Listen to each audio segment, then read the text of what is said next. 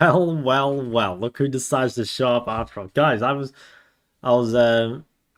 been here, you know, I've been waiting to go live. I was just waiting for you guys to get here. Actually, I think it might have been you guys who were late today, not me. The Aurora slander was crazy. Yeah, no, I actually agree with that. Like, why was Aurora being so discriminated against? Yeah, it was very unfair. All right, let me hold on. I've got to head into the archives to pull out the Korean password. Uh, all right, what is going on, everyone? How are we doing today?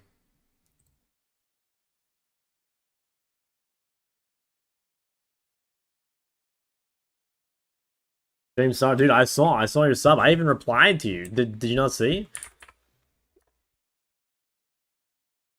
Thanks for sub.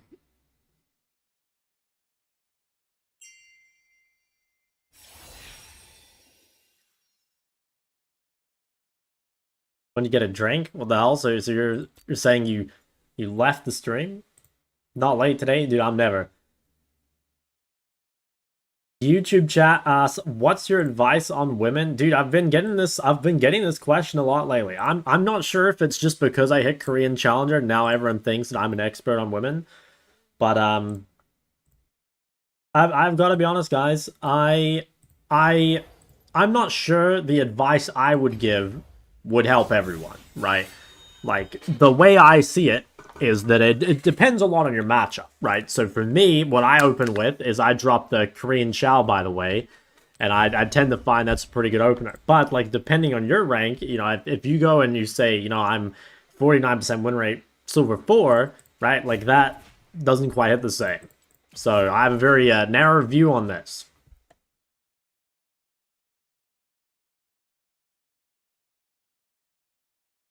I might, while we're in queue today, I might talk about some stuff I've like noticed when I'm coaching and stuff. Just like some of the questions I get like all the time.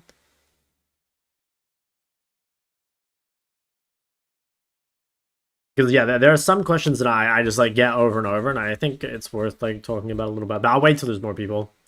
It's a new peak. Yes, I fucking queued up like 6.5 hours yesterday to hit a new 1 LP peak. It's kind of going crazy. Nah, but what I realized is that, like, straight I'm just, like, losing all the fucking time on AD carry. Like, if you look, I have pretty good win rate mid, pretty good win rate support, but then my fucking AD carry, I've got, like, 1 win and a shit ton of losses. So I think it's just a Q mid support angle. We'll have to see how much I get support, because since I started queuing mid support, I'm 1-1.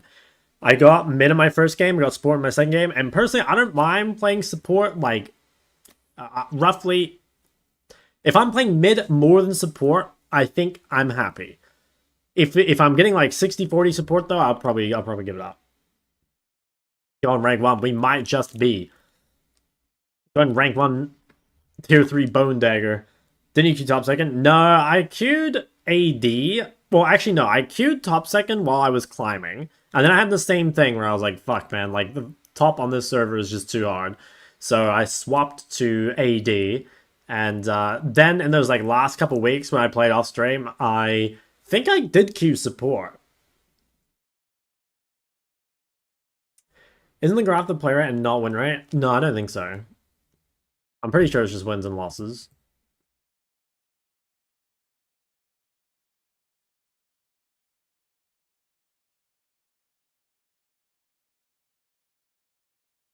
Yeah, so anyway, I have a whole bunch of things that I like made a list of things for us to potentially talk about in Q. I think what I really want to do is talk about like kind of just like how to review VODs and like how to climb in general. But we'll do it in the next queue though. Trying to find a champion pool and just go back from a year break. What champ would you recommend? Would you recommend Yon? I think Yon's, yeah, he's really good. He's a lot harder, like game plan wise, than people think, but I do think he's pretty solid. Um, and yeah, champion two play. I think Yon is not the best one trick because it's pretty contested, and it's not like it's a decent blind, but it's not like an insane blind. I think he's better in a two champ pool. What do you think about one tricking Ori? I think very solid. I think Ori's a great one trick. I think Ori's turbo banger one trick. Good morning, my go. What's up, fellas? Are we procking a Lordle? They might start streaming Lordle. Vector better than Ori? I'd say no. But like it's fine, you know, it's fine. If I had to choose one, I'd choose Ori for her versatility, especially when it comes to melee matchups. But I mean, Victor is fine. Wow, holy fuck, that sucked. So it's human, not mana, not ranged. So it's male, human. Let's go Zed. Oh damn, dude, I thought I was gonna be the turnaround on the Sentry. Okay, Ionia, mid. Okay, so it's like Yasuo, right? Yasuo or Yon? When did Yasuo come out? Yasuo was like 2014, maybe? Then, oh yeah, wait, no, it has to be Yasuo, because Yon came out later than 2018, surely. Damn, I'm goated. What runes do I go on Syndra? I would recommend going... If you're in a mage matchup, I would just go this. If you're in a, like, melee that doesn't have sustain, so like Fizz or Echo, I would probably go this. And then if you're against like a melee with sustain that you just can't kill, like Akali, I would go this. That's basically where I'm at. Oh, and make sure you swap this if you're against sustain. I genuinely think this outscales First Strike, like functionally. You know, obviously First Strike's gonna do more damage, but like, I mean, you're getting double haste, which is really nice. And I think Phase Rush is a better keystone than First Strike. I mean, it kind of depends. Like, do you want damage or do you want mobility, right? But damn, did I say? I just said like not. I wouldn't. I would use Yon as like part of a champ pool. You know, like I'm not sure what other champ you want to use. I don't think it matters too much. But I'll just say like 2 champs is good. Only First Strike, I think Tonic's really good. Yeah, I mean, I do think Tonic is really good. Like you're right, Tonic is super good. I actually think Tonic in general is just like a good rune, you know? Like it's solid. But it's like, you know, if you go this, right? So let's say we go here and do like that. So we're giving up like any lane pressure at all, right? And it's like it does having triple Tonic and First Strike and boots outscale having like the 15 ability haste from precision and like having a different rune. I think it's like it's arguable, right? Like it might, but then you know, like with the other runes, you actually pressure the lane phase as well. So I don't know. That's why I don't really like it. Can I say it again? I just said like it doesn't matter too much. Just I would prefer Yon to be part of a champ pool, like a 2 champion pool. Yeah. But I don't know, like I said, I'm just not really a First Strike enjoyer anyway. I think the rune has been nerfed so much to the point where I don't know. I don't think it's like unusable, but I really just don't think it's better, even in its good spots. They're supposed to build Luden's Shadowflame. Yeah, that's like a hard one. I want to talk about that maybe later on the stream as well. I think that's one where like it really depends like how much do you value the curve basically, because so like I think if you want to talk about like full build, you know, like definitely Luden's Shadowflame is pretty bad in like a full build or as the game goes on, right? But like both Luden's and Shadowflame do have like pretty strong spikes. Luden's has got a really good build path. Shadowflame's build path is like good if you're ahead.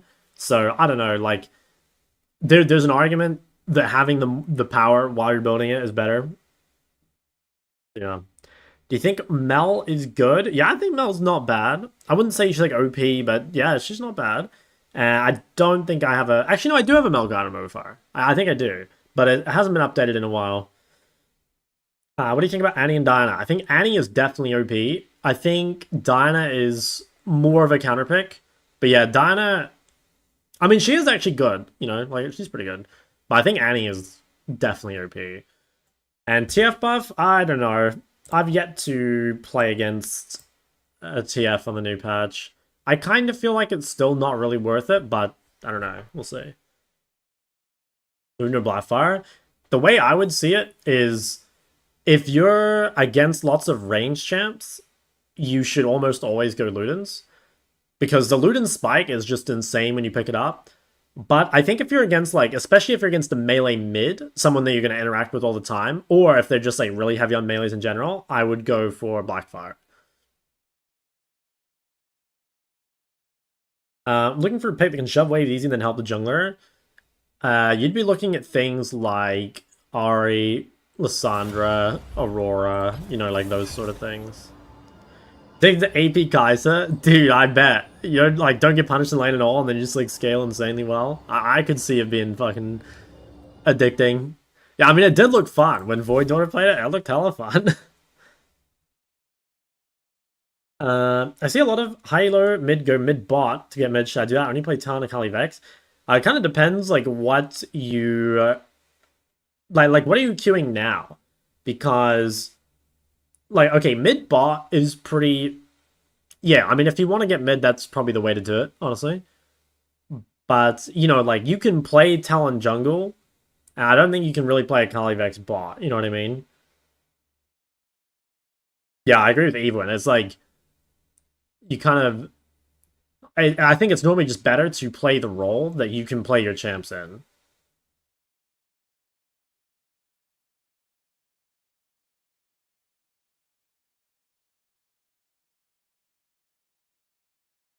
Tonics and Runes are OP.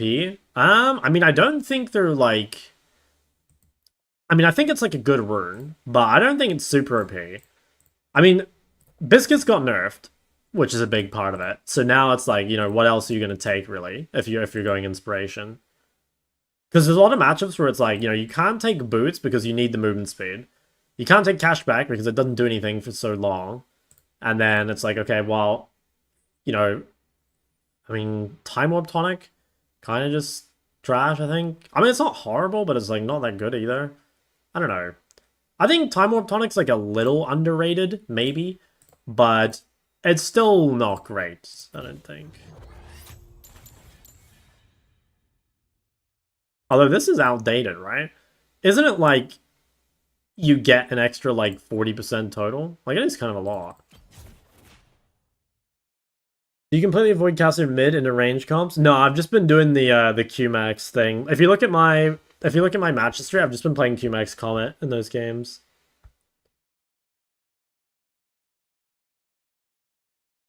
Basic Chall mid. I haven't played against Chall mid since I was in the US. I played against Desperate Nasus in the US twice. So, yeah, I mean, you can make it work, right? Right, an OPGG. Where can I find OPG of the super server? Yeah, I have no idea.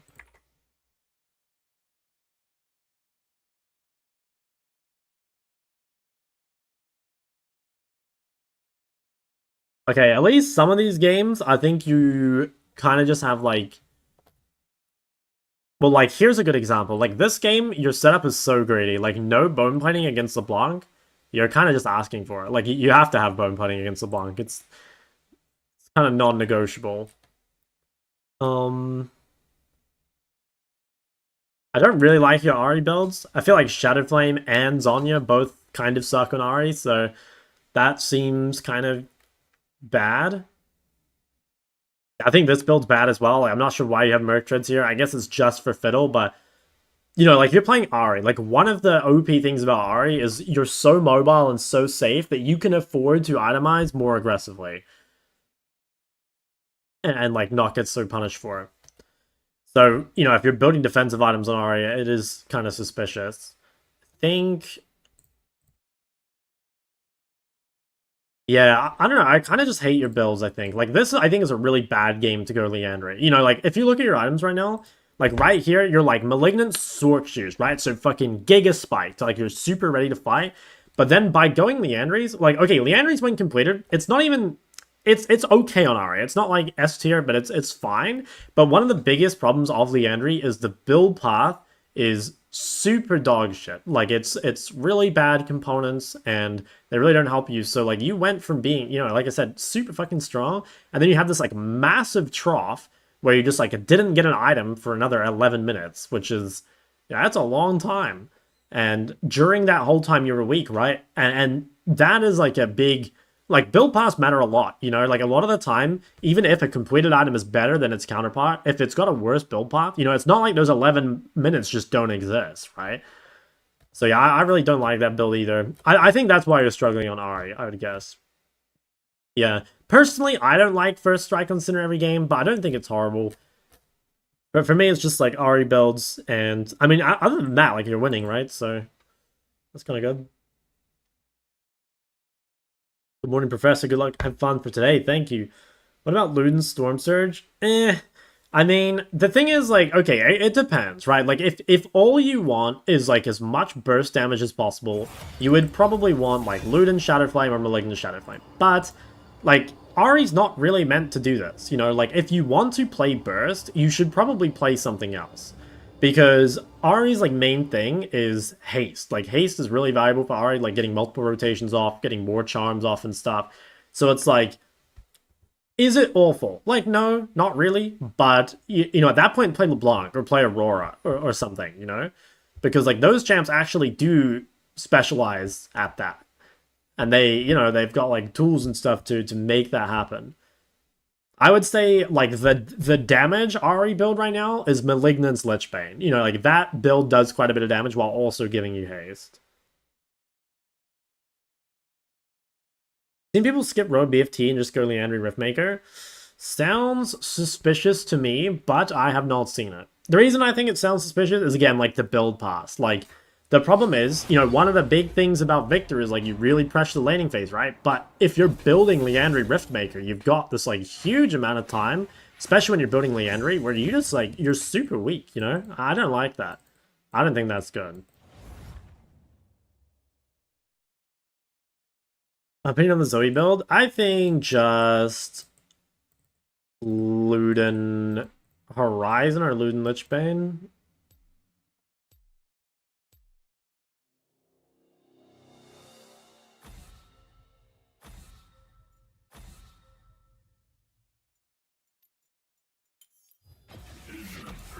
I better change my runes while I remember.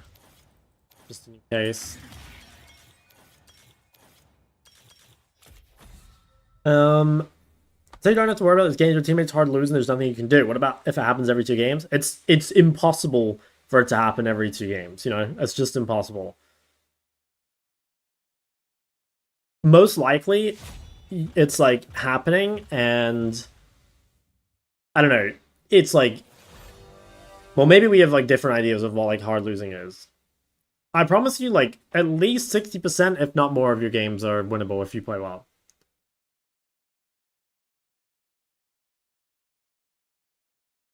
What about crit Vi mid? Dude, crit... I mean, I had a dude go crit Vi in EU. I can't remember if he did well. I think he did. I think he sucked early, but then the moment he completed his items, he was good to go.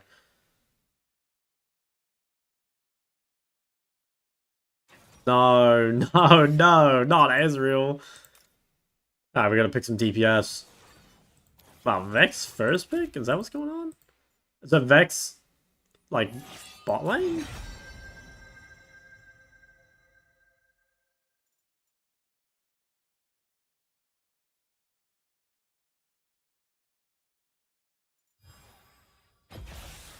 I think I want DPS with Ezreal. I think the most consistent Ori build is, I think just...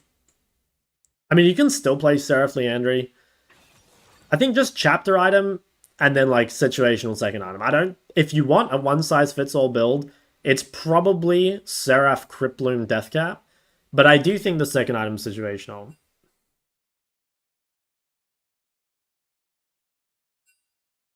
No, Zac can't jungle. Oh boy. Why can't you -5?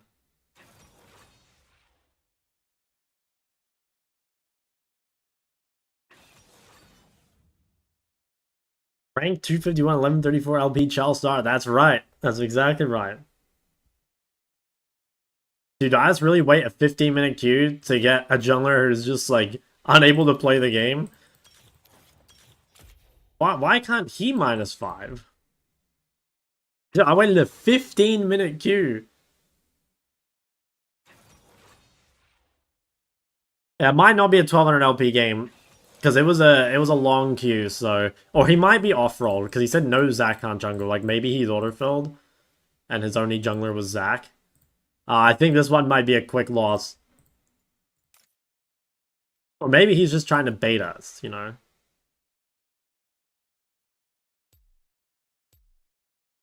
Someone will dodge. I don't think anyone will dodge. I mean, I'm not dodging. I waited 15 minutes for this. I told you. Think a double chapter items? Yeah, I think it's not bad. I think it's not bad. Yeah, okay, it actually is a high-elo game.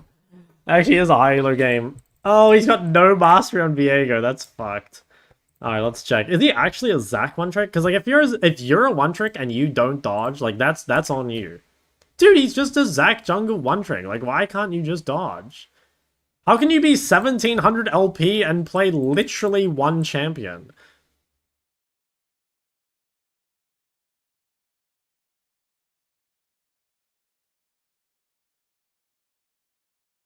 Meanwhile, they have way on Zed. Are you fucking joking?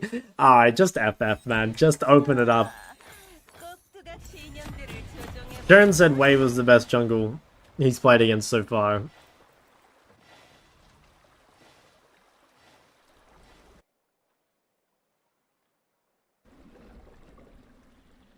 Did he try and dodge?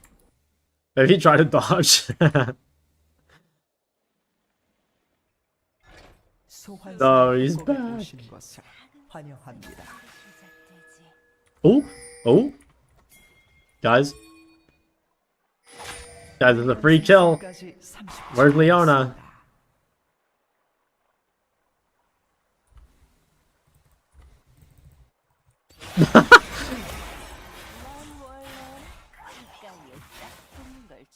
Okay, well, he didn't get his ward.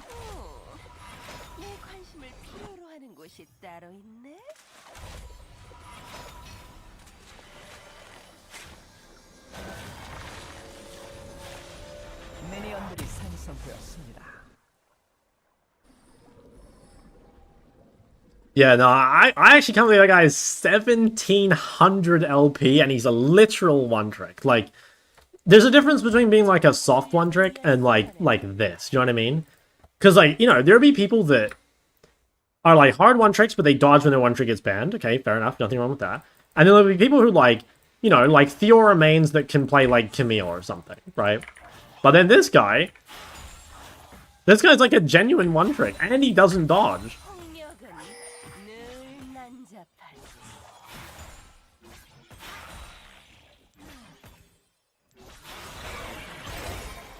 Okay, he didn't get any electric proc. That's fine.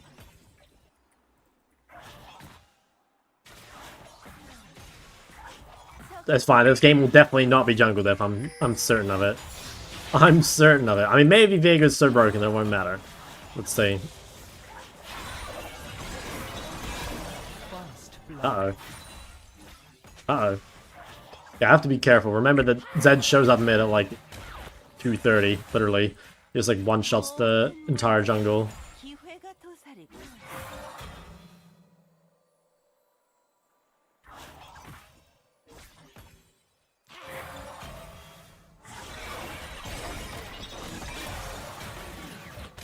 Yeah, I guess this matchup sucks. I mean, I picked into it, so I mean, I never played it, so I didn't know. But this doesn't look too good. I mean, I guess I outscale. What the fuck? This sucks. I'm getting destroyed. Is Vex the best champ in the game? I mean, I guess I just go bait now before the Zed with no camps just comes in and kills me. Yeah, I'm surprised that's like so one-sided.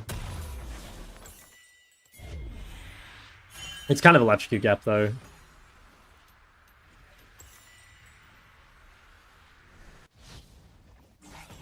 Oh no. Oh, I got the XP, it's fine.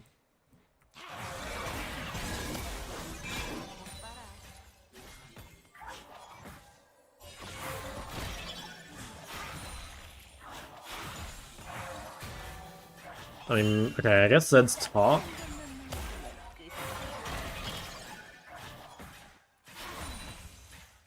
I just gotta make sure his base isn't free. Yep, Zed's top.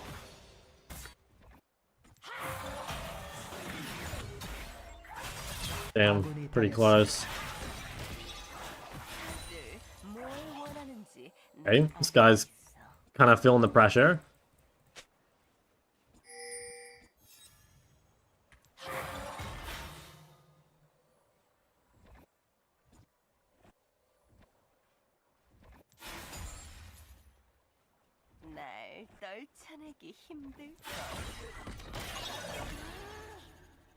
There's still good vision bot side, like we're kind of fine for now.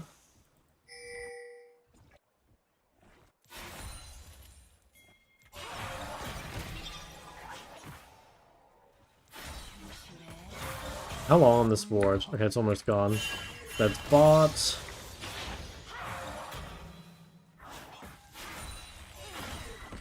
Yeah, I better swap to top side. Problem is, I think I'm far up enough that he might just be able to gank me anyway.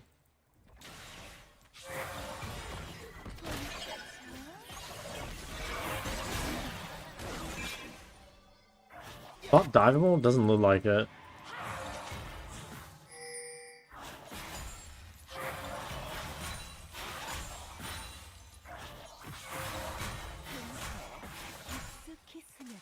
Okay.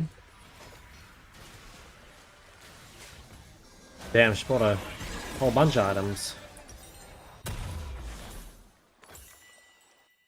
I think we're definitely outscaling the Vex. Like, we're not in too bad a spot, personally. Hey, she is 6. She has nowhere to go, though. I don't think. Ooh, she might go bot.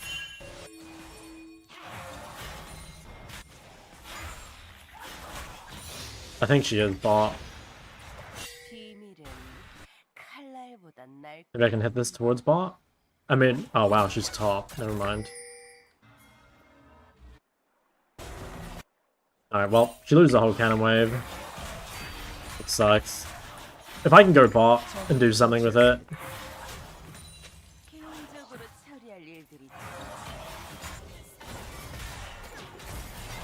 Okay, that looks kind of good.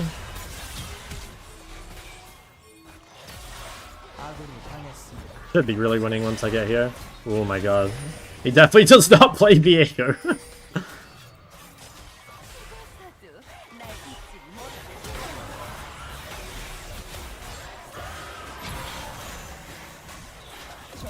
Okay, not bad. Withering catch mid. No, the cannon! Fuck, that's what she was pinging. I didn't see it.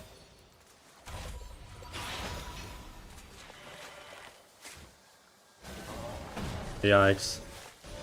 Not much I can do there. I mean, I can go back bot, maybe.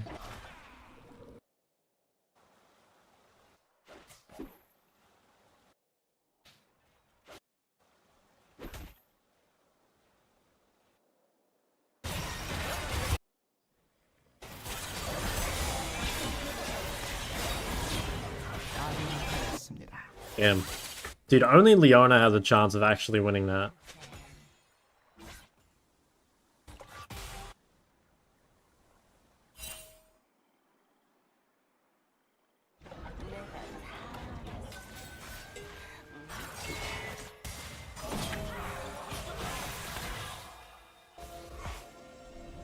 Okay. I think he's out. Am I gonna miss another cannon? No. I'll let that die before I push.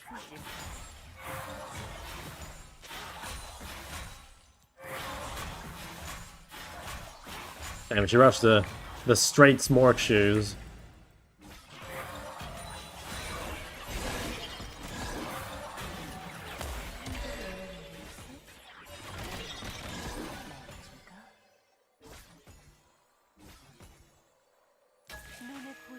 Well, honestly, Viego is not... He's not doing as badly as I thought he would. You know, he's definitely getting out jungle a little, but at least he's not, like, inting the lanes actively, you know?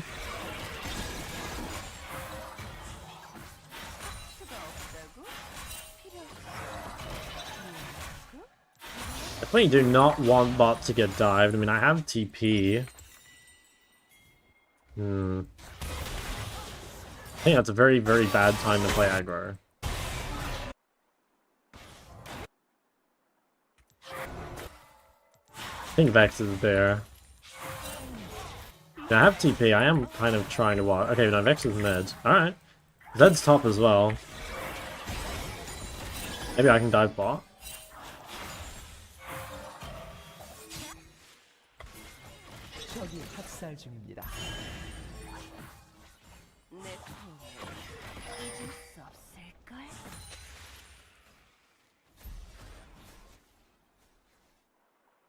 And poor Gwen. Honestly though, like, I feel like Gwen's a pretty good 0-4-0 champion, you know?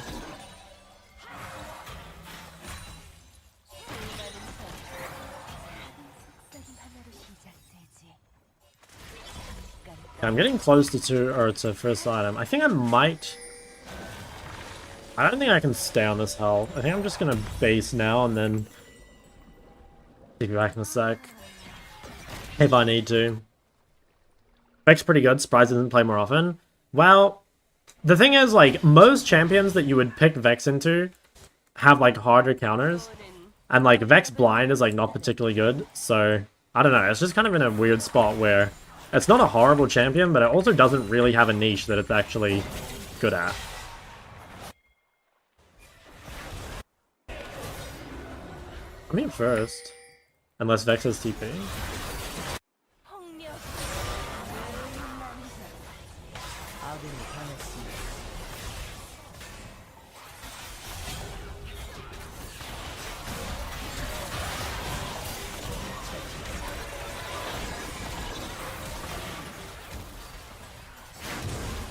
Well, I mean, it wasn't horrible.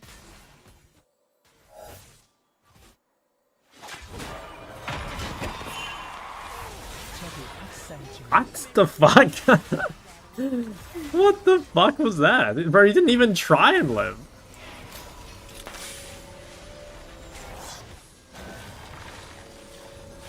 Dude, straight up, that was pathetic. What? Like, I don't know, man. Like, was that not obvious? I don't know.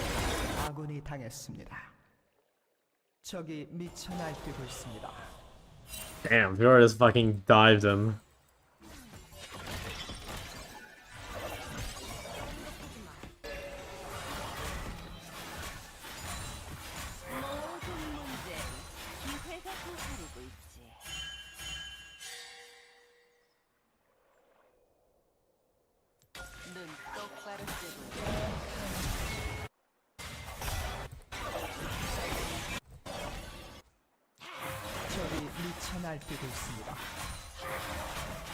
Who's gonna be here?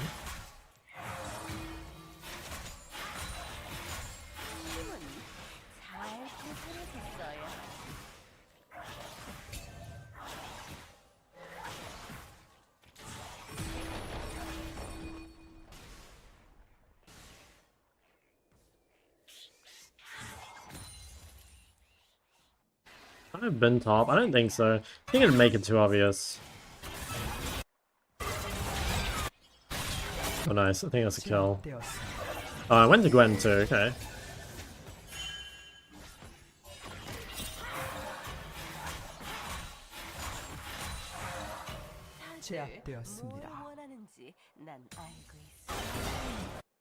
But they killed Zed.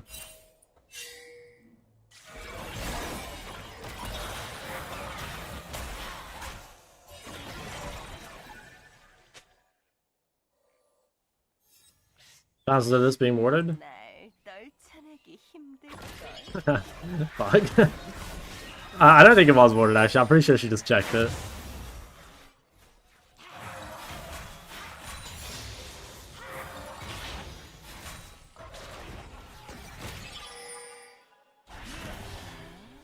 Hey, I mean, she has no R.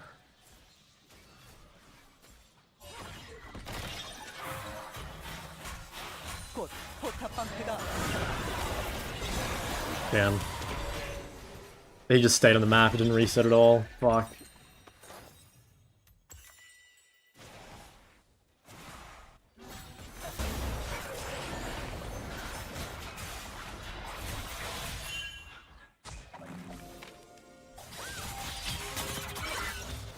can TP bot in a sec. 10 seconds.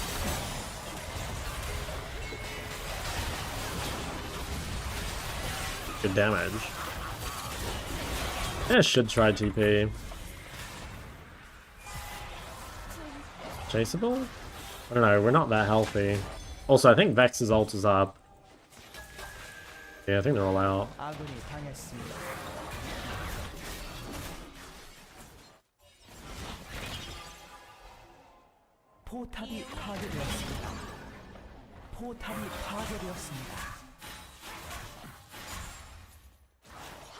Oh, I forgot to buy items.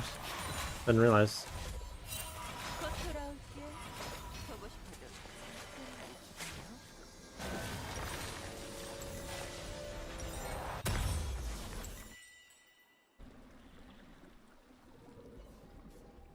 At least I go bot.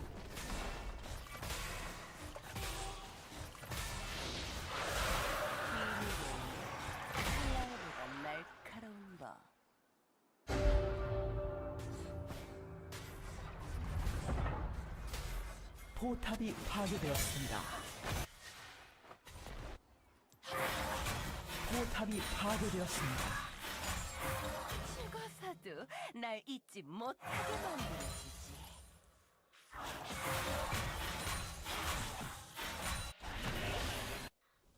I don't have to like coin flip something. I mean, if I can like get a really good counter gank mid, especially if Vex goes in at like the wrong time or something. I'm actually really strong on my items.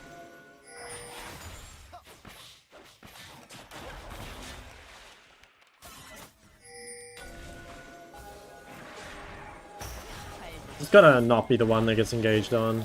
Okay, I mean, Senna's kind of far. Oh my god, new Leona combo has just dropped.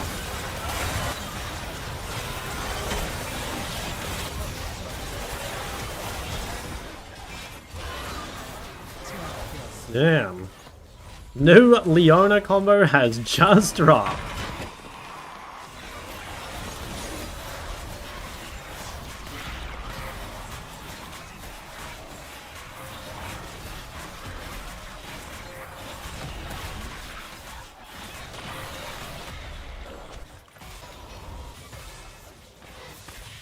Is that a use for Ezreal Ice Buy? Oh wow, I'm not sure I'd go that far.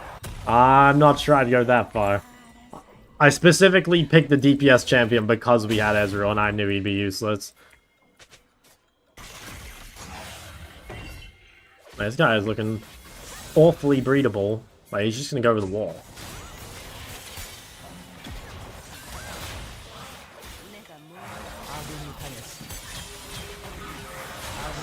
Oh, awesome. Oh, awesome. I can't hit her with Q. Huh. I have no way to hit Q on her without my W.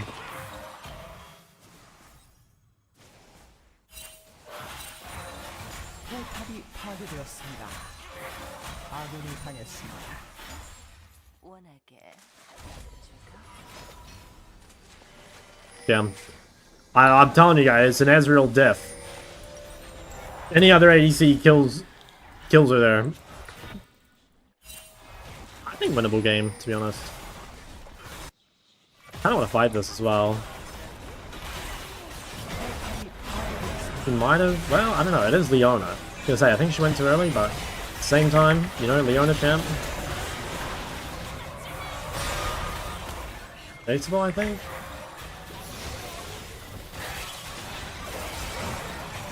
Damn, that hurt.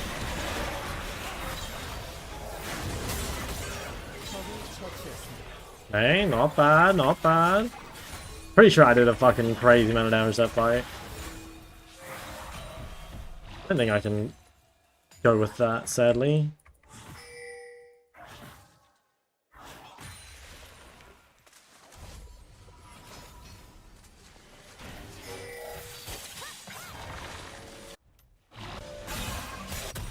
Better not 1v3.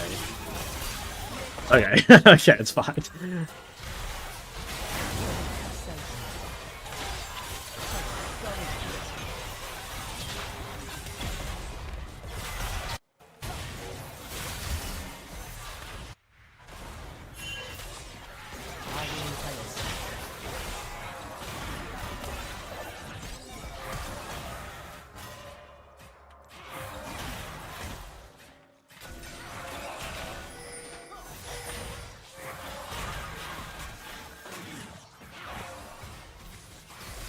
Oh, nice, nice. Good snipe.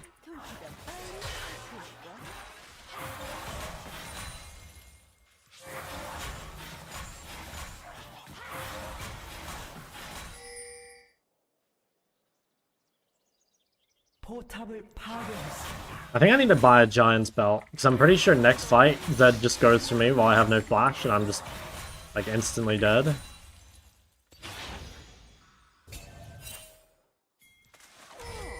But I guess I can be top and fight Fiora. What if I should buy Healing Cut? If Fiora's Senna. We're hitting that? Okay, I think I might have to TP to this. Just get TP early. Fiora's not hitting top. Dude, no way. Why'd that guy just like run in and... What the fuck? Wait, wasn't that just free?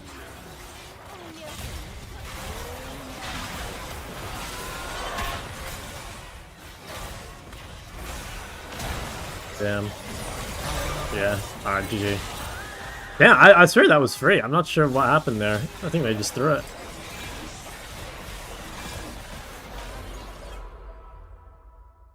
Yeah, that sucks.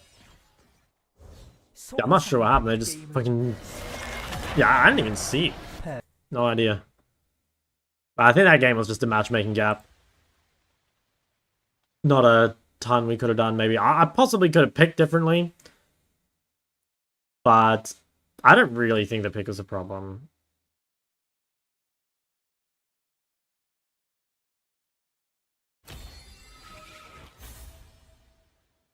Sakamimi doesn't get a revive?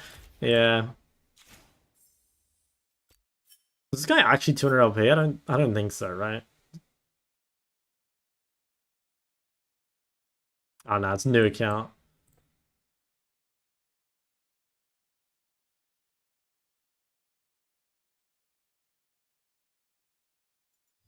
I guess I would go... I don't know. The problem is, like, I don't want to play Ori because I have Ezreal. I swear, like, when you have Ezreal, you just gotta have DPS. Yeah, I think my pick was fine. It's probably just the wrong game to worry about. Alright, let's set a little stopwatch. Yeah, I mean, that was a super high LP game. Like, if you look, like, Jungle's 1700, Jungle's 1600, top was 1400. And then they had 18, 18, 1650, 1450. Let's wait a bit. Why do you think they keep picking useless champs? Well, the thing is, they're not actually useless. You know what I mean? Like, Ezreal is a strong champion. He's just really hard to play, and he's really useless from behind. You know, like here, for example, like Ezreal being behind against like Senna and Alistar, like, you know, how can he ever kill Alistar? So, I don't know. And I also think that Ezreal's like one of the safer picks, right? Like, he picked it probably because he was first pick blue side. Ezreal cranked? I don't think so. I mean, they lost lane bot, right? I don't think you can lose lane with Ezreal. I'm not sure if they lost lane, like, because of them. You know, I don't remember what happened. Yeah, I think it might have just been, like, they got shit on in skirmishes by Zed. But in my mind, like, if you lose lane with Ezreal, like, you are going to be useless. Whether that's, like, his fault or not, right?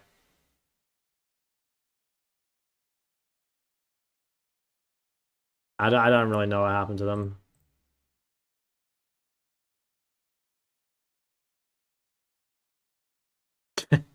That was funny.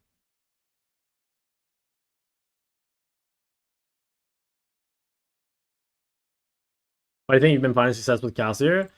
I think it just gives a lot of, like, options, I guess. I mean, actually, I've been losing a lot on Cassier lately, but, you know, like, it's good at all stages of the game, which is, I think, kind of nice on Korea. But, like I said, I've actually lost a lot. Although, I think most of them are bot lane games, not mid lane. They're in Port Liana? I mean, I've done worse in my time.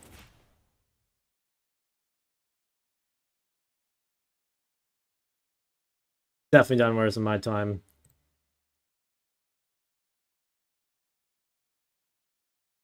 Okay, while we wait, I kind of want to like do a little bit of talking about champion pool because I've had like a billion questions lately on how to make a good champion pool. So let's just talk about it now. So let's make champion pool guide. So in my mind, when you're making a champion pool, there's like a few things you want to keep in mind, right? First off is like smaller the better, right?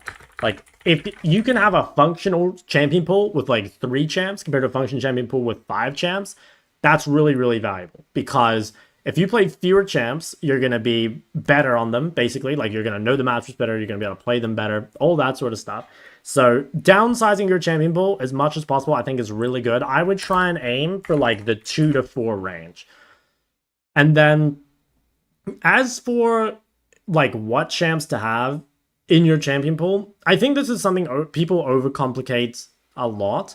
In my mind, a champion pool only has a few actual requirements. So I do think you need a champ that is like a blind pick. So we definitely need a blind pick. That's like basically, I would say, the most important thing. And there's a few ways to blind pick, right? So you can blind pick a safe champion that is hard to punish. So I'll give you some examples. Like if I open up this, like we just go by, I want to look at pick rate mainly. So yeah, examples of like really safe blinds are generally champs with either a lot of mobility. So examples of that would be things like Ahri, right? Like they've got mobility, they've got sustain, they've got wave clear, basically the ability to neutralize like any bad matchup or like a bad composition, right? So having mobility is nice. You can get it from range instead. So something like Lux can be a reasonable blind because she's so long range, and she can, even if you're against a comp that has like the ability to punish you, you'll quickly reach a point where you can kind of be safe. So examples are Ahri, you can play Lux. You can also just play other neutralizers, like different champs neutralize in different ways, right? Like Ahri neutralizes through wave clear. You can play a champ like Galliard that's just super tanky. Now, I will say Galliard kind of falls off as a blind in higher elo, but overall, it's pretty solid, right? Can't really go wrong with Galliard blind. It does fall off in higher elos because people are better at playing AD carry mids, but it's probably fine. You can also play champions that kind of just work well in like almost every situation. So another good example would be something like Ori, right? Now, there is no champion that's a perfect blind, right? Like, there's literally no champion in the game that has, like, no bad matchups, no, bad compositions, whatever. But, yeah, you're kind of saying that you want something that's going to be good in most games. So these are kind of your safe options, right? Now, there is, like, another path you can go, which is instead of picking something really safe and neutralizing, you can pick something that's a really greedy blind, right? Like, you can pick something that basically says, like, okay, if you don't punish me, I'm gonna get away with my pick. So this would be things, and like bonus points if people don't know what to pick into these champs, or if they are also like good neutralizers. So I would say the greedy blinds would be, let's actually make this, so let's make this safe blinds. Your greedy blinds would be things like Chall could be an option, right? Now, Chall, I think, is a very bad blind, but especially in lower elos where games are going long and people don't know how to punish you, that could be good for that reason. Now, I still think it's better as a counter, but you could do that. I would say the good versions of this, though, I think Zed is a really good example. Like, Zed scales really well and is, like, kind of a... Yeah, it's a pick that if you don't punish, just goes absolutely nuts. I think Talia is another example. Talia's got, like, really good ability to neutralize most matchups, and with the right builds, you can, like, again, you can deal with basically everything. What else would be, like, a meta option? Potentially Silas. Now, Silas is just OP because he's bugged right now, so maybe that doesn't count.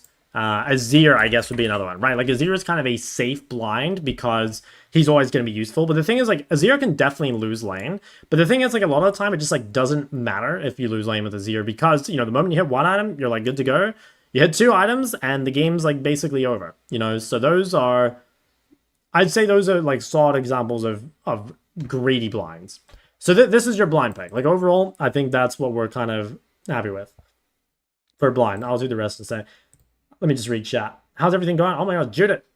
Life is good. Is Hui not a safe blind? I don't think Hui's as good a blind as Ori, but he's a pretty good blind. Like, if Ori is like an A tier blind or whatever, then Hui's like a A- or something. Still super good. Oh, another thing I should add, actually, is you can play flex picks. So flex pick blinds can be pretty good as well. So if you pick something, especially when it's like not often seen mid and people are going to expect it to be top, especially because when you're picking in draft, right, like top's going to last pick most of the time. So if you pick a top laner early, they'll probably think it's top. So a good example would be something like Rumble or Kennen. Maybe Jace. I don't know if Jace is like common in lower elos, but stuff like that. Or you could play like a tank, you know, like if you could play a even a Scion or a Cassante or something like that. I think that's definitely good. Karma, yeah, you can go something like Karma. The only issue with that is that like a lot of the time, the enemy will still see your pick, right? Like if you just imagine like the draft, how often happens, right, is like support will pick before top. So if you pick Karma early, then most likely your top laner is still going to swap with support, and then your support will lock in a pick. So it's going to give your support counter, which is good, but you're still going to get counterpicked, if that makes sense. Whereas like if you pick a flex pick that is a top laner, then they're not only going to counter, like not only is your top laner going to get a good matchup, but they're also not going to know that it's your champ mid, right? If that makes sense. So I think that is like kind of valuable. And then other than that, you know, there's kind of a lot of things that are like nice to have in champion pools, but you don't need them. So like other options is you can just have like hard counter champions. Now the thing is, if you have a good blind, you can probably just play your blind pick in basically every game. You know, so what I mean by that is like, let's say you're going for champion pool of 2, and you have your like safe blind or whatever is Ahri. So now what we can do is that in any game where our hard counter is not good, we just pick Ahri, right? So you can have some like really weird hard counter like Malphite. Like Malphite into an AD comp, right? And even if you only play Malphite 1 in every 20 games, it doesn't matter because you're happy playing Ahri every other game, and that's fine, right? So you can kind of be as niche or as flexible with these champs as you want. Like you can have something that is just a counter to very few champs like Malphite, or you can play something like Silas that is like really, really good into certain ults, right? Or you could play something like a Kassadin or like a Cassio, or I don't know, what's a good example? You could play something like Syndra that just shits on mages, right? Like you can do basically whatever you want for hard counters, as long as your pick that you can play all the rest of the time is like reasonably fine, you know? So I would recommend having a hard counter, but you really don't, like it's an option, like I said. Another one is having like an AD/AP champ, like having one of each. Again, I don't think you need this because especially in low reloads, people don't itemize defensively very well, right? Like there's a good chance that even if you play fucking 3 AP champs, the enemy team doesn't build matter exist. But ideally, you have both an AD champ and an AP champ in your pool. Or you play a champ that is a hybrid. So, yeah, I don't really need to list examples for this. I guess if you're going to play a hybrids, it would be things with true damage, you know, like Yoren maybe, or Gwen or some shit. But honestly, this is, like, not that important. I think people get really hung up on this. And actually, like, even though I'm making this, I would really suggest not being super, like, don't get too hung up on the whole, you have to have the perfect champion pool, right? Like, too many people focus on having the perfect champion pool before actually, like, just going and doing it, right? Like, it's kind of like trying to really min-max, having, like, the literal perfect workout routine. But, like, dude, it doesn't fucking matter. Like, at the end of the day, you just gotta go do something, right? Like, it doesn't even matter too much what it is. So having an 80 or an AP champ would be nice. I guess what else would be kind of good? Okay, I think a champ that like counters your main can be kind of nice, right? Like let's say that you play Ahri, then it could be nice to have a champ that's really good against Ahri if it gets taken away from you. I think that's a good option. And I guess one other thing that I'll say, because like, you know, this question always gets asked is it better to play champs that are like really different, or is it better to play champs that are all the same? So I would actually say it's better to keep your champs within a class, because it's going to allow you to learn the game quicker. You know, like if you play one mage, one AD carry, one bruiser, and one tank, right? Like it's going to take you years to be good at all those classes, and it's going to slow down your learning a lot. Whereas like, let's say you play 4 assassins or 4 mages or 4 AD carries, like you're going to get better quicker. And once you get higher elo, it becomes easier to learn. And what I mean by that is like the fastest way to learn a champion is to play against it.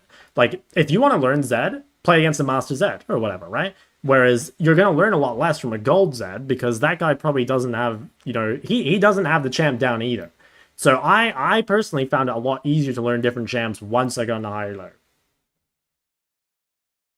What do you think about the difficulties for a champion pool? Yeah, okay, I will say again, I don't think it's worth overthinking too much, but if you're going to play like a really difficult champ like a Yasuo, then you probably want to make sure the rest of your champion is really easy or just like really small, you know? Because if we're going to play like a billion champs with a Yasuo in our pool, it's just like not really going to work, right? And there's like, yeah, there's a lot of like really hard mid laners. What else would be important here? Okay, I guess last thing that I can think of off the top of my head would be choosing your secondary role. So I don't think you should learn a whole bunch of champs in secondary role. I think it's really, really key if you just focus on playing one of your champs in another role. So like if you can play, like if you play mages, Q mid ADC or Q mid support, and you can play in those roles. If you play assassins, Q mid jungle, and you can play your junglers, or sorry, you can play your mids in jungle.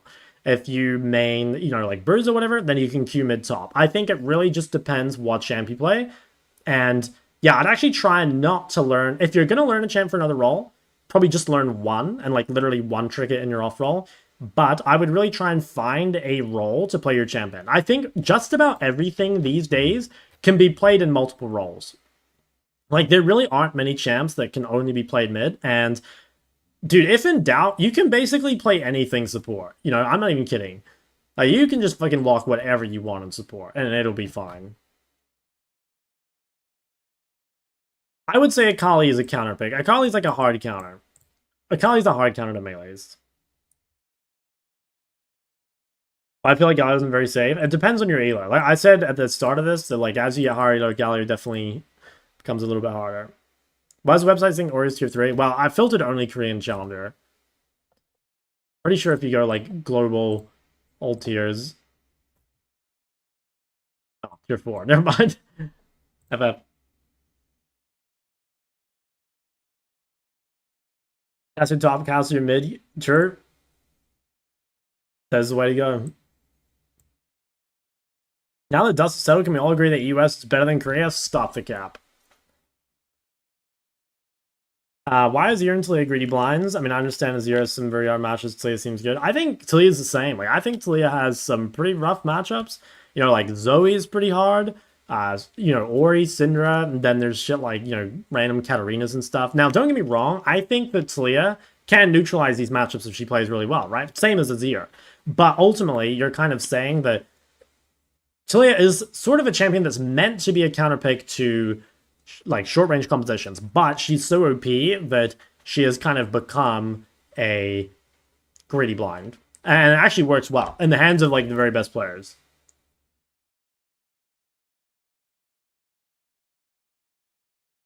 Rank 251, yeah, I'm goated. Hard to understand considering there's a top 10 player in careers in Ori 1 trade. Yeah, well, I don't know. Like, listening to the tier things is, like, such bullshit. Like, is Yasuo really a tier 1 champion? Like, fuck no.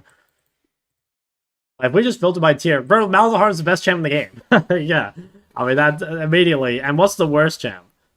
It's definitely not Tristana, let me tell you. Tristana tier 5, Azir tier 5, Talia tier 5. Ben Zoe. Yeah, Zoe, honestly, Zoe is AIDS. Zoe is so much worse now that there's like Electrocute Ignite. I think Electrocute Ignite is just, yeah.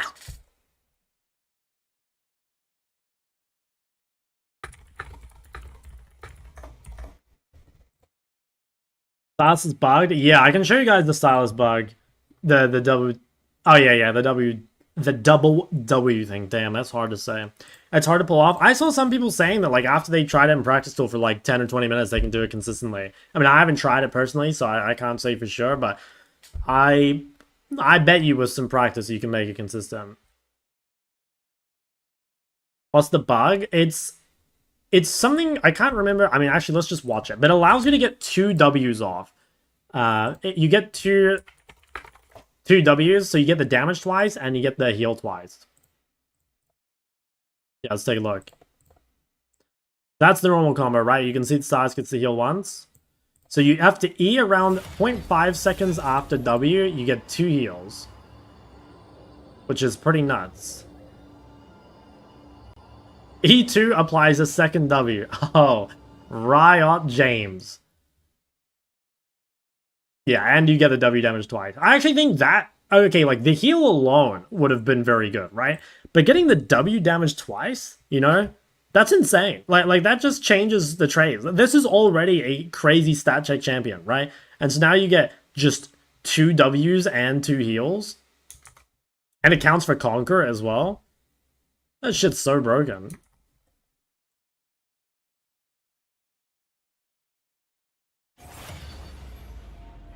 Character time, worse or better?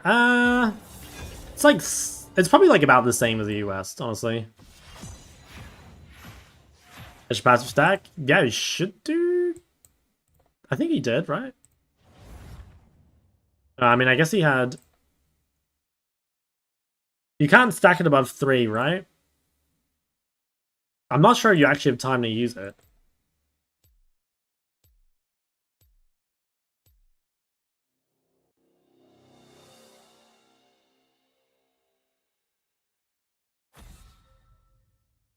I have a feeling you're not going to be able to use it anyway.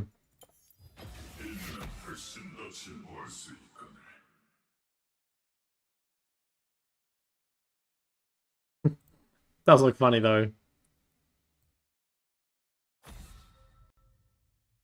Oh, dude, the Ramus change. The Ramus change looks so funny. It looks kind of AIDS too. Oh, nice. Ezreal banned. Massive.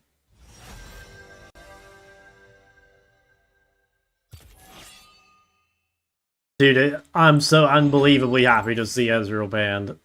That just fills me with joy. What do you think about Rise? Yeah, okay, so yeah, I think Rise, it wasn't in the patch notes, but Rise actually did get a buff. Pretty sick as well. Which is kind of juiced. Yeah, I'm pretty sure he is OP. Just graduated from uni and I'm officially a doctor. Damn, now I can forget about that side quest and start focusing on League. Oh, dude, that's how you know the League brain rot has really taken over. That's crazy. Now you're a doctor, so you can finally focus on League. Based. High shot, what's up? Off next. I hope I said that right. Finally play Mundo. True. You need to get on the Mundo grind. I can promise you guys, Mundo is getting nerfed.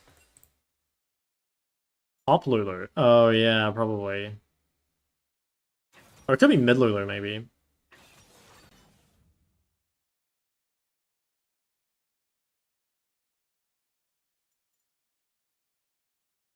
I think there's just like 0 universe Mundo doesn't get nerfed next patch.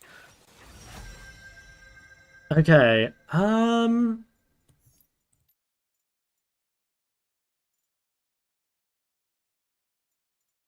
Varus.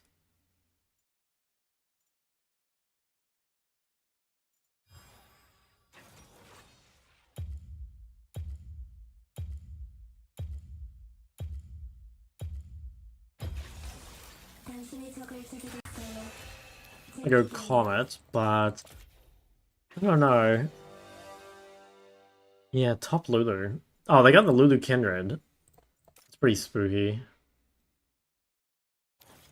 Might just go scaling. Oh, I don't know. Should I go... If I go Comet, I can punish the lane, but I also just don't think I'm actually killing her. And like the moment she's sick, Scorch doesn't do shit, right? And Phase Rush is so good this game. I don't know. I think I just like give up a little bit in lane. Or I should still win, but like I'll give up a little bit. Daddy Varus? No, no, no, no, no. Surely. Ah. Oh. Oh. It better not have been. Ezreal's banned. We would have had a real champ for once.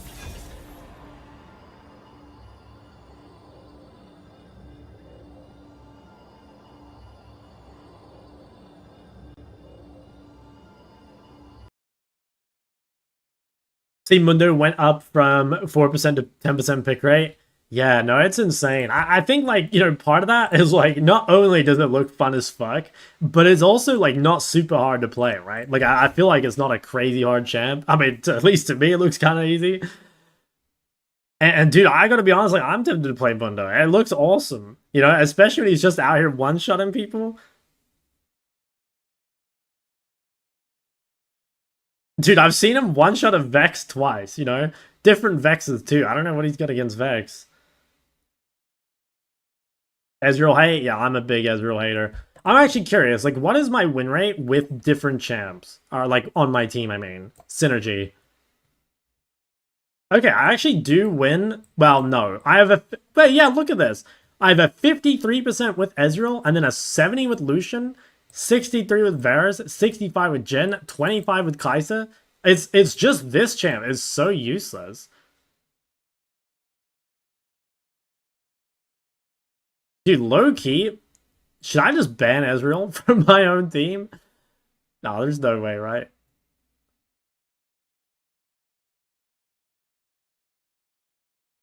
Hey, Jhin too? Yeah, that's true. Maybe my Jhin hatred is, like, undeserved, because, like, it looks like Jin's actually performing. But I am glad to see that, like, my suspicions have been confirmed. How about jungle? Holy fuck, 94% with Nefiri. Oh wait, I can filter by champ. Oh wait, that actually might be kind of useful. Okay, so I win with Ori with Ezreal. That's kind of surprising. But I always lose with Ori Viego. How about Cassio?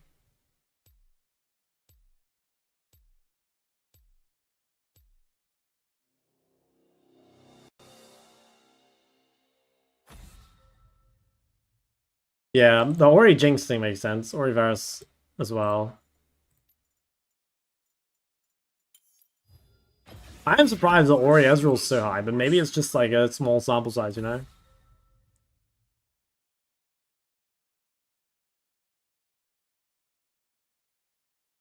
How about when I play my infamous Karma support?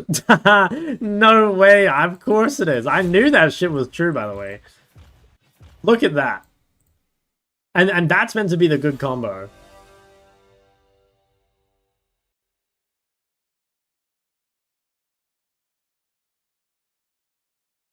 Three games? God, I don't want to hear any flame about my small sample size.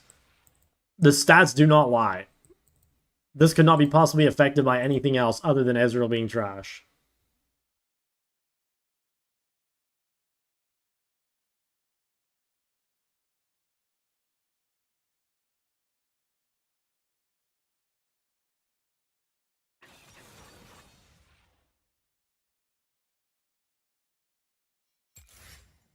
Guess that's... Oh, fuck, it's... Oh my god, we got the Mundo. I guess that's just Syndra with, Damn, my Victor got banned. I could swap with him if he wants.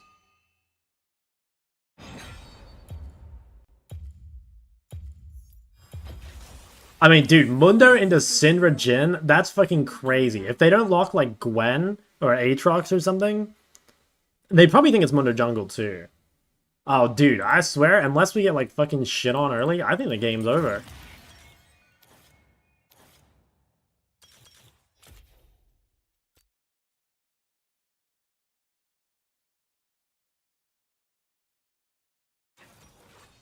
Get filled sport, what's the karma tech? You just max E, and you go Moonstone, Redemption, Dawncore, and just press RE every fight, pretty much.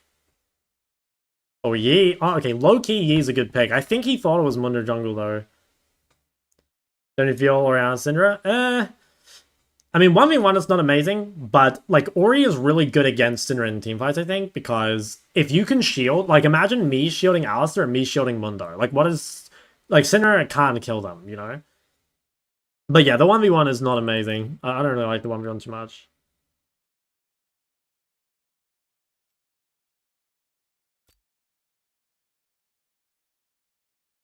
I think our comp is insane. Good Gwen pick, though. Oh. Yeah, I don't know how that goes. I think the Gwen pick would have gone crazy. I'm surprised she didn't go it. I felt like Gwen pick, like, true damage against Alistar and Gwen versus Mundo. Like, doesn't that seem insane?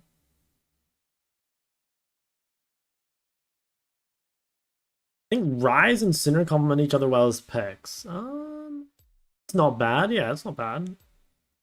Isn't the unflinching keystone just ass? No, it's actually really good. It works on slows, so, like, I mean, yeah, it's like really, really easy to get value out of it, actually. I've seen a lot of people even taking it into like a 0, you know, because you get like slowed by a 0Q, and even after that, like it immediately becomes valuable. Do you speak some Korean? Yeah, I did Korean for a whole year at university.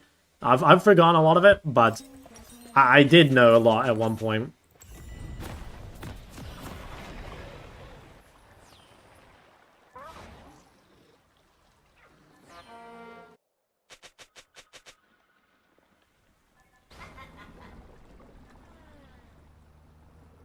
What did I go for uni for? I did economics and stats.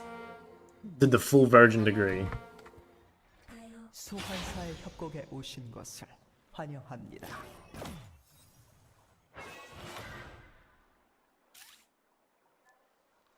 미니언 생성까지 30초 남았습니다.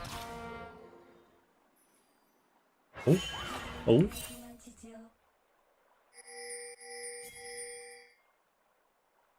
But it's actually true. Sorry, dude. I'll maybe I might pull some strings.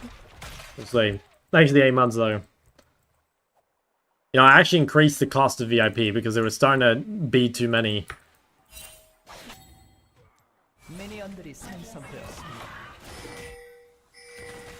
Seems like it's findable, man. Oh my god. Damn the bounce. Meanwhile, Volibear is starting by proxying top. What the fuck? Oh, that sucks. Kind of bad start to the lane, but it's fine, I guess.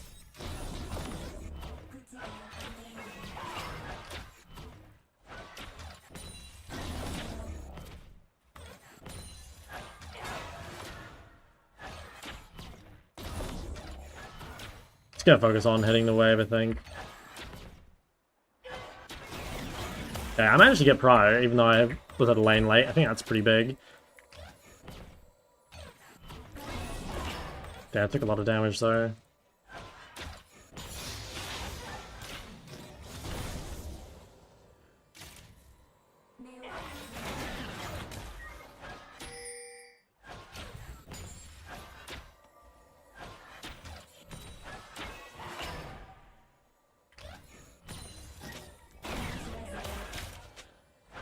Okay, I'm a little more healthy than she is. I think it's pretty damn close though.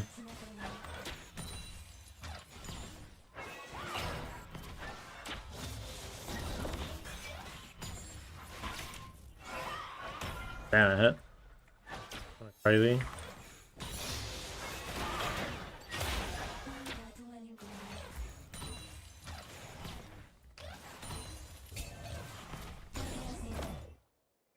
Okay, I might just recall now. 체크되었습니다.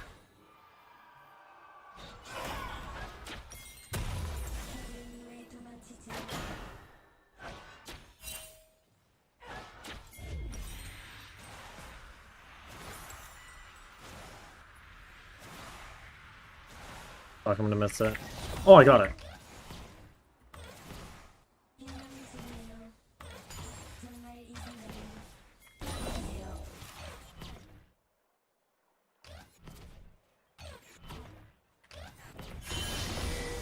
Honestly, I might just QMax.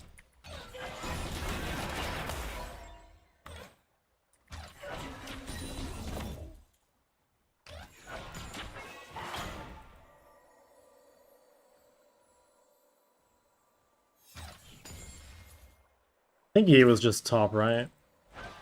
First blood.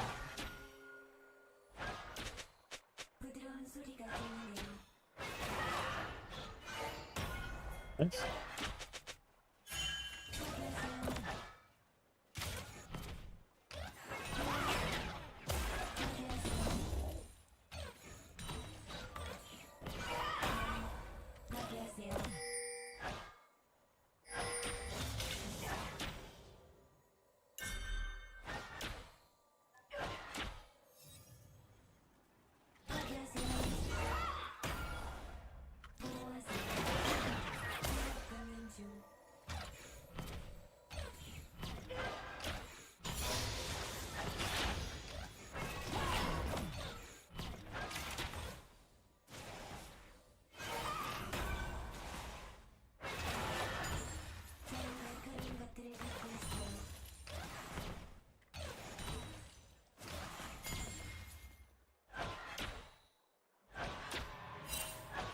Ends mid.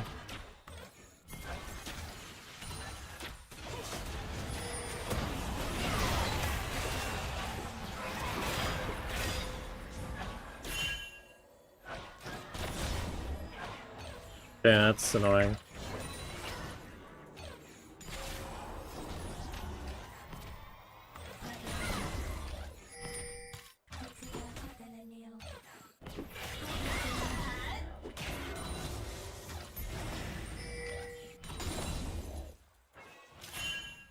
Hmm.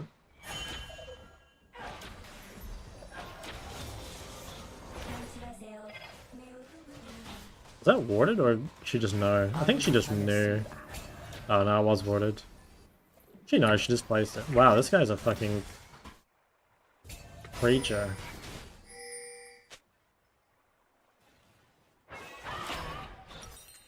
You know what? I think I can still go tier, even though it's a little late.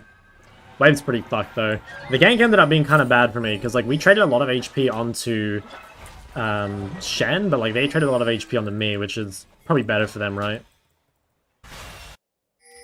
Shit, yeah, like I'm gonna be here at level 5. I mean, Cinder hasn't recalled, so like maybe they won't take the fight. I'm like 1 creep from 6. Oh, nice. These guys are just Giga Gaming.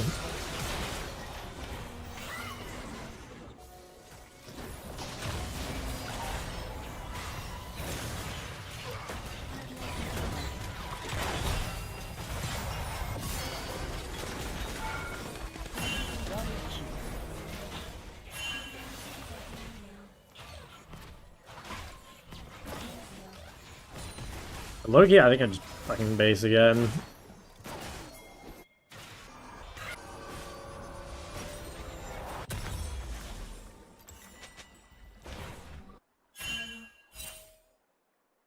Don't even have mods. I have a couple, but most of them are busy men, you know.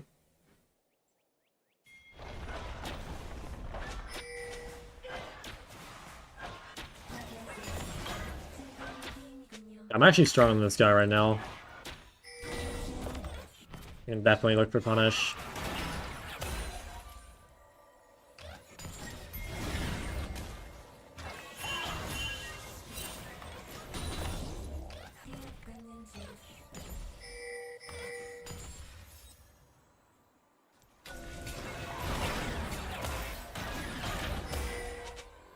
He doesn't flash.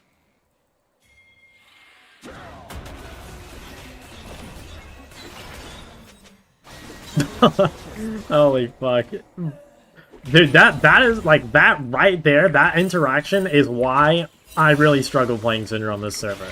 You know, like Alistair just ganked mid from topside, and it's like, you know, Cinder like can be aware of this. In fact, she probably is, you know, because like grubs are spawning and all that, but dude, it's unrealistic to play safe when it's unrealistic to play safe all the time, you know? And she's been playing safe like a lot of this lane, and dude, she honestly is probably just kind of fed up and decided to play aggro, and then, I mean, now she's dead, right?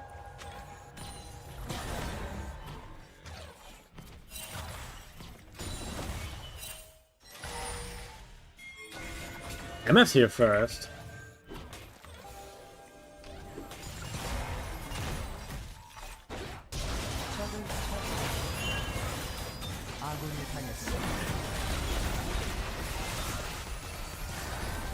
Yeah, I better CP bot. Not bad though. Ooh, I wonder, can I get dived bot? I really hope I'm not TPing to my death here.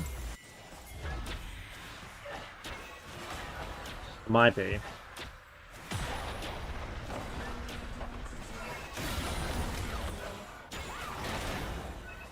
Very nice. Yeah, I think E was a bit too low.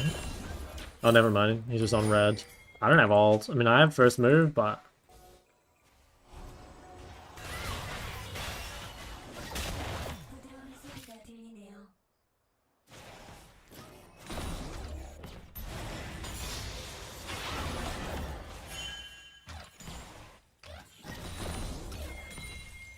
Oh yeah, I can just like pretend I don't know she's there. Or maybe I can just walk around and fucking kill her myself.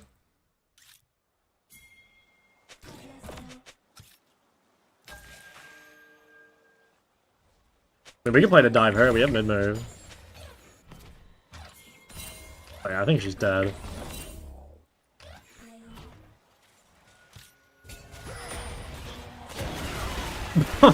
Yeah, dude, a mobile mage is on courier. Oh no.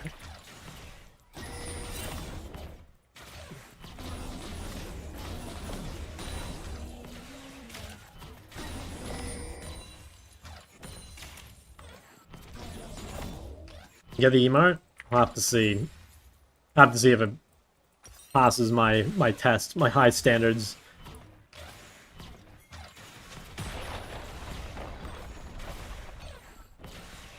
So funny when it happens to others. It really is, especially because, you know, I mean, I know the pain very keenly.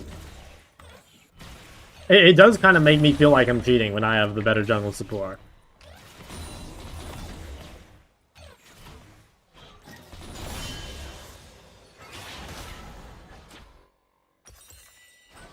I could probably kill this guy even with all this gold in my inventory, I think.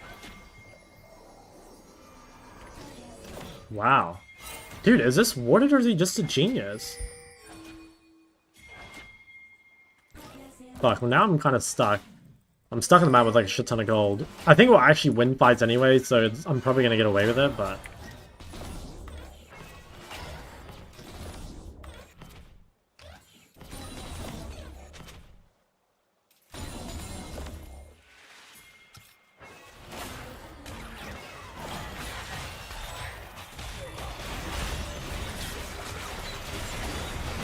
Dude, and we let Shen come in? Fuck, I don't have enough mana for ult. I'm really close to just having a full item. I think they might lane gank me here. Yeah.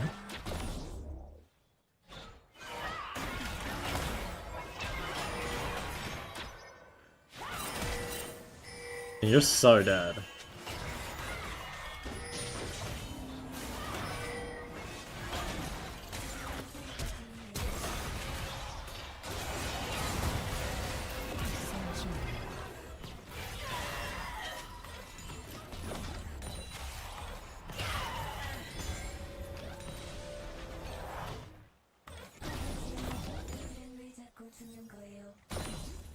Okay. Welcome, Edel. Makes me feel like I don't deserve the win. Yeah, sometimes. Honestly, yeah, sometimes. I kind of feel that.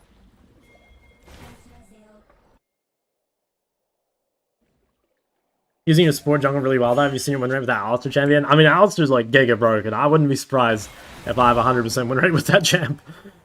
I feel like if Alistar doesn't get punished by, like, I don't know, Caitlyn Lux, or, you know, I guess not Caitlyn Lux, no one plays that at the moment, but, like, double ranged or Silas mid, I feel like it's absurd. This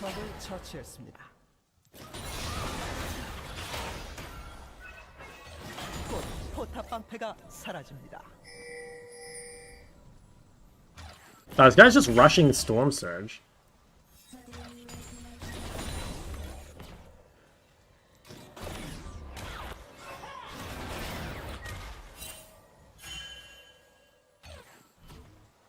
Yeah, I think I just missed another cannon. She's playing the range really well. Like, I can kill her really easily, but she's doing a good job not getting ulted. I actually have to be careful. Like, she is full early game, and my build, you know, especially because I have tiers, like, definitely more scaling. Oh yeah, she has a ward here. I bet she just warded it last time, too. I'm just gonna wait and TP back. And once I have Seraph, it's pretty much over for her. But I might just kill her here as well if she tries.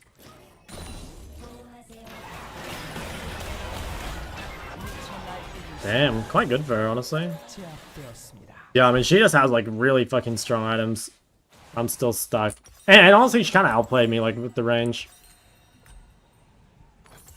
What am I building?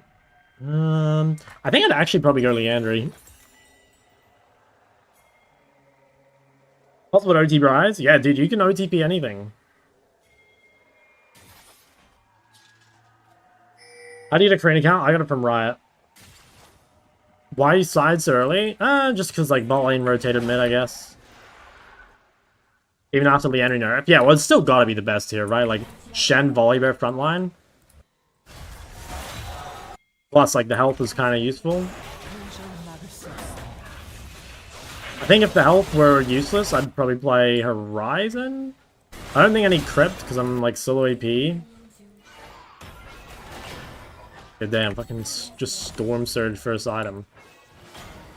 I'm pretty sure that sucks, but I will say that he is pretty fucking scary right now. 포탑을 파괴했습니다. Oh. Okay, well, I think I'm dead. I didn't really think about that, honestly.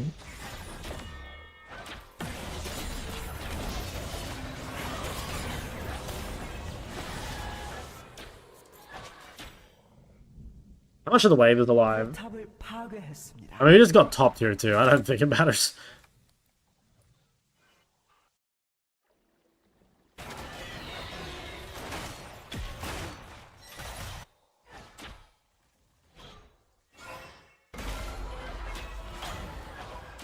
Guess I probably should have set under turrets. I think Crypt Room, Shadow Flame's better second items. I think it zeroes a lot of good second items. Shadow Flame's good. Void stuff can be good. Leandry is still good. Rylai's is good. You know? You're spoiled for choice in that champ. 포탑이 파괴되었습니다.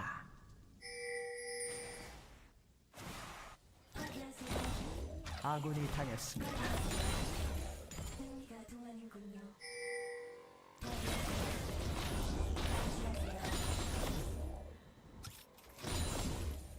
I have Seraph, and I'll have Flash. Pretty sure she's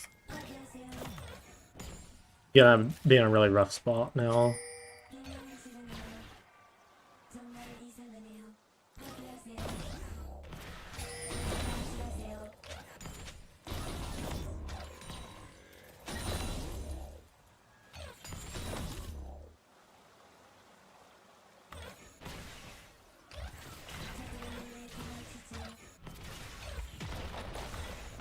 I don't know what they're meant to do, though. I mean, honestly, this game was over in Champs League. Like, they have Syndra Jhin against Mundo Alistar, you know? Like, how are they ever meant to kill them?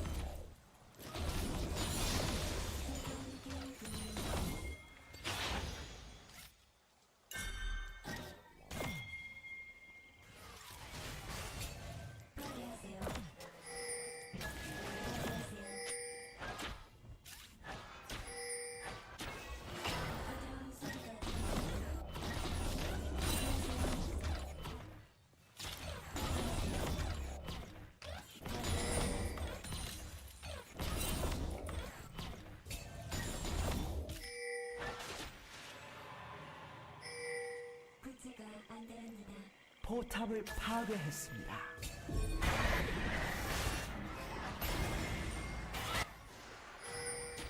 Will I be joining you on your journey? When I go back to OC, I will be.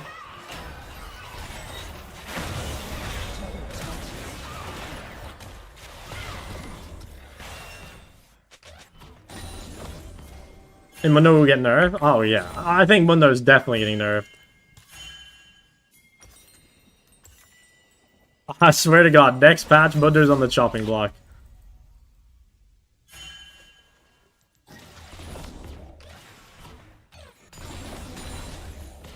Honestly though, I really wish Riot would just take a look at tanks in general.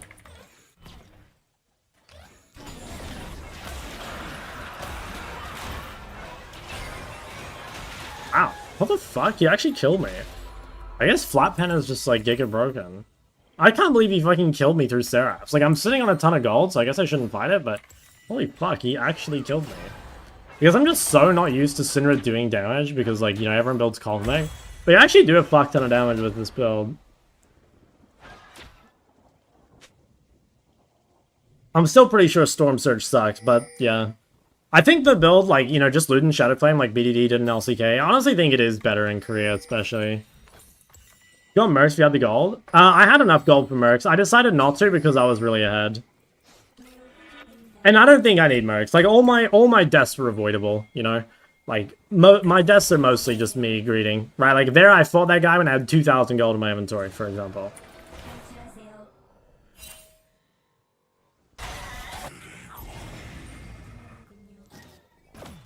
전장의 지배자.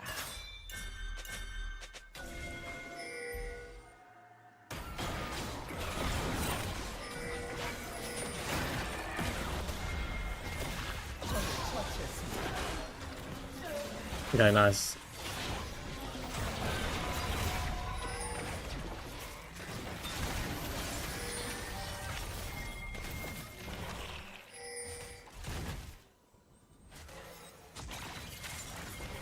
Damn, look how fast. Oh my god, look at Ali go. Liking what I'm seeing. Also, I'm fucking dying to a Shen support. Okay, they have that. Buy Dark Seal? Yes. You should buy Dark Seal every game, every AP champion.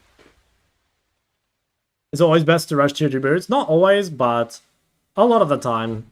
Depends on your goal, depends how hard the matchup is.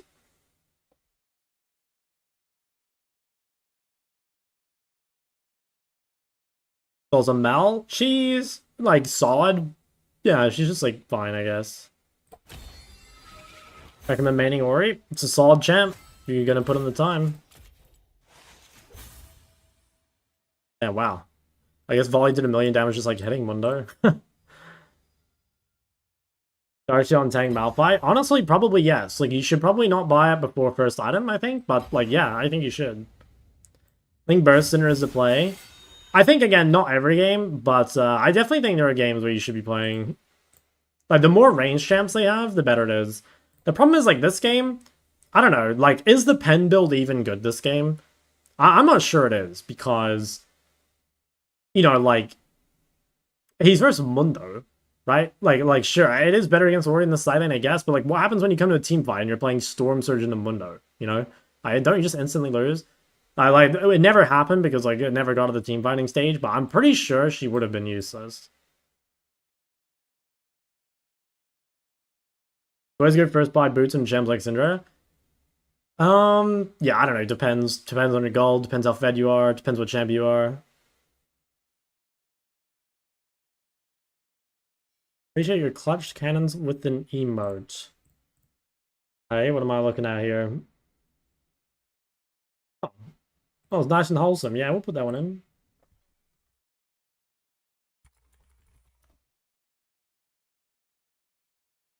I will set a little timer again.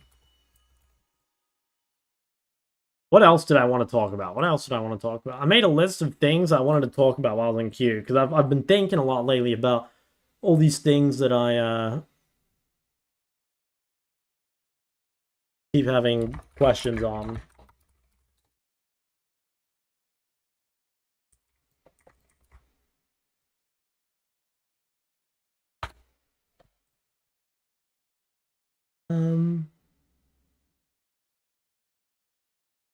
Okay, actually, I do want to talk a little bit about just like AP itemization in general, because I do get asked that all the time. Here, let's make a new thing. Let's make an AP itemization. Okay. Timer in the game between the answer chat, chill out, and reset focus. It's like, yeah, it's like mostly just like reset mental and just like relax a sec. And like, yeah, I don't know. I think, especially if you lose, I think it's good to avoid queuing in the same people. It's probably good to insta-queue if you win, but...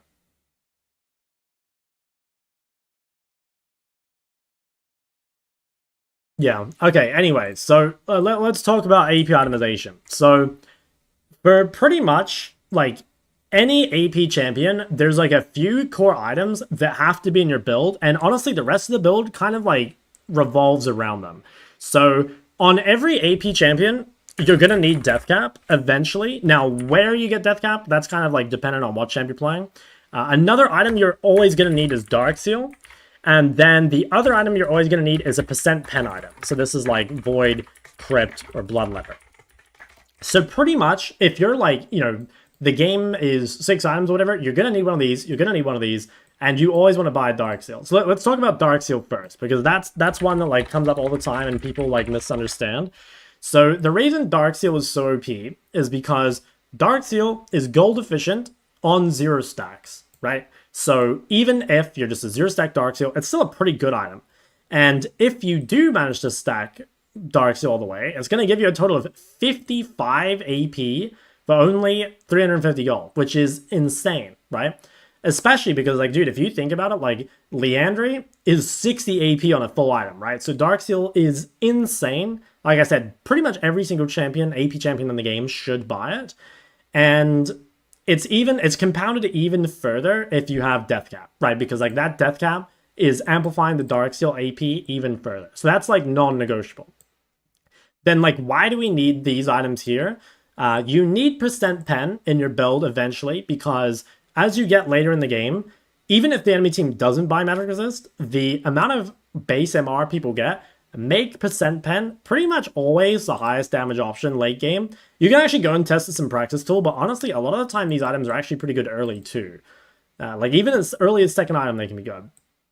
And then Death Cap. So even if you're a champion with low AP ratios, it eventually just gets to a point where Death Cap is just giving you like so much more damage than any other item that you just have to buy it.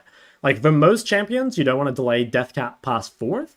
Some champs want it earlier. Some champs you could maybe delay it a little later, but your build is going to kind of revolve around these things. So yeah, I guess like the only trap here really is be careful buying Darksteel slightly too early. So even though Darksteel is really good, if it fucks your second base, it can be like not amazing. So for example, if you really need Lost Chapter for your matchup, right? Or you really need Catalyst for your matchup, then you probably don't want to buy Darksteel until after it, because like let's say your first base, you go Darksteel Boots, right? Well then the problem you might have is that getting 1200 gold on your second base is really, really, really hard.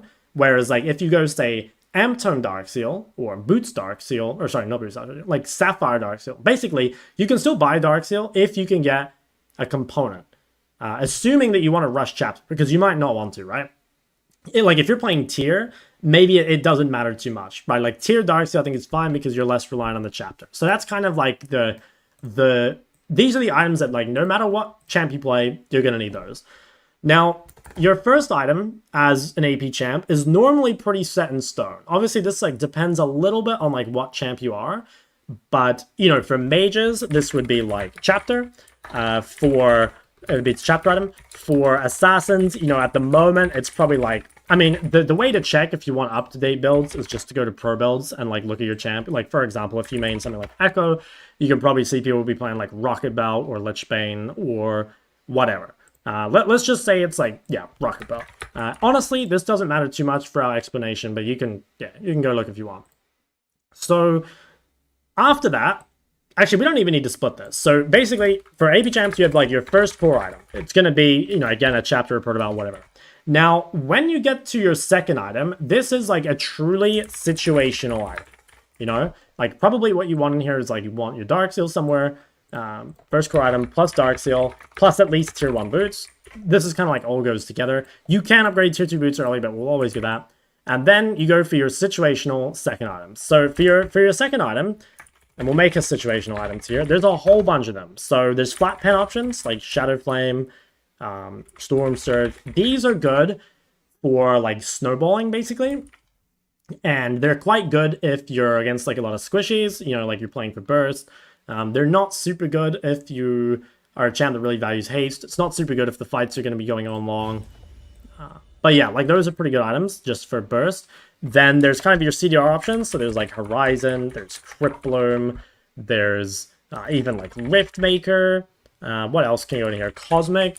Basically, the way to choose between these items is it kind of depends like which stats you actually want, right? Like Cosmic gives you haste while also having HP. But if the HP doesn't help you because you're not taking damage, then it's kind of useless, right? And it's kind of the same with Rift Maker. Like, Rift Maker is really good if you're going to take a lot of damage, but if you're trying to go for something greedier, especially if you're longer range, you probably want one of these, right? Where you give up that health in order to get, like, these other strong items. Then, what else is there? There's, like, Zonya and Banshee. So, I think Zonya and Banshee kind of suck, honestly. I think they can be pretty good late game, but I would say overall Zonyas and Banshees are not very good. And the reason is that there's such a huge damage loss for buying Zonya or Banshee. Like, if you buy one of these items, you'll live, pretty much guaranteed, but you're going to, like, half your damage output. And that's a big problem because, you know, people always say, I always hear the line of, like, well, you don't do damage if you're dead. But honestly, with a lot of mage builds, like, bro, you don't do damage if you're alive, if you build too many tank items. And it's kind of like, you can get health, which is normally better than resist, because health works against both damage types, right? So something like a Liandry or a Cosmic can be like a good option to get good damage without necessarily having to give so much up for it, you know? And then what else have we got? We have Liandry. Liandry, you know, it's good against tanks. You have to be careful because Liandry is... It has no haste, which a lot of the time, if you're trying to deal with tanks, you need haste, right? And so having no haste does put you in like a pretty awkward spot where you really have to get a lot of use out of the Liandry to be good. And then there's, I don't know, there's just like random situational items, things like Lichbane that can be really good if like you need haste and you're ahead and you can hit turrets if the fights are going to go long. I don't know, yeah, what else could be put in here? I don't think we need to be caught up on this too much, but basically like, if you just go like your first core item and then you kind of choose a situational item, you're going to be in a good spot. Now, this is where AP itemization starts to get kind of like difficult, I guess. So, like I said before, it's really, really important that you do not delay death cap past 4 items on most champs. And that's because like by the time you get to 4 items, death cap is basically always going to be the highest damage option. And as you get into that stage of the game, pen also becomes pretty required. So I'll show you like a couple scenarios that can come up. Let's say that you go situational second item, and then you go another situational third item. So like a common one that you see is like Liandry Cosmic, or, you know, Cosmic Horizon or something like that. So if you can go death cap 4th, that's still fine. But the problem you run into is if the enemy team starts to build matter resist, and you have to go like void or crypt here, now you're kind of fucked because you're gonna get to the point where buying death cap 5th item is really, really hard. You just don't have the income, like especially when you can't kill people anymore, right? Like void is a hard item to build, especially because, you know, you can't kill these guys that have matter resist, right? And so it's gonna be really hard for you to complete this item, and then you're gonna get stuck without death cap, and you're just going to be like sitting on 400 AP, and it almost doesn't matter what these items are, you're just kind of cooked. So it's fine to do double situational if you know you can go like death cap and then void, like that's fine.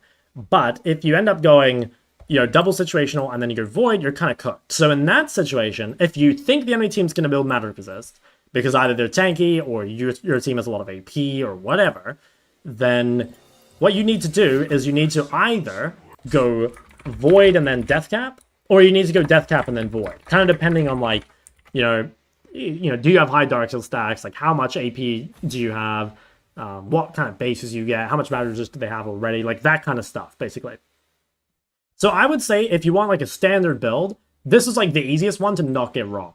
Now you can do some other stuff, like you can, for example, go crypt 2nd and then death cap 3rd and then like a situational item 4th. Like that works out fine too.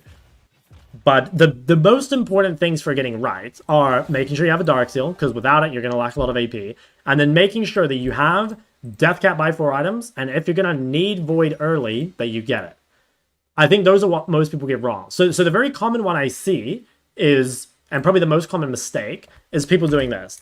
I see this all the time on Ari actually. People go like, say Malignance, so let's just say chapter item, and then they're like, okay, I want to go situationally Lichbane.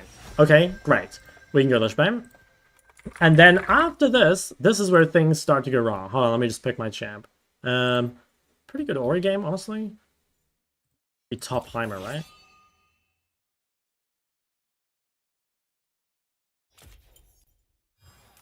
Do this again.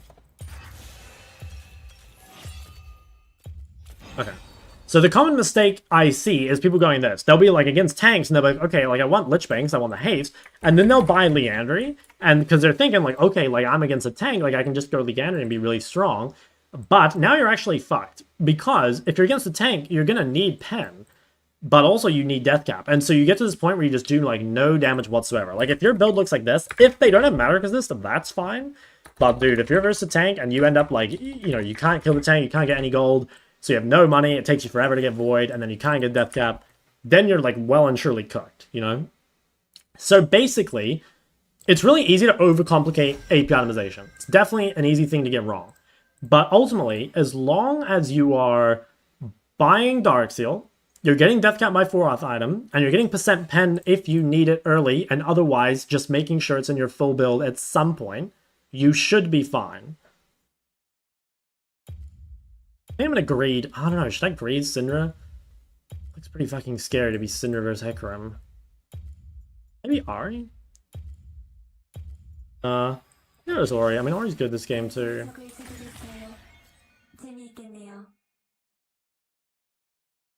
How much should I prioritize boots? So, yeah, that's a hard one. I mean, the way I normally see boots is that boots are almost always the biggest spike when you can buy them.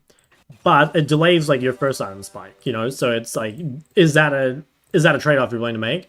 I would say if you're in skill shot matchups or if you're expecting there to be a lot of fights early, that probably is a choice you should make, right? Because like that spike is going to help you. But a lot of the time it's not good.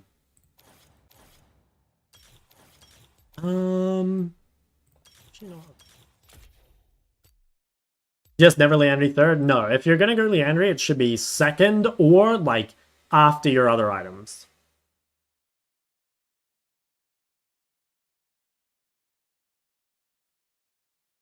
Wait, is that real Faker? No, it's not real Faker, is it?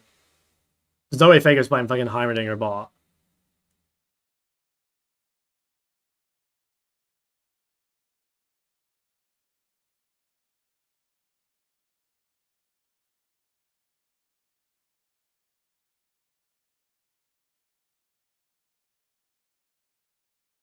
I can't imagine him, Faker, just being a random bot lane hybrid player.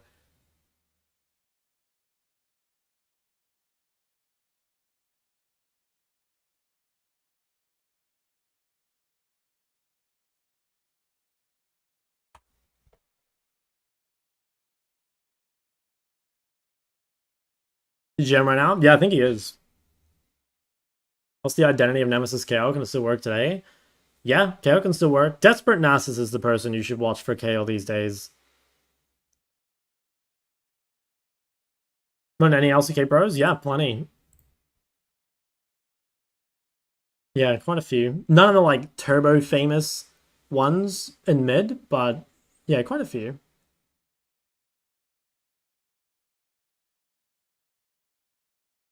7,845 item push accounts. That's insane.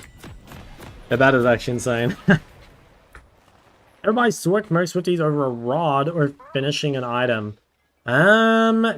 Generally no. Well, I mean it depends. Like, if you're asking like, would I spend 1,100 gold or 1,200? I'd probably buy the boots. But if it's like, would I spend 800 gold or 1,200? I'd probably spend the 1,200. You know. 소환사의 협곡에 오신 것을 환영합니다.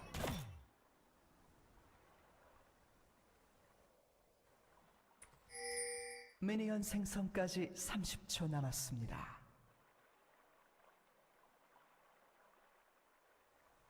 And you played Faker. Yeah, I think he plays later at night. Like, I'm pretty sure Faker plays at around 1 a.m. And I've been finishing my stream around 12. Because I've had a lot of 9 a.m. wake-ups, or no, 8 a.m. wake-ups for MLA lately. I probably do need to stream later.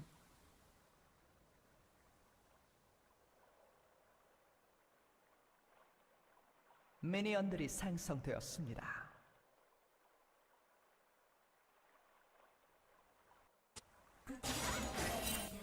Damn.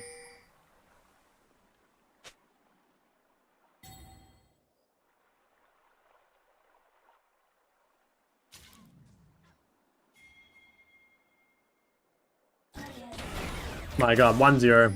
Jeez.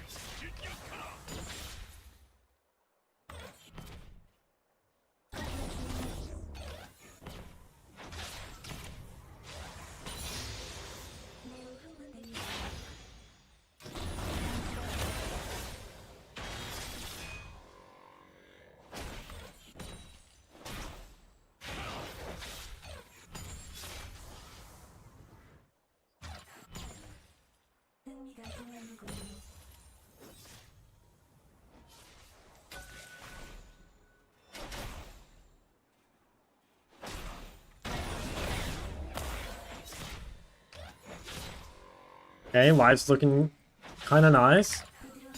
Only real danger is like 3 camp topside maybe from Hecarim, but I don't think he'll do it.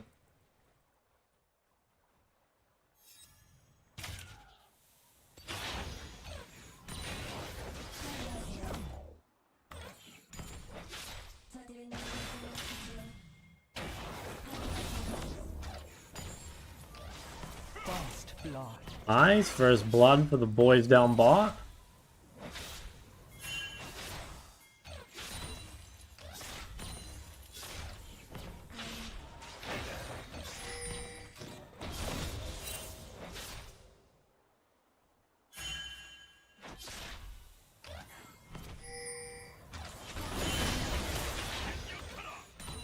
Here comes bot.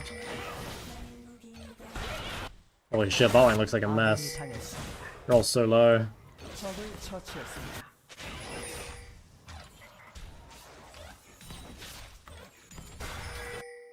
Bro, what the fuck is going on down there?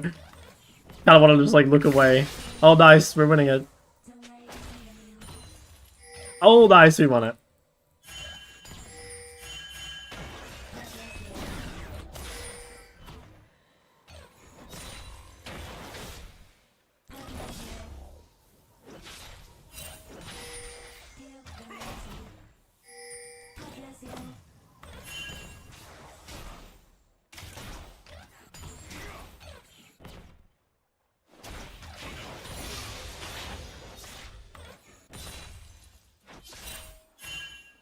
That's level 2.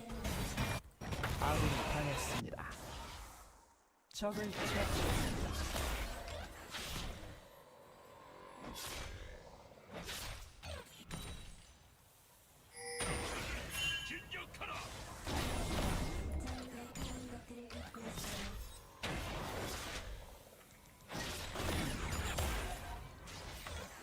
Yeah, he's got a base. For sure.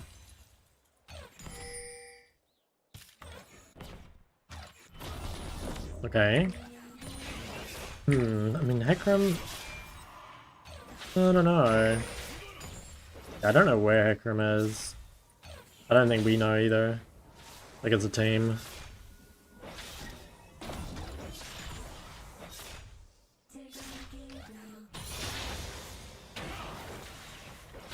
Don't quite have enough mana still, but you might not realize.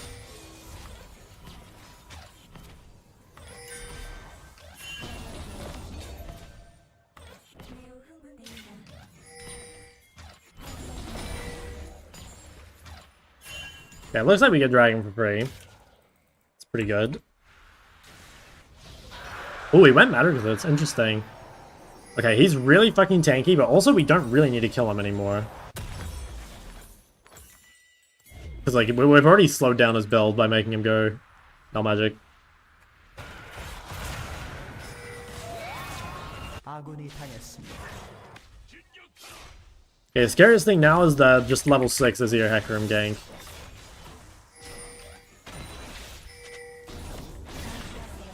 Okay, Hecarim's top. It's the level 5.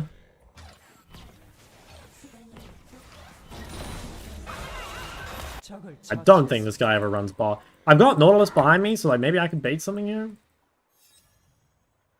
I wonder if he is running bot. Should be fine. Oh wow, I'm getting fucking just Giga auto path. Oh, that's so unfortunate. I shouldn't have had to flash there. Just getting auto path around the Azir wall. Oh, that's pretty annoying.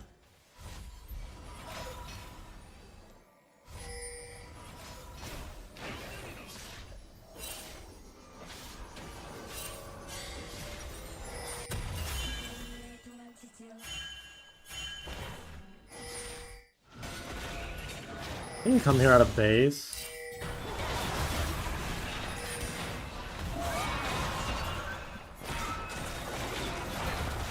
아군이 당했습니다. Should be pretty winning the moment I get here.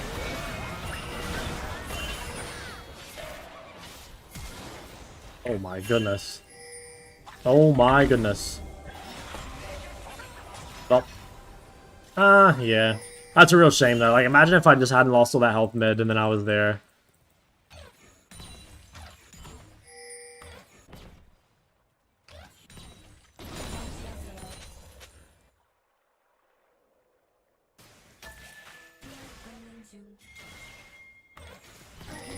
Yeah, I'll have ult for next fight, though.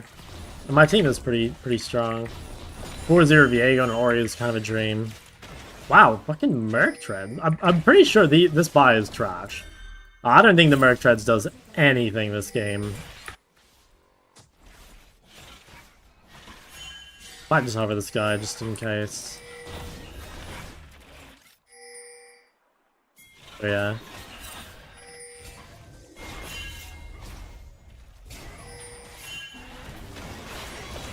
What the?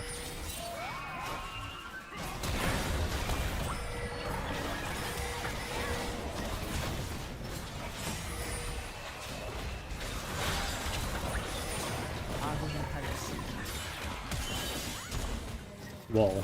Dragon's mechanics? Damn. Hopefully Senna gets stuff bought. I have shield.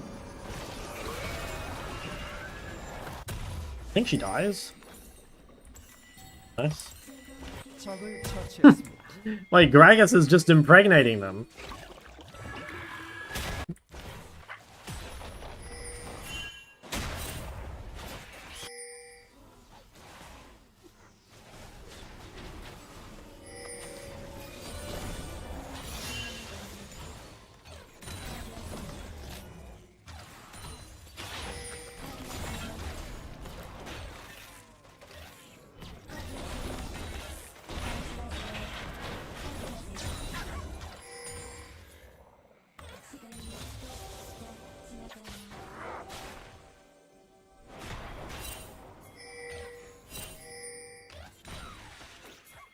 Damn, I am amazed we lost the fight, though, to Merc Treads' ear. That is pretty sad. I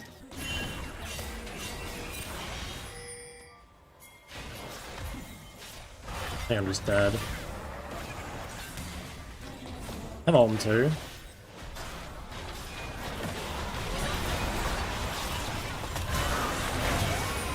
Oof. Fuck.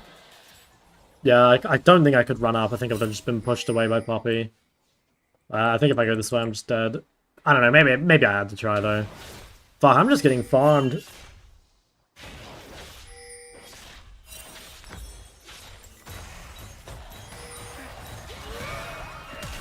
Oh my god. Damn. Really tried her hardest.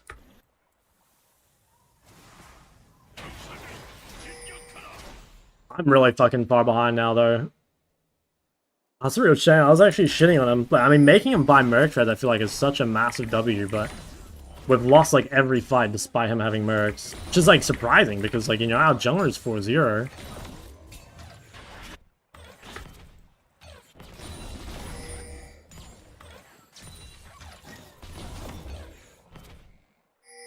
적을 처치했습니다. Fuck. Okay. Juggle just... Or not Juggle. Sport is solo killed their sport.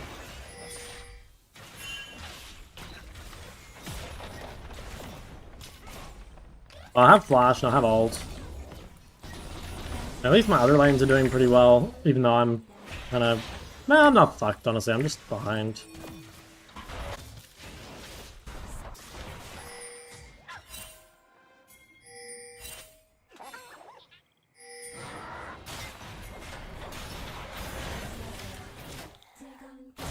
And assist here would be nice.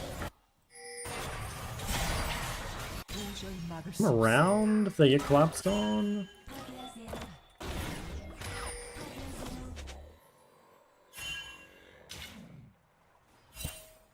Okay, they're gonna try to drag. I think they get it.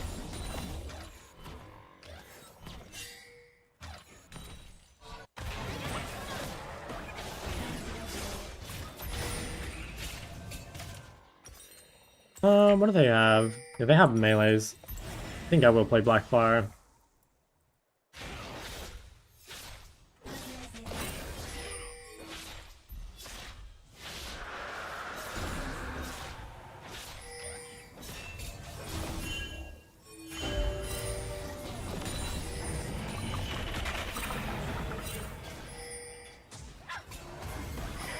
These guys seem so fucking deep, man.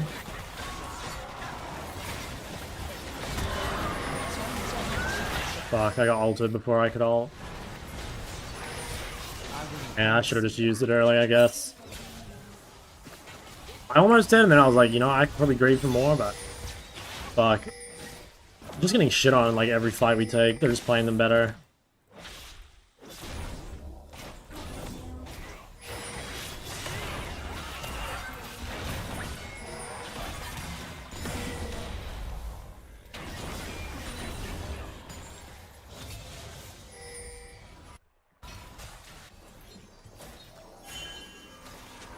곧 포탑 방패가 사라집니다.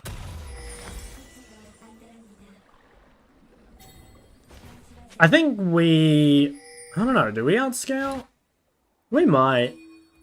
I feel like Fiora this game is like kind of fake scaling because she has Ignite and also she's playing versus Gragas. The Azir scaling is really good, there's no doubt about that. But I feel like the rest of the team doesn't really scale.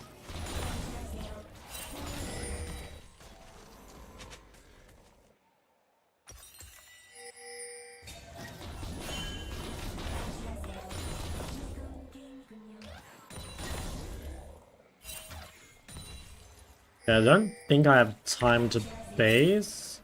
Do I walk mid?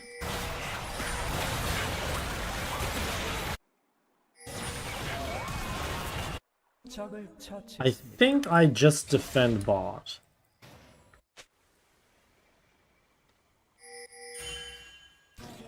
Oh shit.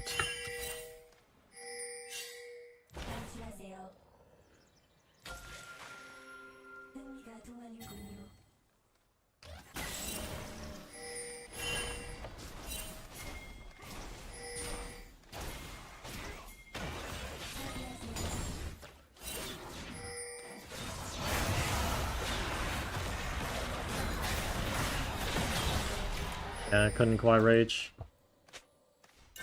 Not too bad though. It'll be up before any fight.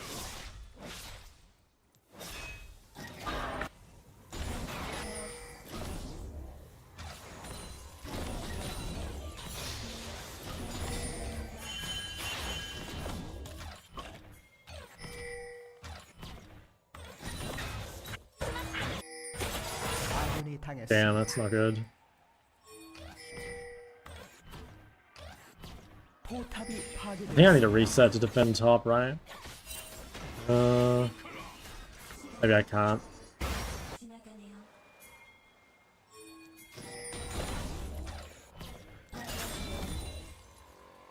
And they're TPing mid.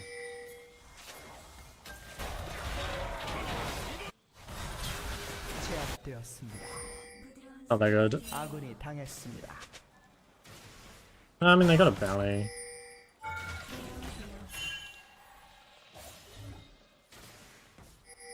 Gotta keep out the poppy. This game, I think, is over.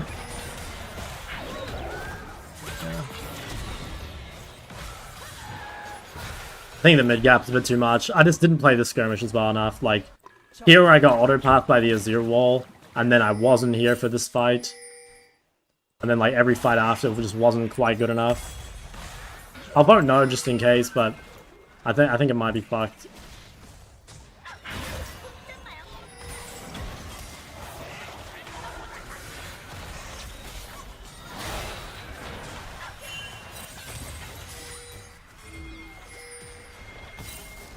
Up, sir. 적이 미쳐 날뛰고 Yeah, that guy's definitely off roll. 아군이 당했습니다.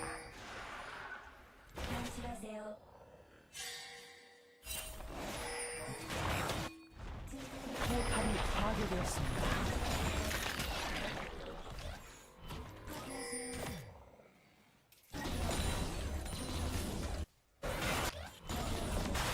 아군이 당했습니다.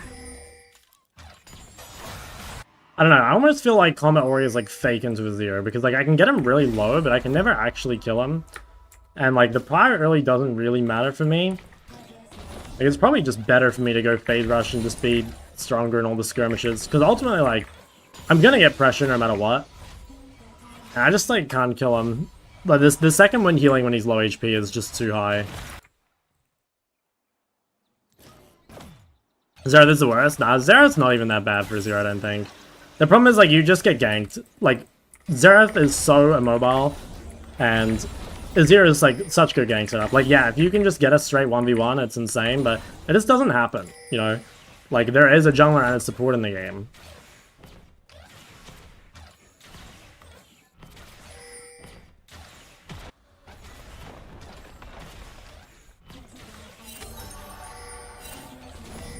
포탑을 파괴했습니다. Okay, well, someone has to come on to top. I don't know, there's, like, maybe a chance we have skill. I think Fiora might be too accelerated, though. Yeah. Yeah, I think I'm actually going Leandry again anyway. I have a fuck ton of health.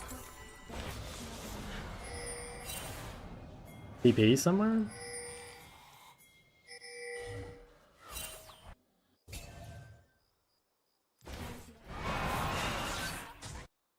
아군이 당했습니다.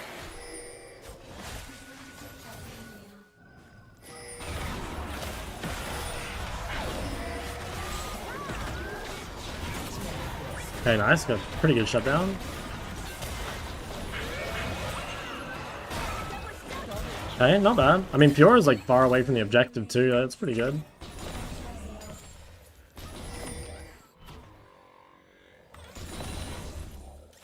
Okay, I've got 2 items for Radicon. There's like maybe a world. Oh fuck.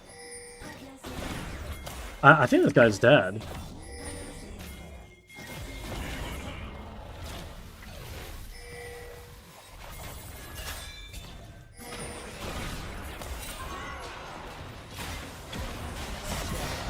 Okay, nice. Can we fight Atacon maybe? Quick. Okay. Yeah. I think we should try to do it. TP? I think so.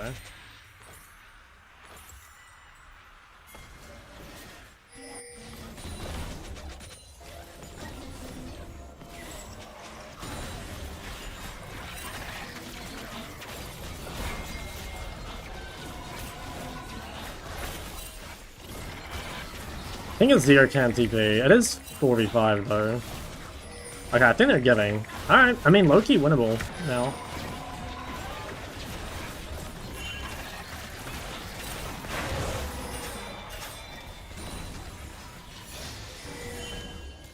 Do I have time to take this? I don't think I do. Fiora's gonna spawn and then I'm gonna die.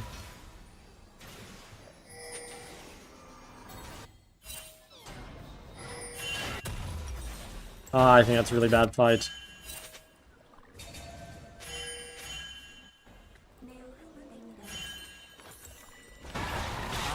Yeah, what the hell? Okay, I mean, kind of ending. Can I maybe get to Viego and save him?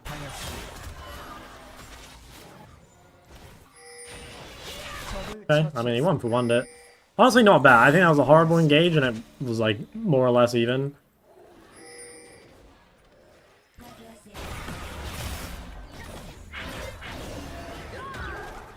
Yeah, could have flashed, but she has no bounty.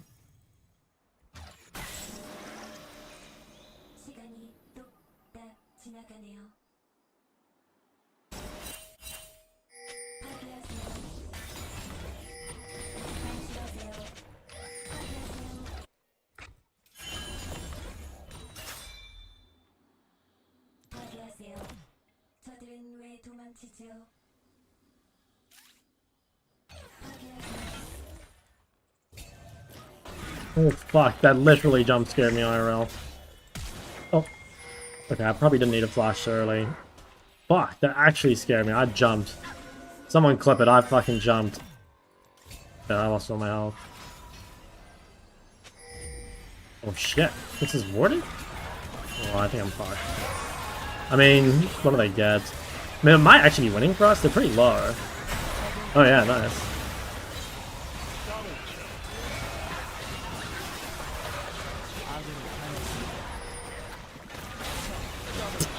Bro, this crack is. I think he... Oh, I don't know. He's fucking useless. He's just terrible items. Can you come to Australia? Dude, I've lived in Australia for like 4 years. Chall time? Yes, sir. 파괴되었습니다. Why is Heimer on your useless champs list? No, Heimer is good. I swear Heimer's a good champ. Heimer, like, does fucking crazy amounts of damage, and he's a good laner. Like, Heimer... Yeah, I think Heimer's good.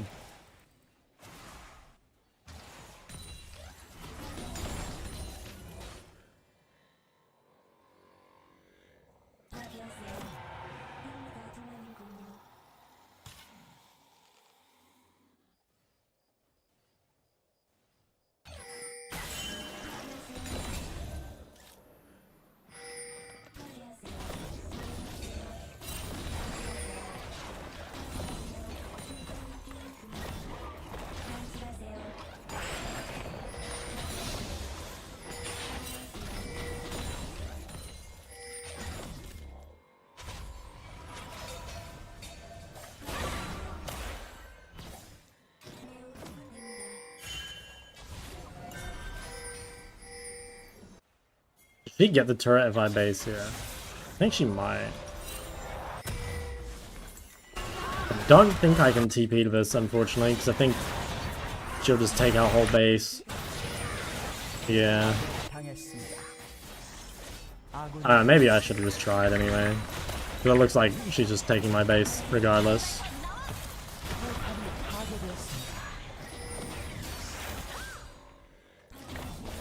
Damn, super close. Far a tiny bit more fed.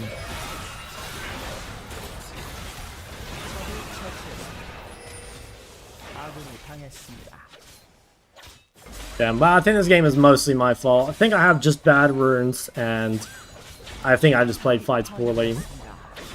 Because we should not be losing fights to, like, Merc Treads Azir when we have fucking a 4-0 Viego. That should have been a free win. I think now we are kind of fucked.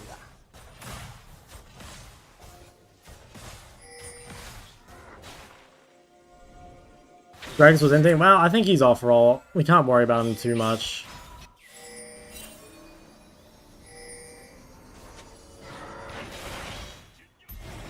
I don't know. We got like one more chance. If we can, I don't know, like get this fight before Fiora gets set up inside, I think. Honestly, I think I should just TP. Try and do it quickly.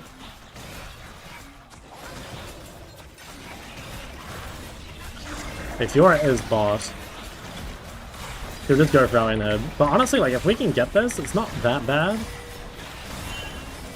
I mean, it's just 50-50. Okay, well, we got it.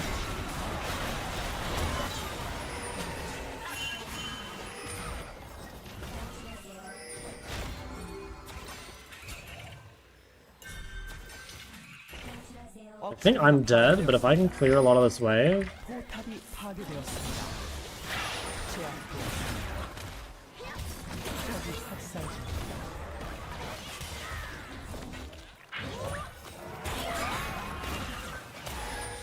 It doesn't seem... Given how far behind we are, I think that is basically as good as it's gonna get. What's wrong with your runes? I think Comet is just fake into Azir. Like, you just can't actually kill him.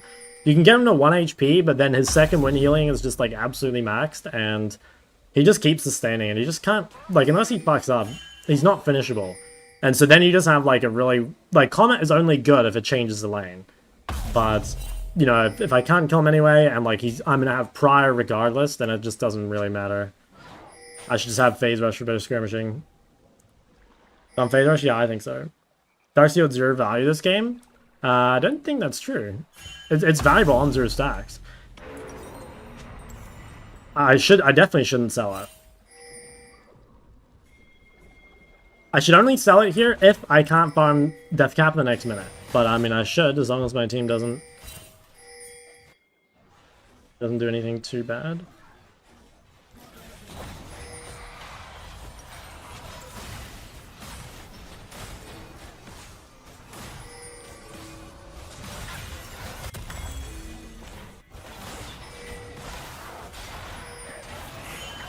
a huge fan of this engage while I'm in base thing, but I mean, doesn't seem okay. Someone's got to onto top. I guess it's me. Yeah, I forced her away. Oh, I know I didn't.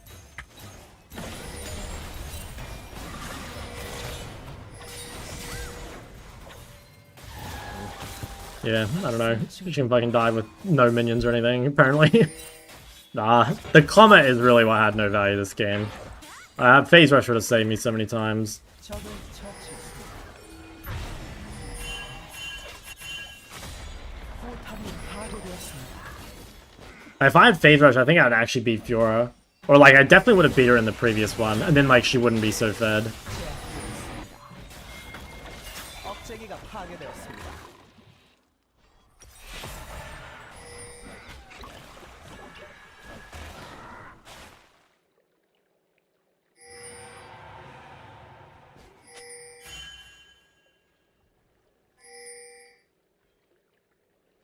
Okay. I mean, we'll have an inhib coming up. Like, they actually don't have, like, the triple inhib thing. I still think it's just fucked, though, because, like, I can't deal with Fiora. And there's no turrets for Gragas to sit under. So, like, at this point, I'm not really sure what the play is.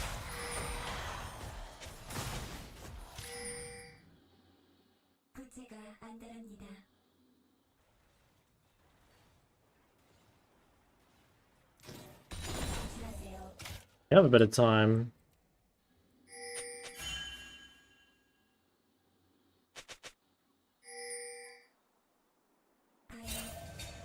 I mean, best case scenario, they like try and end, and then we ace them and can push out.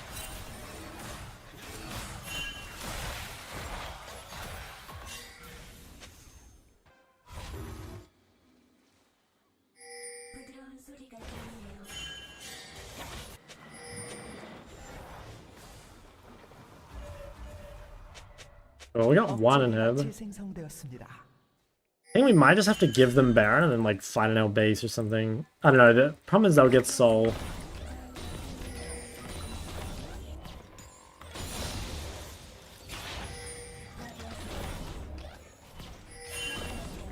I gotta be really careful walking out here.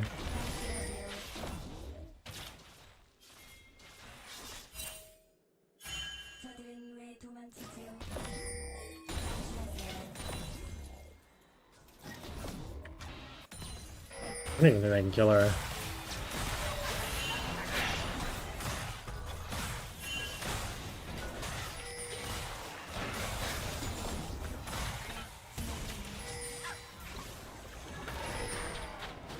Senna's really strong.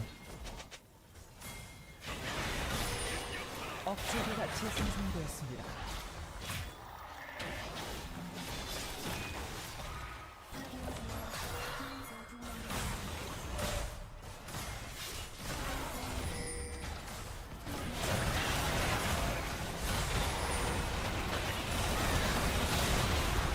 My ult damage went off.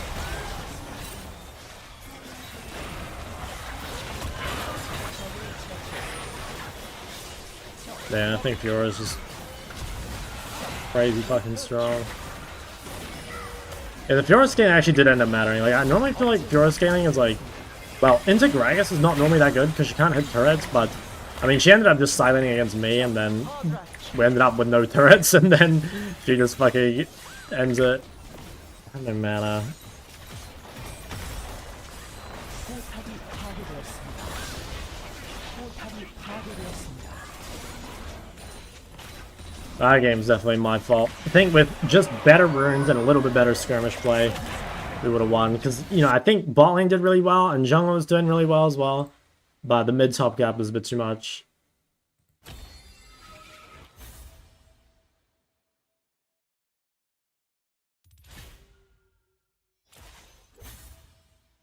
Yeah, Azir didn't do as much damage as I thought. Play Echo? Did I play Echo? No, I was explaining, like, itemization.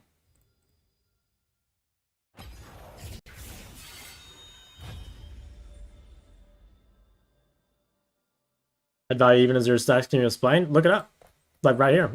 Base stats are 123% gold efficient. So even if you don't get stacks, it's still a good item. Like you can buy it just on the off chance that you get stacks. But the thing is, like if you're playing a mage, you know, almost always you will get stacks. Because like unless you're dying on repeat, like, you know, you're gonna get stacks. Especially like playing a champ like Ori where like you can shield people and farm assists. You know? And like, okay, you can look at this game and be like, you know, you went 3-6 or whatever, but you know, like you're not meant to die 6 times as a mage, right? Like I played badly this game. Like Dark Seal is a completely different item from Medjai's. They're not really comparable at all. You ever play Assassins? Only LeBlanc.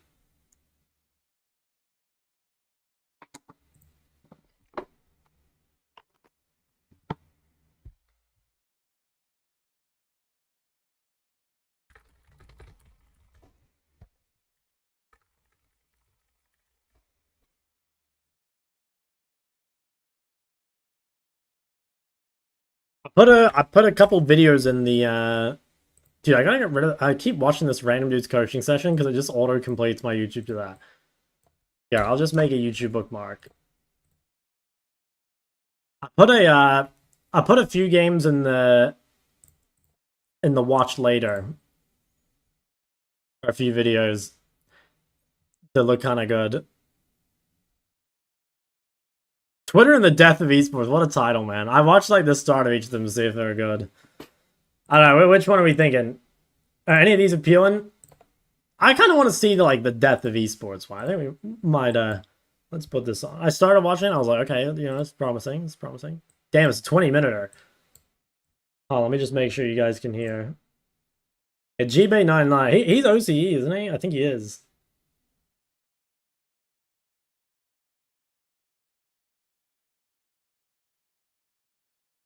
Put this bad boy on. Generally speaking, I like to be as happy as I can here on my YouTube channel. Every video I make normally aims to have some sort of positive message so you guys can walk away feeling better for having watched. But today I want to broach a slightly sadder topic, which is the death of esports. Okay, actually, you know what? Let's... Okay, question. Do you guys think esports is dying/dead? Because I would say that esports is like, it's not what it was in both good and bad ways, right? So I think that before it was almost like inflated, I would say, in the sense of like, you know, people were just like investing so much into it, trying to like make it the same as real sports. And I think it's definitely fair to say that it's like on a, yeah, it's like on a decline or it's like down. But dude, I almost feel like a lot of the reason that it is like dying or like not doing as well is because of the money in a way, right? Because I think, okay, I don't know if this is the same for you guys. I'm assuming it is, but like, I think players, like normal players, right? Like, so not like pro players, but like the average fan, I don't think the fans care about teams at all. They just care about players, right? I think outside of like super giga successful teams like T1, mostly all people care about is like the players, right? And actually, I'm pretty sure even with T1, like if Faker left T1, you'd lose a huge number of the fans, right? So, you know, one like really big difference is that, you know, back in like 2014 or whatever, the players had to stream in order to make money, right? Like they had to. And like you can look at the pro players back then, right? Like people like Pobelter or Bjergsen or, you know, High, Sneaky, Rush, Double Lift, etc., right? Like all these players were streaming. And so I think that's why it grew so much, because there were these like, you know, you had this huge game that people like playing, League. And then you had all these like really good players that were streaming and it was like really easy to get to know them. And then you'd watch them play like on the weekend or whatever, right? But now it's like you don't know these players really at all. And I've seen I've seen people saying they're like, okay, well, that's on like the league to make the content, right? So things like the LEC pop quizzes and stuff. And I definitely think those are better than nothing. But like, let's be honest, there's no way that you can create enough content through that to like really make up for like streaming or whatever. And also, it's like, dude, a lot of these players, they're not going to show like their real side during like an interview because, you know, dude, a lot of people are fucking nerds, right? Like people like me, I think are definitely like more reserved during interviews and stuff than you would be like at home when you're comfortable, like live, you know, on your own broadcast as opposed to like a professional thing. So, dude, I kind of feel like it's just, I almost feel like if the money drops and people need to stream more, then the viewership will go back up. You know, there's like almost like an equilibrium that'll eventually be reached of like the perfect spot between streaming and like esports. I feel like they really are one and the same. And yeah, like you guys saying Lost Returns is like a perfect example. That is like exactly, that's exactly right. Like those are players now that you get to see. I mean, you a lot of them you probably would have known them before, but like you definitely know them a lot better now, right? And you get to actually see the inside thing of scrims. And you know, League is one of the few games where you can't queue up as like a stack at high-elo. You know what I mean? Whereas, you know, I believe you can do that in Valorant. You can definitely do it in Apex. You can do it in, like, you know, WoW, either for Mythic Plus or for rating. I don't know. Can you do it in CSGO? I'm not sure. But basically, like, in a lot of other games, there are ways to, like, get to know players like through high-elo play, but in League, the only way really is through solo queue, and like solo queue, I don't know, it's not the same, you know, it's not the same. Do pro players have a lot of time to stream? Well, that's like, you know, that's kind of like an interesting thing, right? Is like, from the player perspective, it kind of makes sense not to stream in a way, because from the player perspective, you're gonna like improve quicker if you just focus on like improving, right? And you don't stream. So yeah, I'd say from the player perspective, they're almost incentivized to not stream. But back when you had to stream in order to make money, or like when streaming, you know, was such a huge part of your income that you kind of had to, you know, it's like you'd make time for it. And like, yeah, maybe your improvement would suffer a little bit, but so would the other players too, right? Because they also need to stream in order to make it. I think if teams, or maybe even the leagues, could somehow like incentivize either with like, you know, bonuses or whatever, or if they could even I think mandating stream hours is like kind of bad, but you know, basically just finding some way to get people to stream, I think is like really important. And I really do believe that like League could like come back up. I mean, actually, you know, thinking about that, I was just thinking the streaming hours, like T1 does mandate stream hours, right? Or rather their sponsors, I think, mandate stream hours.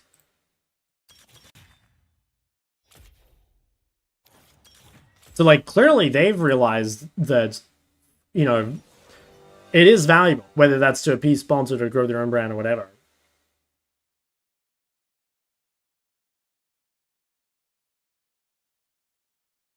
Watching scrims also makes slow stage games more exciting because you got to see the pure fiascos. That's kind of, yeah, I don't know. I guess it's like a bit of variety. Like, I think both can get boring, right? Dude, this guy asked for Yon ban, no one banned it, and then he first picked his ear and he's versus Yon. Unlucky.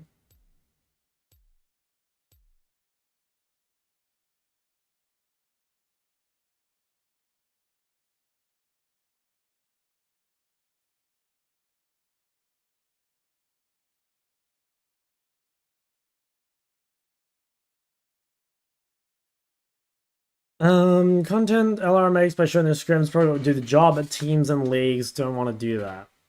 Yeah. Yeah, well, I think it's actually like Riot don't allow that. I think that's more a Riot thing rather than a... That's more a Riot thing rather than a team thing. I mean, obviously, like, the teams wouldn't agree to it unless the other teams also agree to it, right? Like, you don't want to put yourself at a disadvantage there.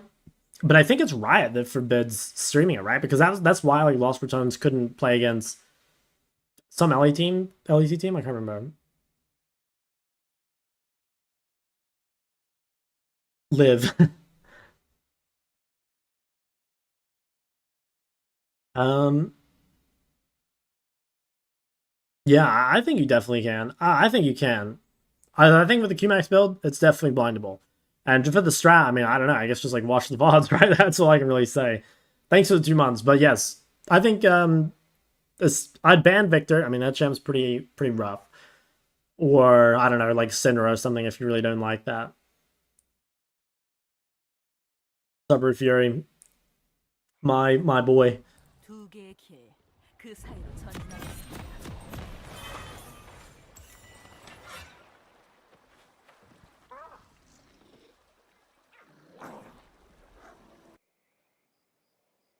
Need to close this.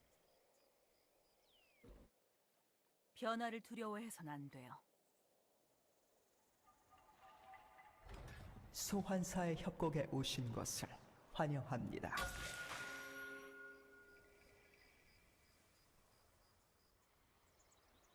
I kind of prefer our team comp, I think. 30초 남았습니다.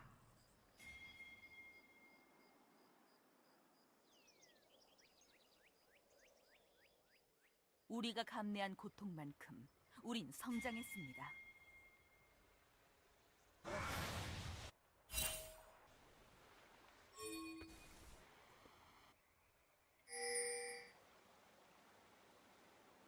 Does he want to like gank Elise when she comes bot or something? 미니언들이 우린 반드시 생성되었습니다. 결정을 내려야 합니다.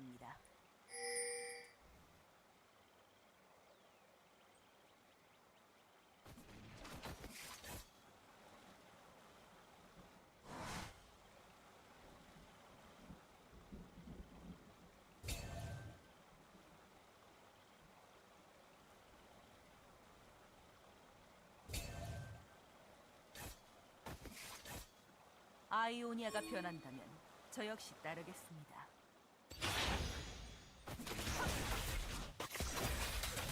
Are we getting prior? Wow, holy fuck, that guy has long range. Just straight up altered my bone plating. 해답은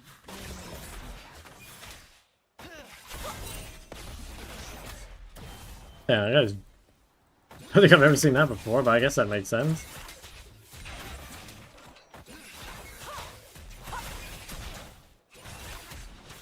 전통과 혁신은 공존하는 것입니다.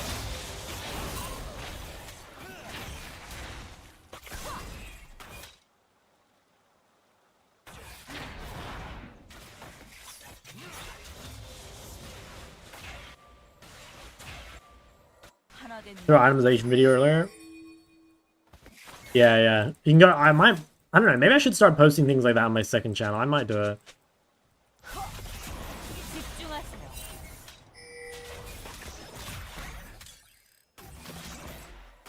게으름 따위 내 사전엔 없습니다. 가야나 키리비. I got mega value.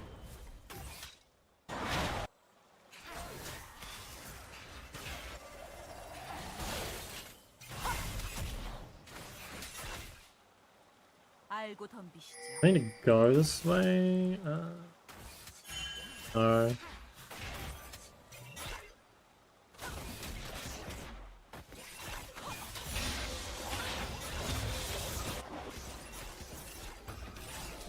두 개의 길.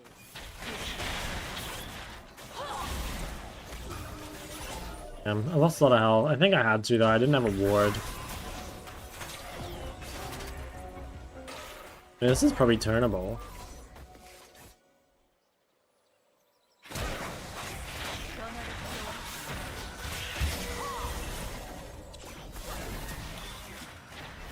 Okay, at least no flash. Seems not bad. I wonder if Echo will like try to cheese us bot. Okay, no, he's trying to cross. 우리가 감내한 고통만큼 우린 성장했습니다. Nice. Boys are back.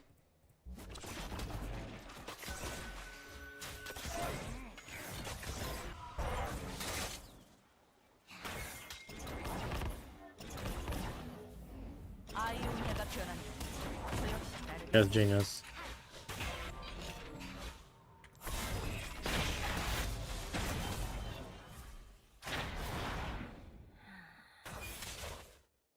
Okay, Nocturne could maybe like lane gang bot.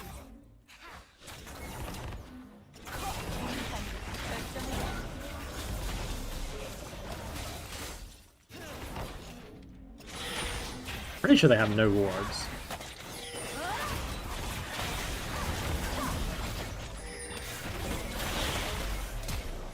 Okay, nice. He had to flash. Nice, nice. Fuck, I should have bought Dark Seal. No, I could have got a stack.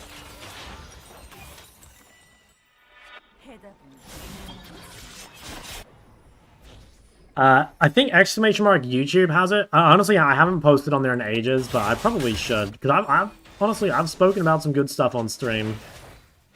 Either exclamation mark YouTube or exclamation mark YT or something. I don't even know. It is listed on my main channel. Like, if you scroll down. Oh yeah, there it is. But yeah, I haven't posted on a while, but I should post some shit.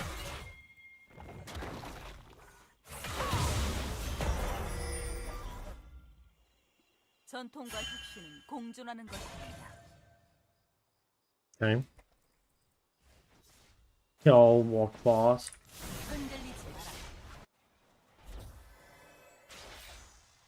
Actually on support, dude, it's broken, I'm telling you.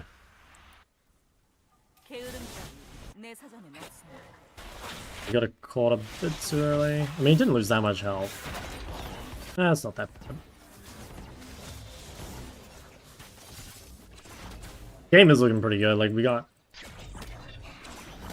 Gwen. Big Gwen fan. 적을 처치했습니다. 아군이 당했습니다.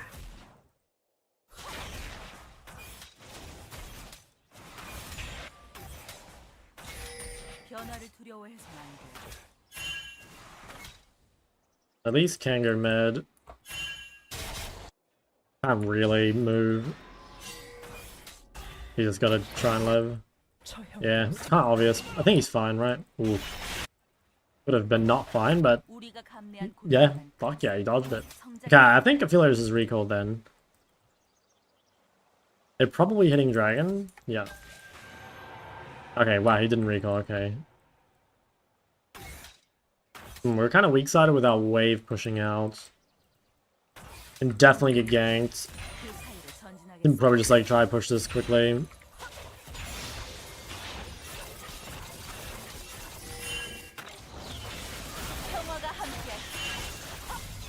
Like almost 2v3able, I think.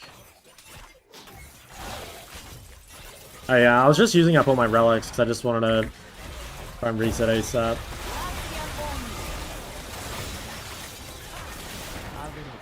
Yeah, I mean, we knew it was happening.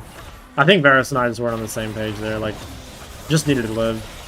I don't know, maybe if we'd like traded harder before, we could have 2v3'd or something.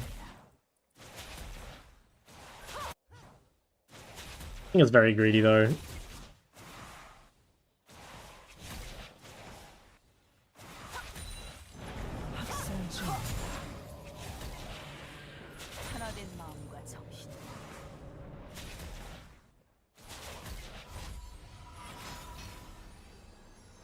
Okay, I mean, I don't even think bot lane's in like that bad a spot there.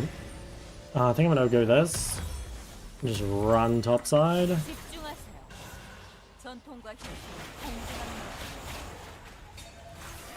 Like, I wonder if it was better to just not farm those creeps so that I could be here. Yeah.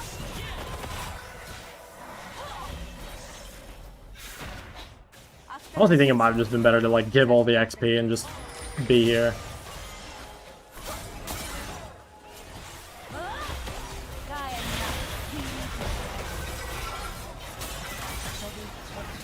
Okay, honestly, that's pretty good though.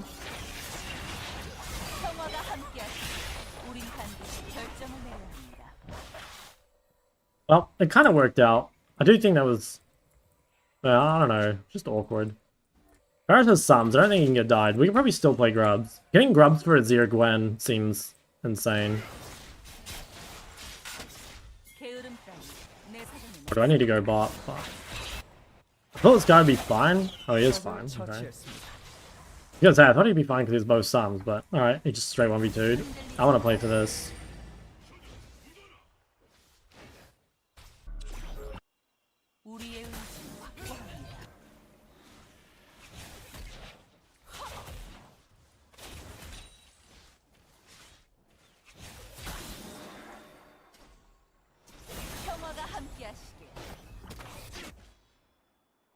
Could maybe gank Helios.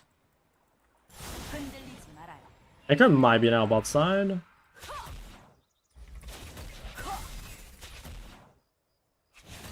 Is he on these? Okay, no, he's not on them. Oh wow, at least went top. We could probably gank this guy then.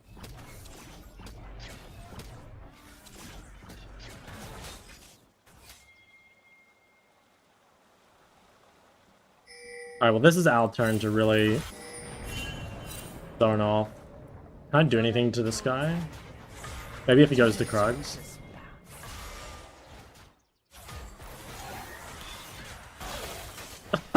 Oh my god, Varus got it. Holy shit. Imagine being Echo.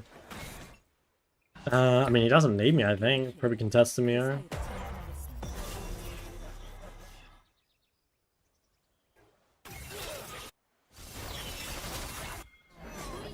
That's not.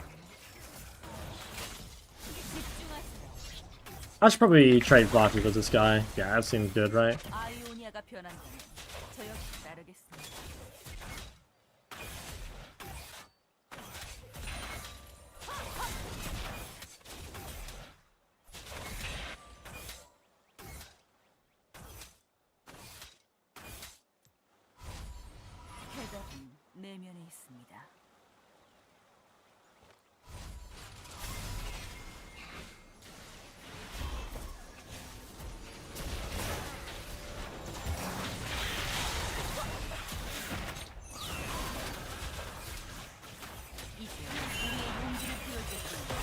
Fuck, I should have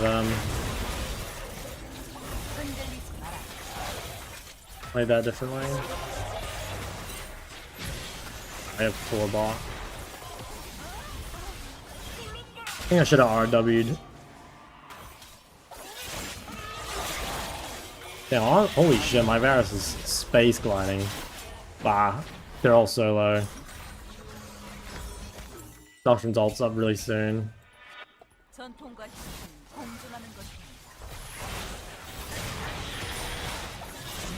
That's gotta just be a triple kill, right? Or maybe not. I can come clean.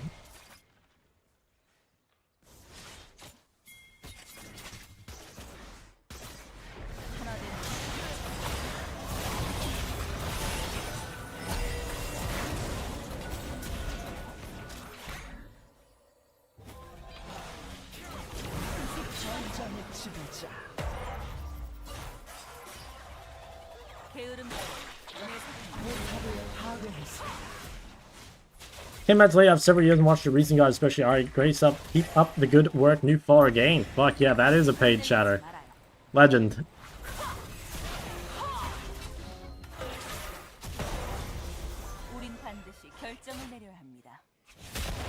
Oh my god, no way. Fucking went in the corner. Oh, we're so low. Yeah, everyone's living on just 1 HP.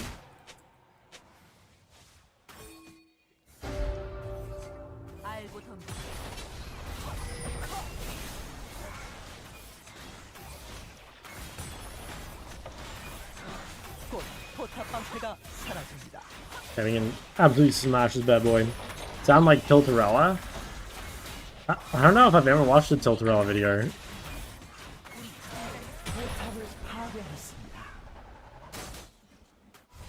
Actually, I think I watched the one where he was playing Smite in Korea.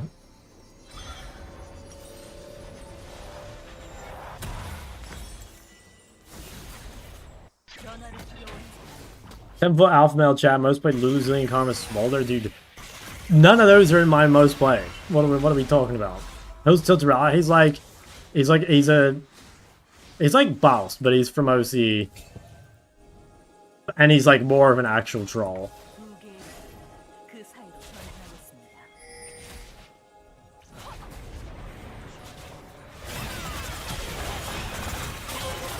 Holy shit, that champion doesn't seem...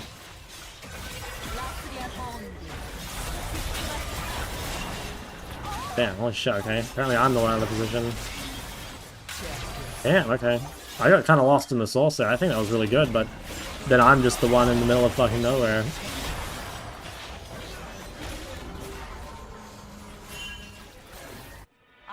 방야가 변한 건 제압되었습니다.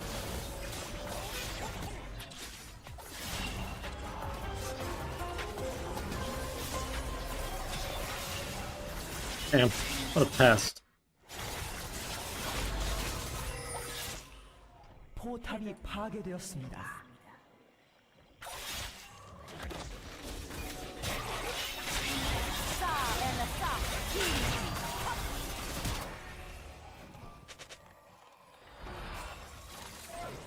Okay. 하나된 마음과 정신으로. Well, all we gotta do is buff Gwen in team fights, and game seems pretty good. Olber's bot? Nah, I don't. I forgot to do that, actually. Someone suggested it, but I forgot. 전통과 혁신은 공존하는 것입니다.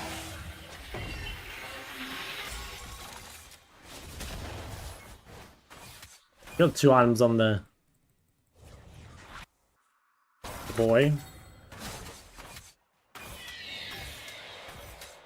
게으름 따위 내 사전은 없습니다.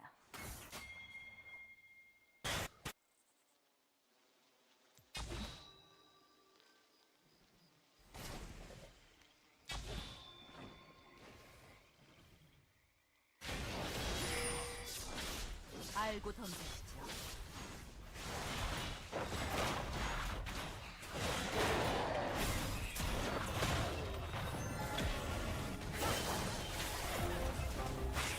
I'm fine.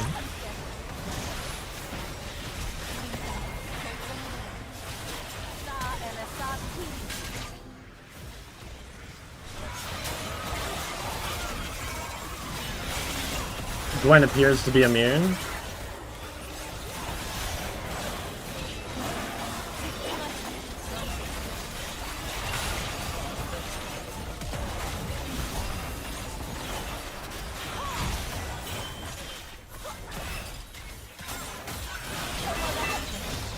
Jesus, how fucking OP is Karma?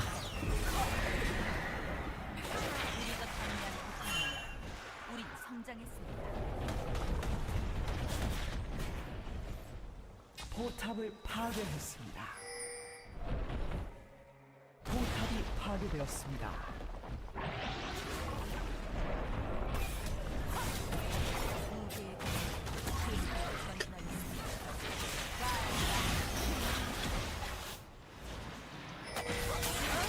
Holy shit, you know that guy's mad. Oh my god, nah, these guys are mad. I'm getting spam pinged by their team right now, I can feel it. I do have Action Arcanist, yeah. I swear this build's so broken. It's so broken for how easy it is, you know? Hearing lo-fi Warcraft music? You might be. The playlist is like video game music. Would you ever play Karma Med? I played some Karma Med, man, but I fucking lost every game of it.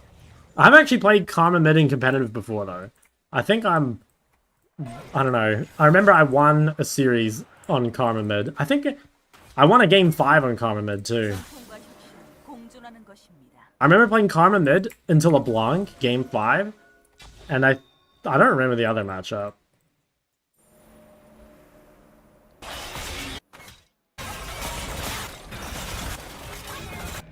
What the actual fuck is that? 아군이 당했습니다. 적을 처치했습니다.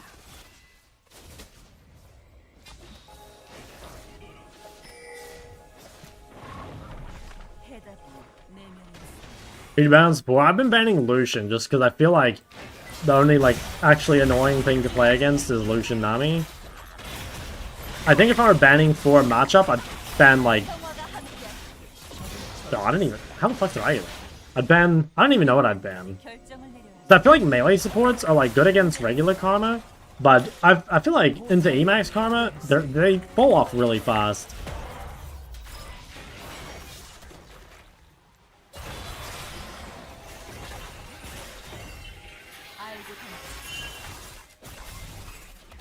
Did I get that? No.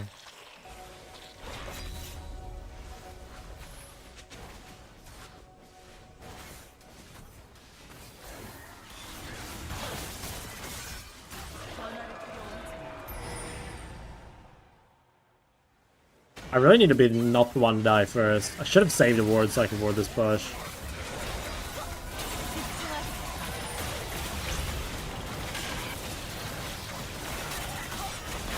Good Nocturnal. I like that.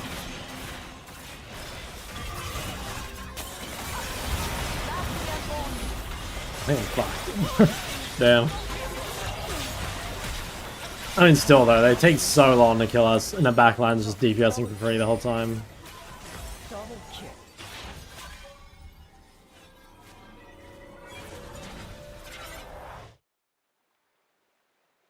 Oh yeah, Relevantly is pretty good.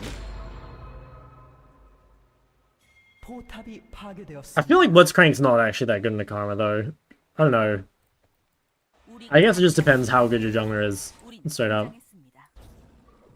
Our second is crazy. That's like the meta now. Most people are doing it.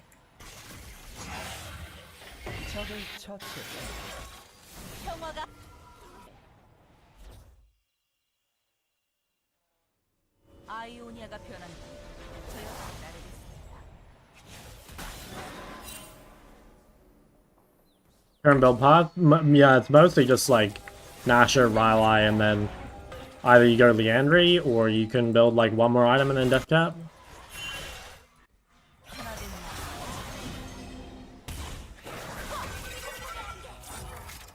Oh. Gwen is in a various state of immunity.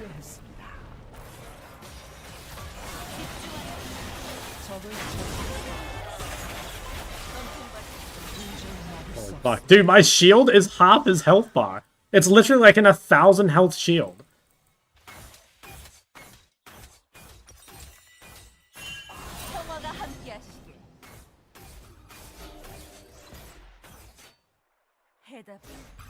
Skyrock and LP, I think you will. Like, it's not quite like Mundo build tier, but it's very easy to play, which is like one of the best things for climbing elo is to play a build that's easy and OP.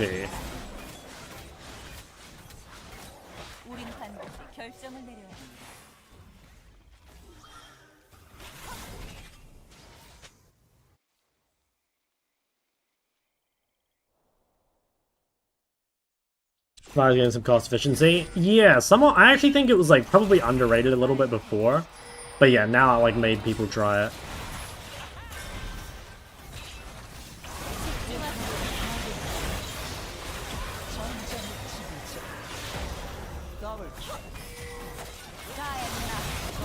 His health bar is just like not moving.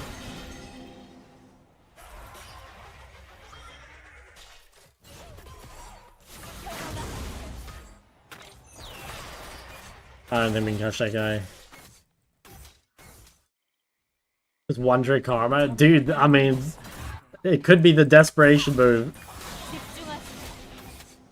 The problem is, though, I think, like, I don't know, I mean, I definitely am better at mid than support. It's just, like, karma is so much easier than, like, anything I play mid, right?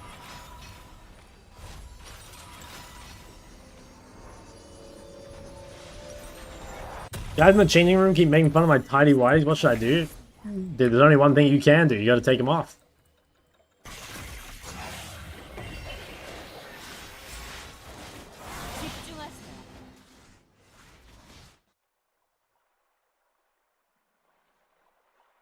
아이오니아가 변한다면 저 역시 따르겠습니다.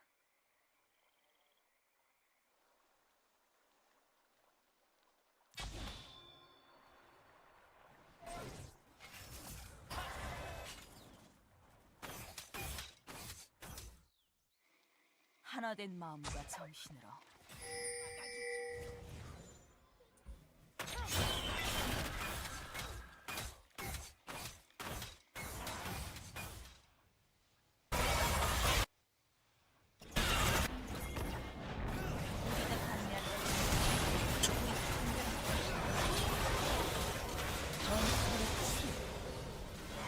적을 처치했습니다. 파괴했습니다. 제압되었습니다. 포탑을 파괴했습니다. 적의 업체계를 파괴했습니다. 적의 업체계를 파괴했습니다. 포탑을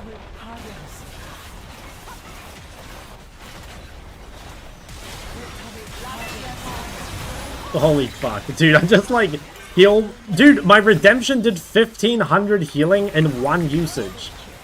How is this build not just like disgustingly broken? Like, look how big the shields are. He takes no damage. Always make fun of your PP? Dude, what? You main mid, right? Oh, if you main mid, you got a huge cock, I'm sure. Got at least a 12-incher.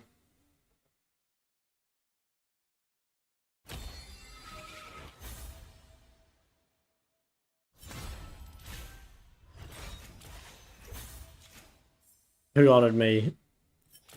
The jungler, I think. Yep. 12 was huge? Oh damn, look at this guy over here. He's 12 inches soft. Ooh. Dazzner, bronze 3, 46% winner on the RA over 246 games.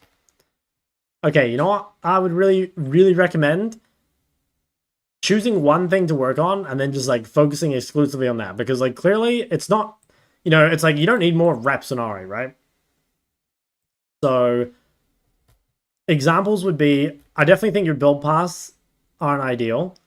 Like, you're not building a lot of haste, which is kind of bad for RA. Like, I'd probably change Shadow Flame to like Horizon as your default. Can also be Lich Bane, but Horizon's probably easier to play. Let's just do a quick rune check. You're buying Dark Seal at least sometimes. Yeah, okay, you're buying Dark Seal. That's good. That's good. I think probably need to have a big focus on the CS. So yeah, like your CS is quite low, and normally bad CSing is a result of either like roaming too much. Yeah, it's either like roaming too much, or I mean, you could just suck at last hitting, like it's possible, but yeah, we've really like a game like this where you're 7-0, but you only have 6 CSPM, 6.6. That's pretty low. Like this should, you don't have to aim for 10, but I probably would aim for like around 8. You know, like if you could get your average up, I mean, even if you could get this average from 6 to 7, that would make a huge difference. You know, that's like a lot more gold. And then I think also if you spend the gold better, it'd be way better. I'd probably go watch my, if you haven't watched it already, like watch my unranked to challenger on Ari. Now that'll honestly change, it'll change your life. Now, let me have a look at these other ones.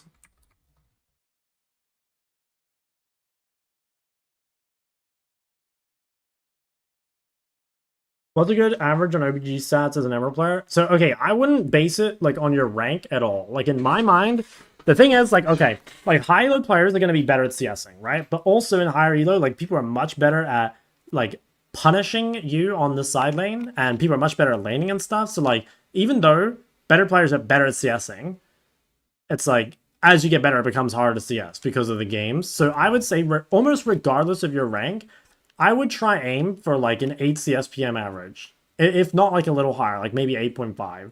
And yeah, I think around 8.5. Like basically the way I'd see it is games are winning, you should be like kind of like 9, 9.5. And then games are losing, you should be a little lower, like 7, 7.5. Something like that. Do you focus on peaking on the pool you've practiced, or why not Rise in this economy? I don't know. I did play a little bit of Rise. Felt okay, but just didn't win in it, I guess. This is your main focus. Only started playing mid-March. I have a lot to learn. Damn, dude. I only started playing mid-March. Holy fuck. Welcome. Any tips in CSing? I have a whole farming guide in my Bible. You want to check it out? Alright, let's look at these. Did I start my timer? No, I didn't. Holy shit, yeah, okay, you're kind of smurfing lately. Dude, look at your anyone, right? Holy moly. Okay, I mean, first off, just keep playing what you're playing, right? Like, you're winning every game on, like, Annie, Diana, and Nivea. So I would just keep locking those in. You know, like, definitely don't stray too much. If you wanted to improve further, I think deaths look really high. And then the CS is, like, low as a result of the deaths, you know? I mean, like, you can always get better, like, not dying and CSing better, but What I specifically mean is like try and find like a common thing that's causing you to die. Like maybe you play too aggro when your jungler's far away, or maybe you play too aggro when Flash is down or something, you know. You want to find whatever that thing is. And then how about this one? Roll swap back to ADC. I feel like Vayne's wave crew is too slow. Since I'm master, would WTL be any beneficial? Okay, I will be honest. I cannot speak for the AD Carry Academy because I've never gone in there.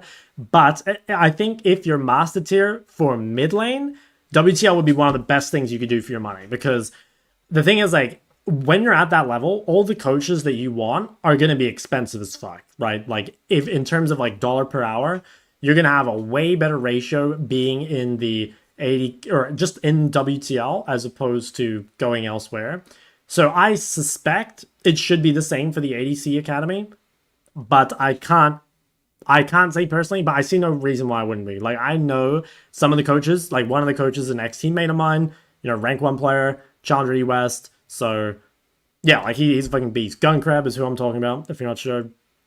So I think I could probably recommend it. Did you play fucking Emax Karma because of me? You little rat. Okay, anyway. So you said you don't like Vayne because of the lack of wave clear. Yeah, I'll be honest, I don't know anything about Vayne these days, but like I would assume that Vayne is like exclusively a counterpick to like melees. You know, like I don't think you want to play Vayne at a double ranged. I feel like Vayne at a double range is super fucking horrible. I think into melee support it's good, but yeah, I'm not sure it's a good blind. So if you wanted to go higher as ADC, I suspect the AD carries will tell you that you need a, you know, another champ to play as like a blind or whatever.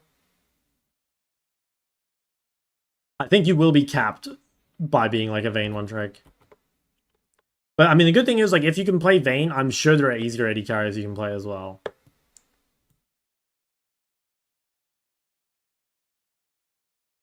Look at, I need it's 2,000 channel points for a review, fellas. What is this one? Normals into a singular Cassio game? I don't know what I meant to make out of this. I mean, so far, you're the best Cassio in the world. Did you buy Dorn or Darksteel? You did. Okay.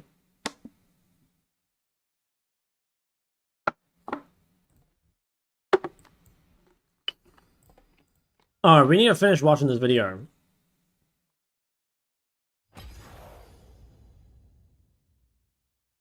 Know it? Much has been made. So what did we conclude? We said that esports was on a decline. Like, I would think we all agree. I think we definitely all agree. About the decline of competitive gaming in recent years, as the restructuring of various leagues to try and hold on to what fan base they have left is just one of the sorry to keep pausing the video, but signals. wasn't, dude, changing the LCS to the LTA or whatever the fuck it is, what an absolute throw.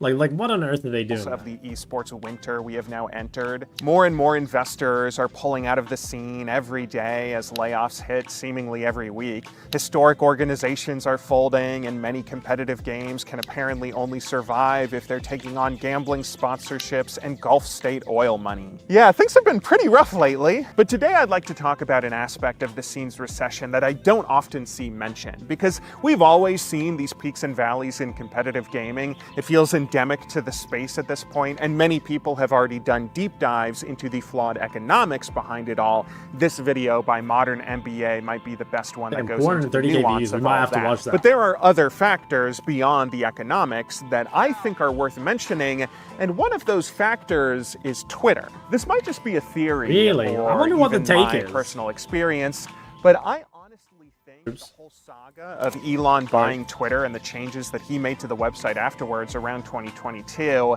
I think all of that affected the esports ecosystem in a really negative way, at least in the world of League of Legends. This doesn't have anything to do with politics or Elon himself, or even whether the changes that he made to the site were good or bad in and of themselves. The fact that Twitter changed at all really highlighted a serious problem that esports has always had, that has been a major factor factor, why we keep going through these cycles of recessions over and over and over. At the very least, I think it's the reason why I have been keeping up with esports way less these past 3 years. So today, I would like to talk about all of this, and we will see if we can still come away with a positive message by the end.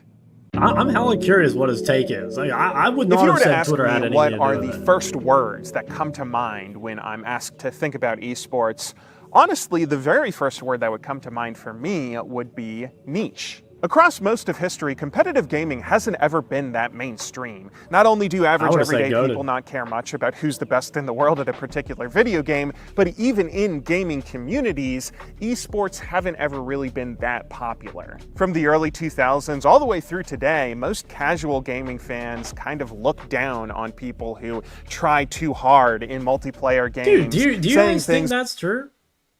I don't know, like maybe I'm in the like biggest or like I'm in the most bubble ever, but dude, I don't know.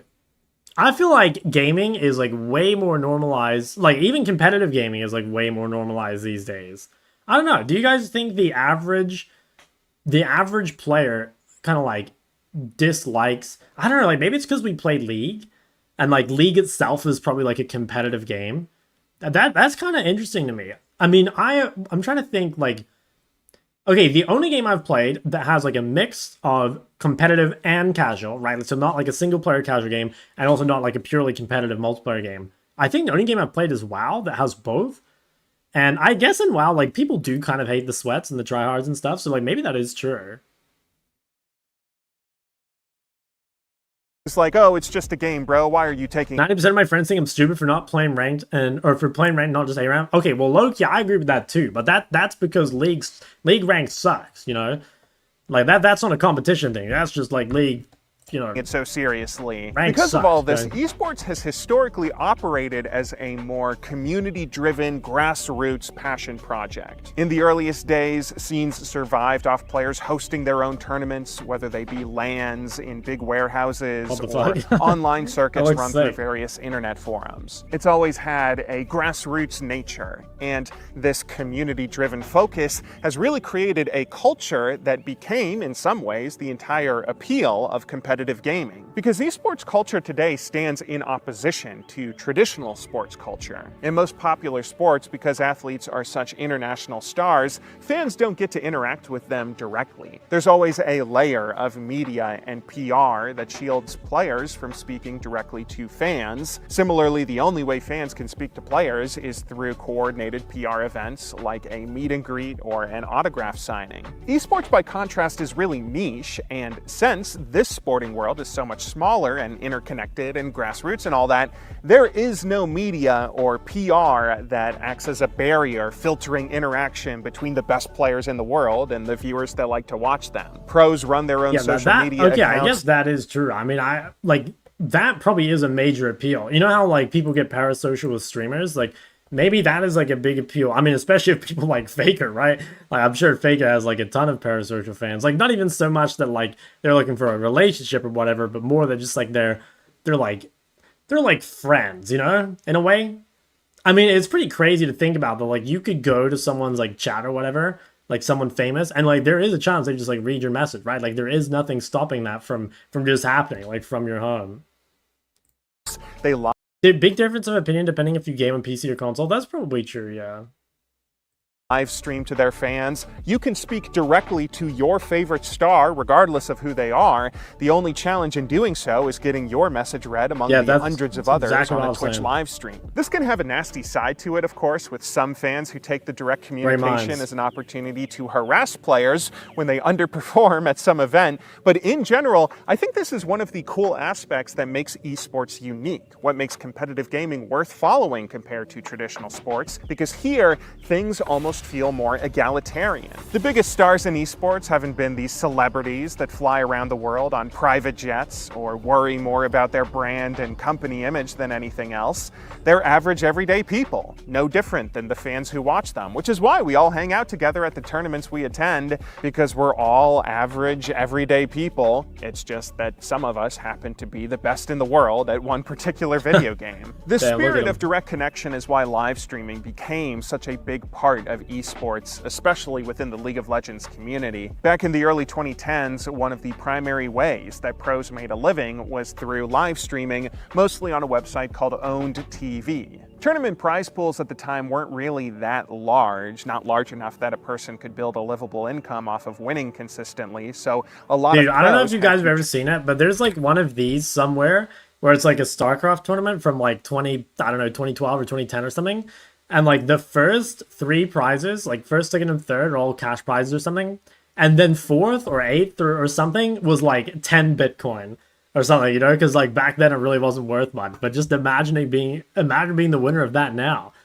Holy shit, you get tons of money.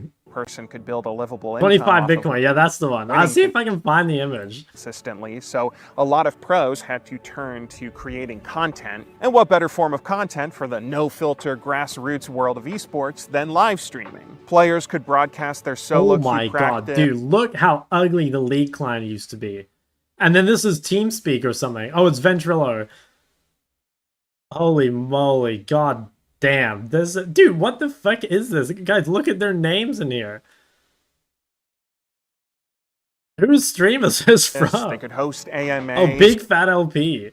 All the fun that fans got from interacting directly with their favorite stars and friends at tournament events could be recreated every single day in an IRC chat and owned live stream. More often than not, pros took things even too far, being a bit too open. Some of them would live stream scrimmages against other rosters, potentially broadcasting their strategies to competitors. Some even live streamed online tournament matches as they occurred, because if they weren't featured in an event's main broadcast, their fans would have no other way to watch them play their games. When I first got into League of Legends, I was enamored with following pros and their live streams, because that was where you got to see so much of the narrative around competitions. Tournaments were important and thrilling in their own right, of course, but there were almost 2 or 3 times more stories to follow if you paid attention to the live streams that pros had before and after each event. You'd hear discussions about why this team underperformed, why that player overperformed, what strategies this or that region were trying, and why they did or didn't work. All of this was incredibly fun to watch. It was the appeal of esports to me, being able to see actual stories as they happened, hearing directly from pros themselves. It was incredible. So and I wasn't the only one that felt that way. Even though most League pros streamed on Owned, which was a bare bones site that wasn't all that well run, they raked in upwards of 5,000 or even 10K concurrent viewers in 2011. Those are insane numbers for today. Much more insane for an era even before live streaming became a popular thing. League fans were tuned in to these top players and their lives, though, because it was such an exciting thing to interact directly with them and see the first-person narratives of their stories unfold as they went about their careers. This was all in an era where there was no app sending notifications to your phone when someone went live on stream, by the way. You had to keep up yourself directly with each pro you wanted to follow, either through hearing from a friend or website when someone went live or was playing in a tournament, or you could follow your favorite players on social media. This is why Twitter became such a big deal in the League of Legends community. Twitter was originally designed as a social media platform that mimicked SMS texting, but where you could send one short text to a huge audience of people. And what a perfect way for a tightly knit community of esports fans to communicate. Pro players could announce every time they went live with a stream. They could let you know when they were playing in an online tournament for you to watch. They could coordinate impromptu meet and greets at the events they attended, or let you know about roster changes and drama real time as it was occurring. For viewers, you could just follow all your favorite pros and community figureheads, so every time you logged into Twitter, you would see whatever news was currently happening in the scene at the time. Here are the tournaments going on, here are the streamers currently live, here's the discussion about whatever recent balance changes have just occurred. That's what originally got me onto Twitter. I first made my account in 2011 to follow updates for the Season 1 Championship, but seeing how easy it was to keep up with all my favorite pros and catch their streams live, that got me online checking the site multiple times a day. Twitter was honestly the perfect website for esports fans to congregate, stay connected, and grow their scene, but that wasn't entirely a good thing. What I didn't realize at the time was that esports has always had a systemic problem of relying on third parties, which oftentimes end up being the point of failure when everything comes crashing down. That's interesting. I mean, okay, you know, I think the biggest kind of thing I noticed about this, it's kind of unrelated to esports, but dude, think how many, like if you're like the average league player, right? Before they added the patch notes into the client, I don't even know where they are. Before they added patch notes into the client, like the only way you really found out about the patch notes was just going online and, you know, going on Twitter or going on like Reddit, and people were like linking them from the official Riot site, right? Like the average person just probably had like no clue what was going on. No, I'm saying that they have added it now, but like for a very long time there were no patch notes in the client. Like this is a relatively new thing. And I, as far as I know, there was no link before, or at least it wasn't obvious, right? And like if it's not obvious to a high-elo player, like that's probably like actually looking for it. Imagine if you're like the average player and there's like a huge change to your champion or whatever, and you just like don't even know about it.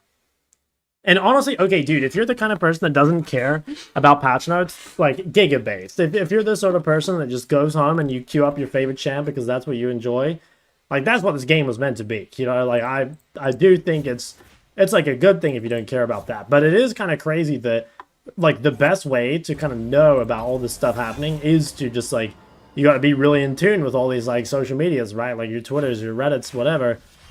I know people in TFT complained about that a lot too, where like they'd get the patch notes from like Mortdog rather than, you know, from like communicated through a more, even though like Mort's a Riot or like head of TFT or whatever, through a more like official source. What rank or what role? Line.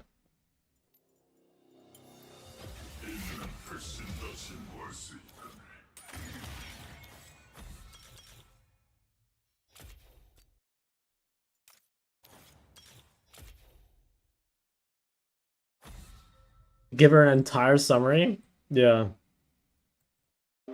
Like, by its nature, competitive gaming has always had to rely on third parties just to exist. Think about the process of how a game goes from being a developer's idea to a fully fledged esports event. You need to have a developer that makes a competitive game in the first place. You then need to have a publisher that allows you to stream it. You then need a community of tournament organizers to put events together, as well as a broadcast team to commentate them. You probably also need a separate live stream website to host the broadcast, not to mention teams/esports organizations that will actually compete. This is really precarious because if any one of these parties fails to do their job, an esport can die incredibly quickly, regardless of how popular it is. Halo was one of the biggest esports.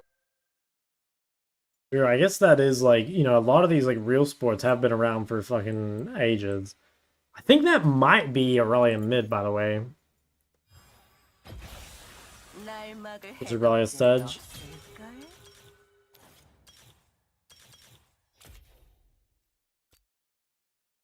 Alright, we'll come back to this after.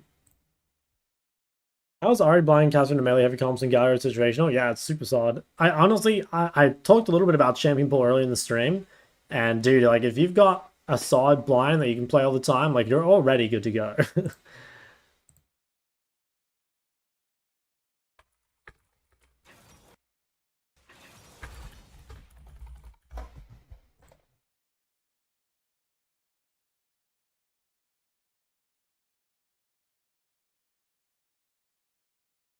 Dude, I'm hard stuck like 1134.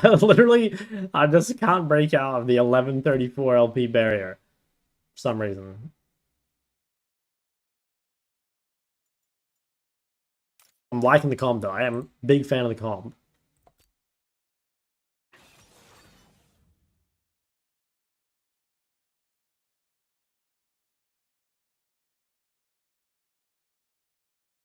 I think it's quite insane how YouTubers can talk for half the video and just say things everybody knows, then make one point and not even think critically about it at all. I mean, do you think that's true? Because I feel like the average player does not know all those things, right? Like, I think just by virtue of you being someone that watches Twitch streams, like, you're, like, way more in the know than the average person, you know? I definitely don't think that the state things everybody knows thing is like, yeah, I just don't think that's true.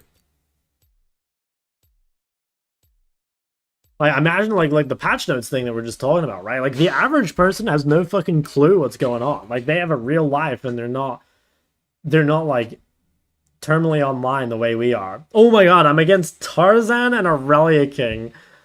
Oh, well, this is gonna suck. Holy shit. Oh, this is ranked matchmaking, man.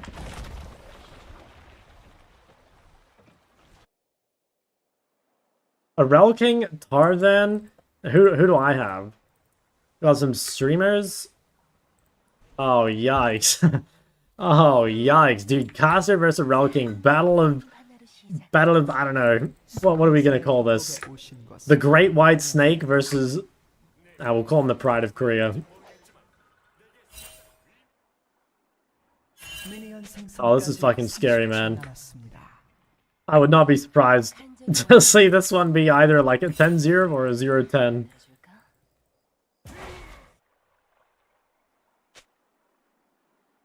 Midbeast will make a video, true. Midbeast has been plotting or preying on my downfall for a long time now.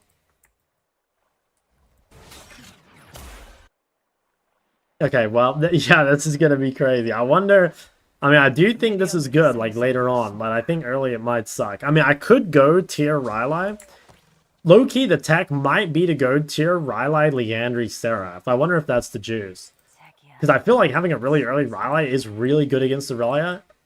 Now, the only problem is I'm gonna really lack haste. But honestly, I think I'm kind of down. Alright, let's see. We gotta hella lock in here.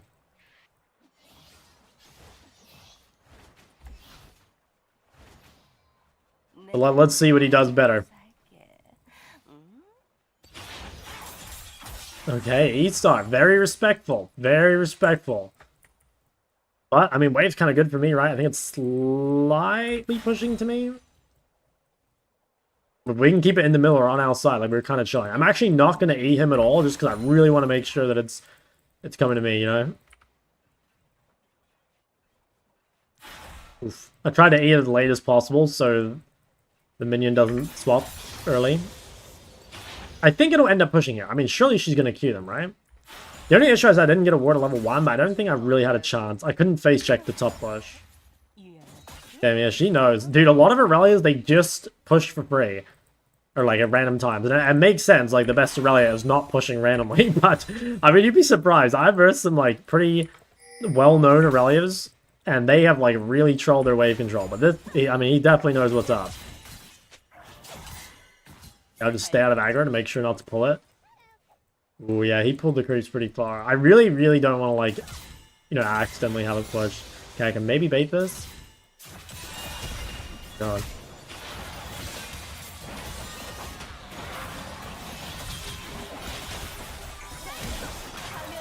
Holy shit. Woo! Damn. That was really well played by Sedge. I think I definitely misused my W too. I thought she'd run away, but like their combat power is so strong. Okay, I think I will play... yeah, honestly, I think I am going to play for Rylai Rush.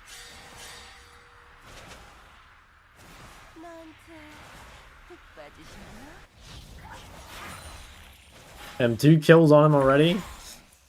Could be spicy.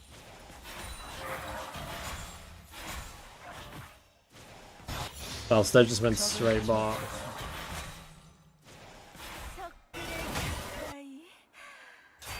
What's he got? Oh no, he's full build. Bro, he's got Vamp Scepter refill. Meanwhile, I'm on tier Darksteel. Uh-oh. Oh, this is not good. I mean, if I play really aggro here, he might just like assume I have Xin Zhao behind me. He's gonna try... I'm just dead, maybe. Okay, I think he does assume that I've got Xin Zhao behind me, because I was like posturing really aggressively. Oh fuck. Okay, I'm dead. Ah, the classic support gank from topside. Damn. Did not see that one coming. My bad.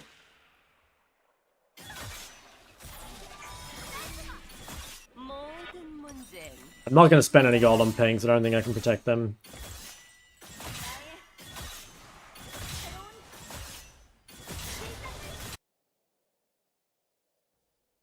A Hung Day guy? Nope.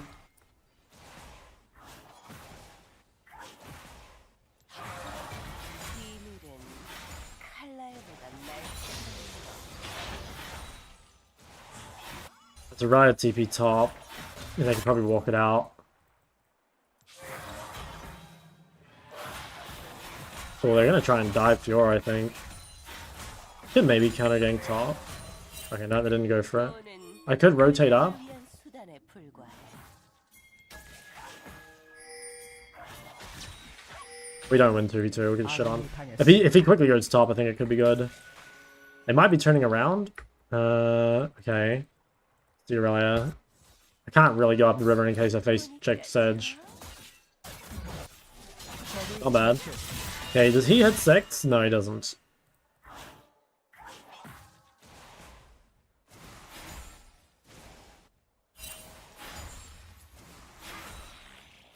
저런 미개한 생물 크다. Okay, Sedge is top. I'm one creep from 6. I don't know where Aurelia is. Like, she could be top.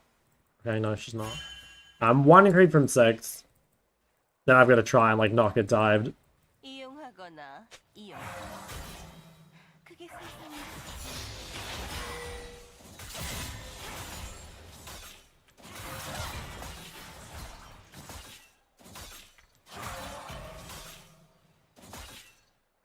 I want to try hold this wave here, I think.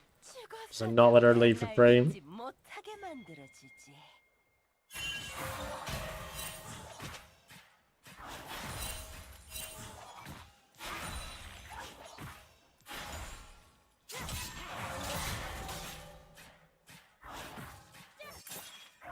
Okay. The thing is, I might have to start pushing out. I don't want to freeze forever and just like let her get a free base. I think we'll start pushing and like make her come back. I think she's committed to the reset. I don't know for sure. Okay, never mind. Fuck.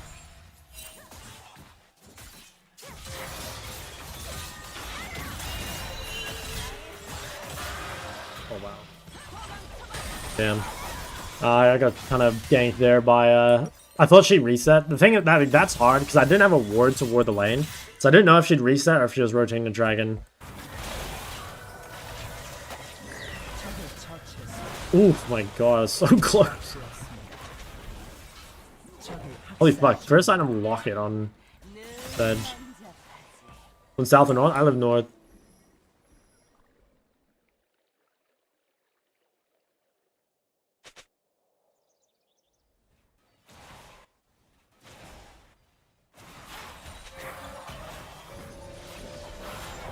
Damn, I couldn't quite rage.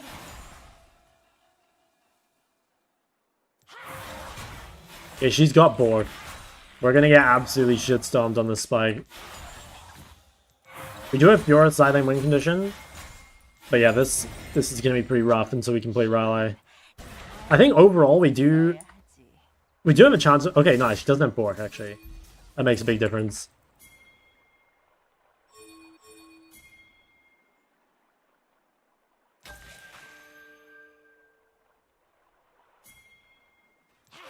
I think if I save W, and we can win this fight, and then if I can have Raleigh by the time she has Bork, I think we're in an okay spot.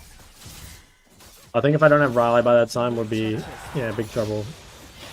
Okay, they've got to really be careful bot side. Oh wow, okay, they're actually fighting. Can we win this? I don't know, Sedge is so fucking strong.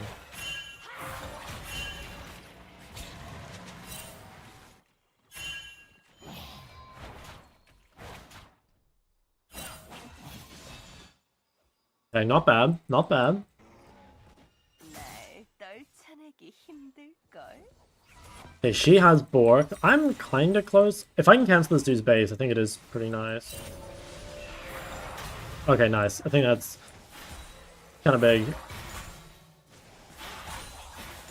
At least now, yeah, she's kind of stuck. If I can keep her here just a little bit longer. Could maybe rotate. I think we could. This should be good. Aurelia's really far.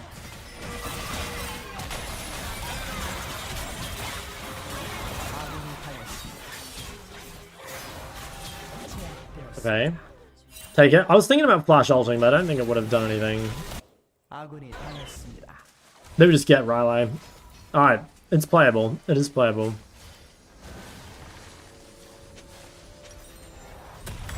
Better TP here. Maybe I should go Seraph before Leandry. I've got to be very careful. If I walk bot here, I might face check Aurelia. Not sure where she is.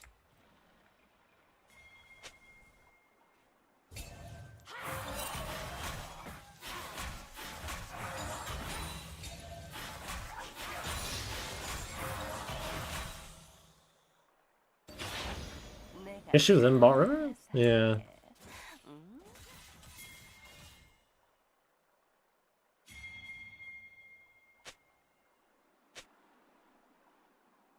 Okay. Oh yeah, I think we can kill her here. She's gonna walk up. She's gonna feel confident this stage, maybe.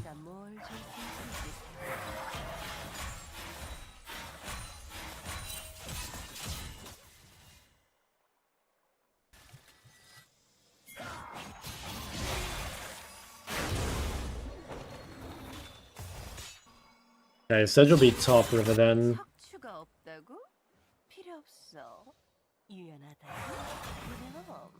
Rough. Maybe we can dive bot. I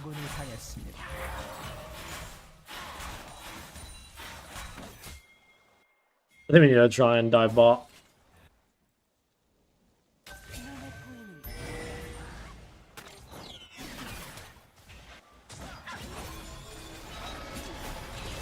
Yeah, they TP'd. Yeah, really, I got so much money.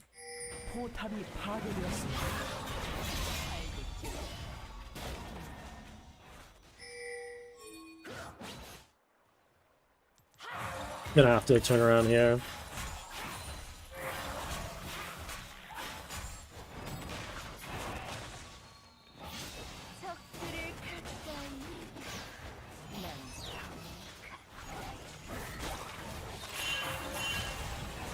Are we really going? I guess so. I couldn't just sit there and AE the dragon because I didn't have any. I don't have any mana.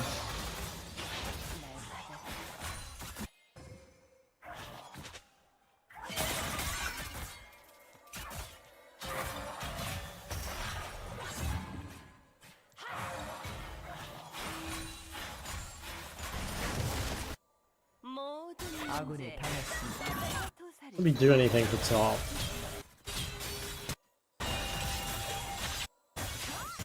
Yeah, that was really close.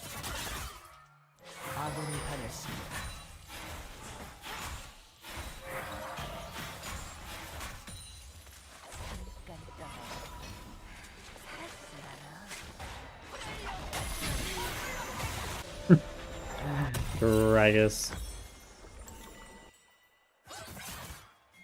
Can we fight bot side? Oh boy. I need to try and not give any plays to Glenn.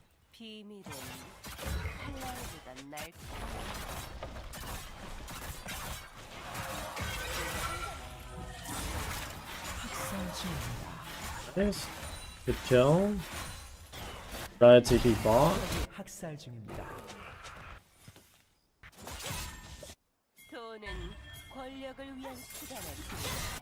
Maybe go on Sedge. I think winnable.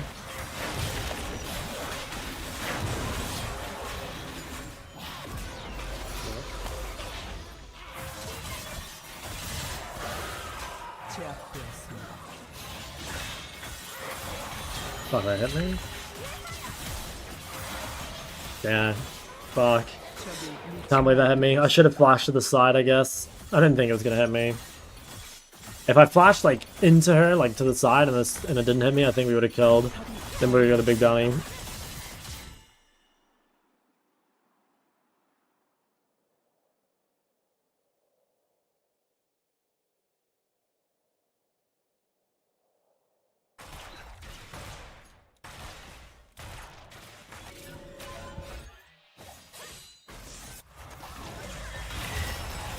Oh my god, nice.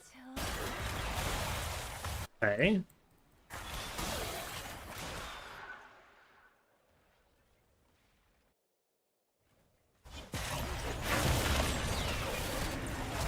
적을 도저히 막을 수 없습니다.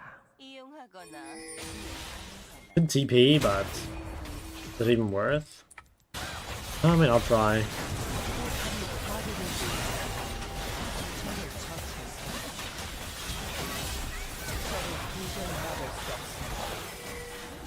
더블킬.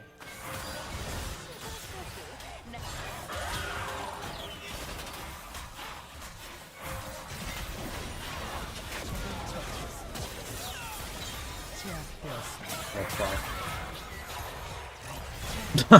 Lotion. That was just some interesting lotion mechanics.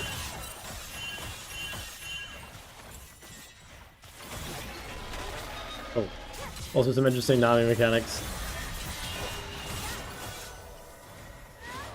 Damn. It's actually really smart, I think, by Rye to do that. Like, give the huge bounty to Nami. Because, like, if you know you're gonna die at some point, which, like, she probably will, like, why not just give it to the support?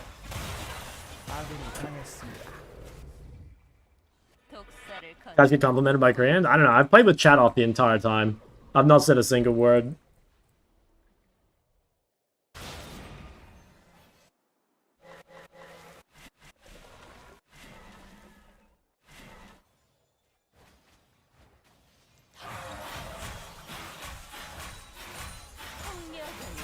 늘 난잡하지.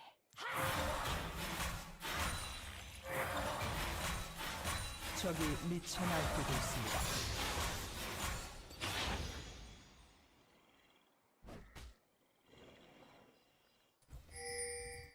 조심해. 나 물어.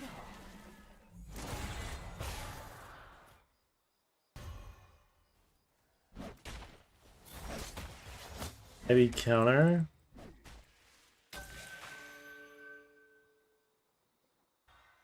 힘은 잘 계산해서 써야 하지.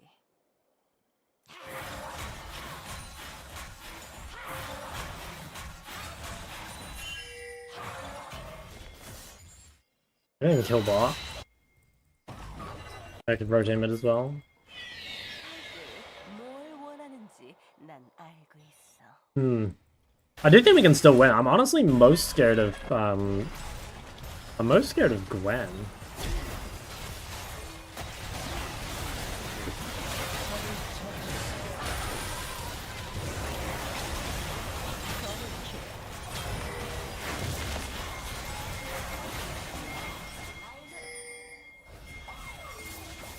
You're low. I think it's chaseable.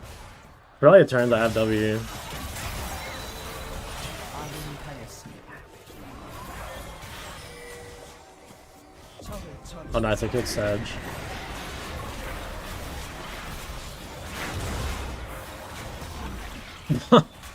Holy shit, the greatest game. Dude, Sedge died so that she could give it Relay the way out. 내 관심을 필요로 하는 곳이 있다. Yeah, Gwen is so scary.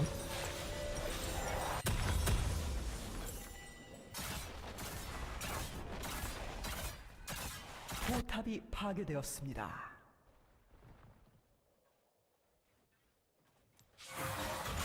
수많은 전쟁. He has Hullbreaker.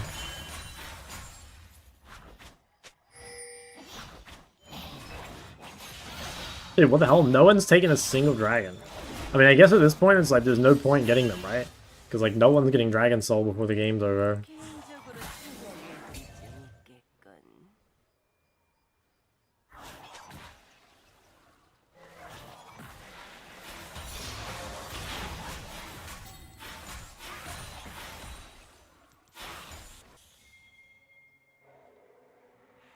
간절히 원하는 게 있어. Maybe flank mid. 원하게 만들어줘. Might walk into Sedge here. 적을 도저히 막을 수 없습니다. Nami might have given up. 포탑이 파괴되었습니다.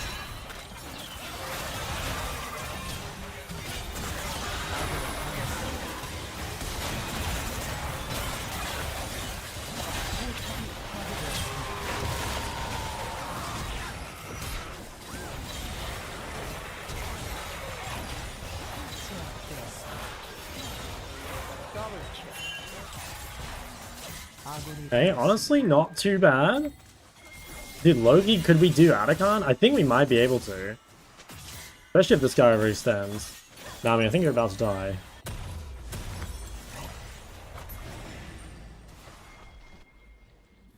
Could we just go there and do it? I don't know. I don't think we'd do it in time. You know, I ran to Chall and Cassier. Maybe. I really want to do other roles, though. No, I guess we can't do it. I almost wonder if it's better to go Bloodletter instead of Leandry.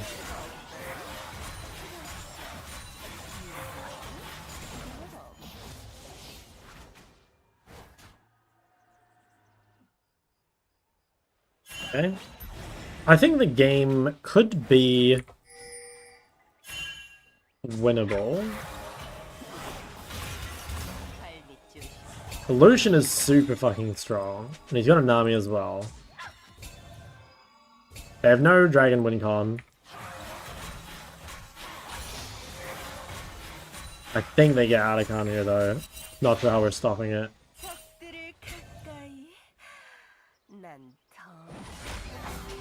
Pretty low. Maybe Zuniga can just steal? Oof, damn.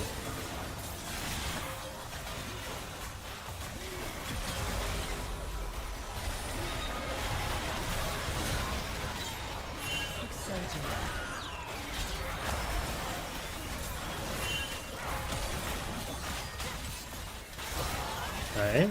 Honestly, I think we take those. Get Leandry out of it.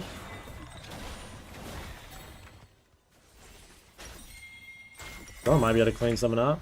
There's a massive bounty on Aurelia if they can somehow kill her.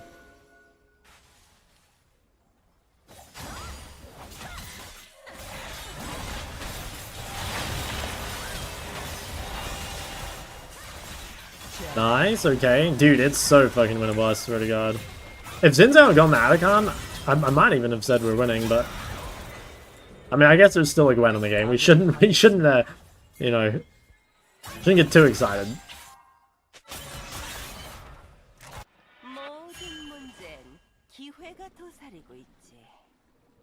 You think it's weird to refer to Nami as my fish wife? Nah. Nami's a good choice. I could do worse.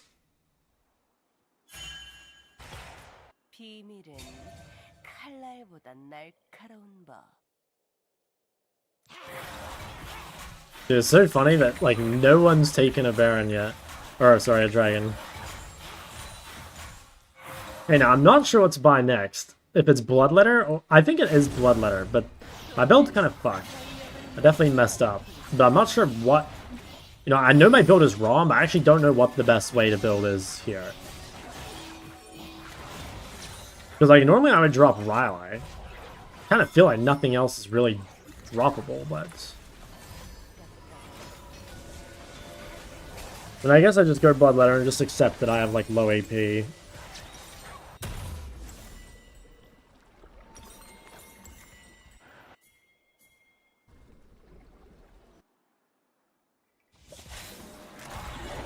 I can keep Aurelia off Illusion, I think we can win.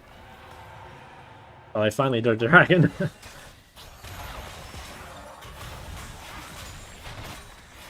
Damn, Lucian's just soloing Gragas. Okay, they might try dive me bot with Sedge.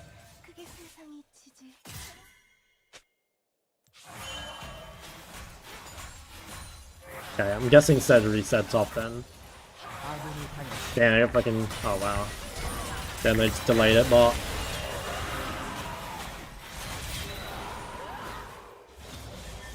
I wonder if Sedge was resetting and then cancelled once she saw Gwen get the kill. I'm not sure.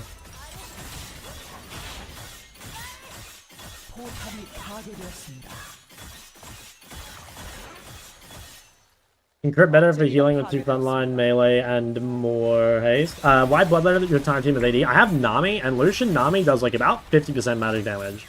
So like there's a lot of magic damage on my team. If you ever look at like the Lucian Nami damage distribution post-game, it's It's like surprisingly magical. 당했습니다. 포탑이 Guess we lost. 파괴되었습니다. Fuck, I don't know how to build here. I think I actually can't buy Rylai's. I don't know though, Rylai's got so much value, but 파괴되었습니다. I think I have no choice. 날 잊지 못하게 만들어. Seems like it could be chaseable. 적을 처치했습니다. There's just too many items I need and not enough time to get them. Alright, we gotta try to do a Baron. If we can get a Baron, like, the game might actually be okay. 독사를 건드리면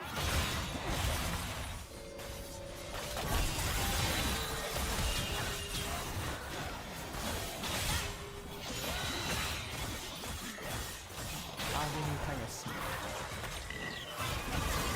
Alright. I'll vote yes then.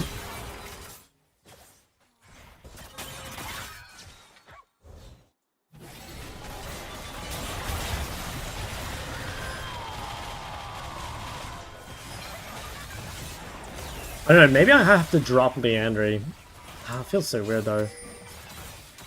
Or maybe I just drop Seraph. Still in the tier. I think that actually is the play. Tier, Rylai, Leandry, Bloodletter, I think.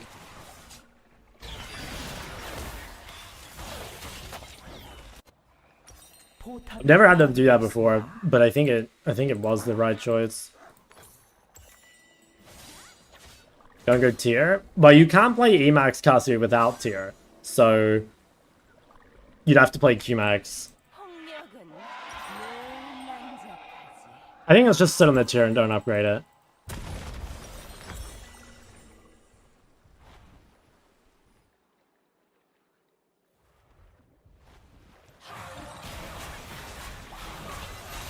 Qmax is really good most games. Yeah, it is good most games, but I definitely don't think it's good this game. Like, Qmax into, like, a 4 melee comp, it's just gonna be worse than in this build.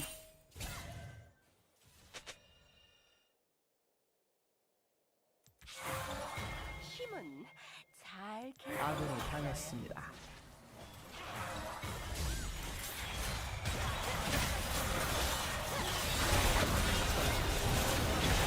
I'm just getting bounced around.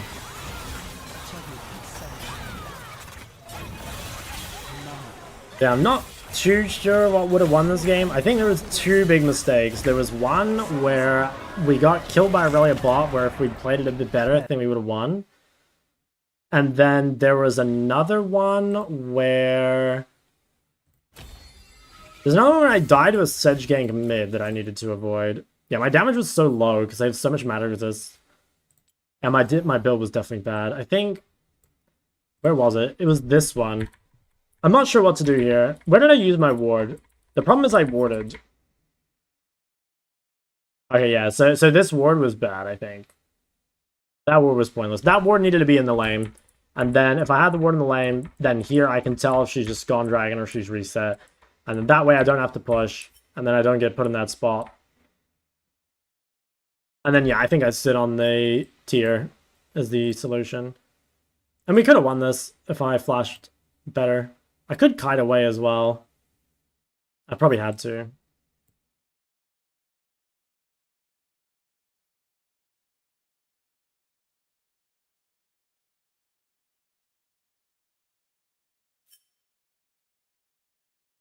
I don't know. I guess it's tier. I have to buy Rylai. I can't live against Aurelia without it. So it's tier Rylai, like, guaranteed. And then I guess it's, yeah, it's just like Leandry Butler. I mean, I would have had them in a reasonable amount of time if I didn't buy the Seraphs. I think the Seraphs was just kind of a waste. Didn't really do much for me. I think this game was honestly really winnable. I think if I had used my ward better, and if I played this fight better, and built better, I think we would have won. So I honestly wasn't that close to winning. Or sorry, to lose. Well, whatever. You know what I mean.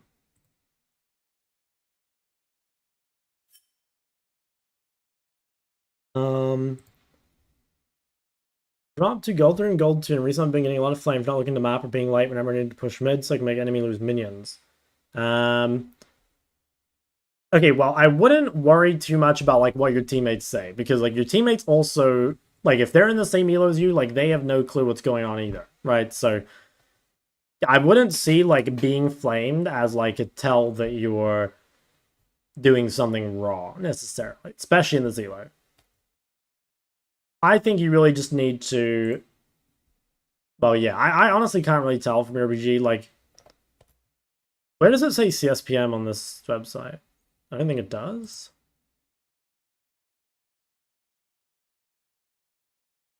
.4. Yeah, like, okay, given that you have like a reasonable KDA and like reasonable CS, that probably just means that either your laning phase sucks or your team fighting sucks. Like, it's just one of those things that you're either like way too passive in lane or you're just like way too passive in fights, probably. But I can't actually tell, you know, like, I can't tell from your RPG, I'm afraid. Like, most of the builds and stuff look good, so it's obviously not a, it's not an easily diagnosable RPG problem. You've really just gotta either like watch VODs and see what you're doing differently, or like watch RE guys and again like see what you're doing differently. Watch the, if specifically you're struggling like when to rotate fights, then you need to watch the, you know, watch my unranked to challenger on RE and like try and pay attention to like when I rotate and when I don't.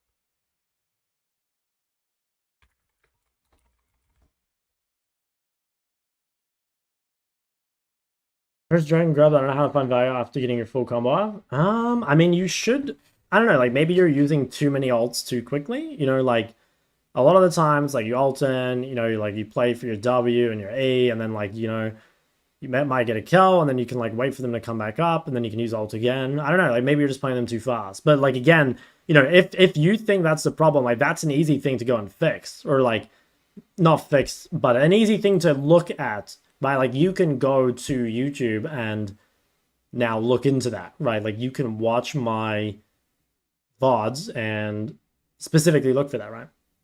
Thoughts on Ash mid? It used to be pretty good. I think now the build might be fucked, so like maybe it sucks, but at least used to be really good.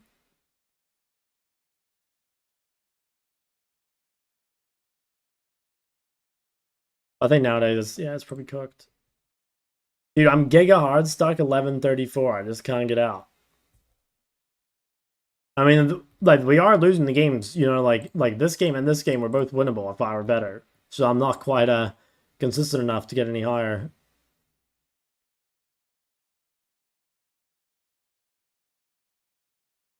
In that box? Ah, it's empty.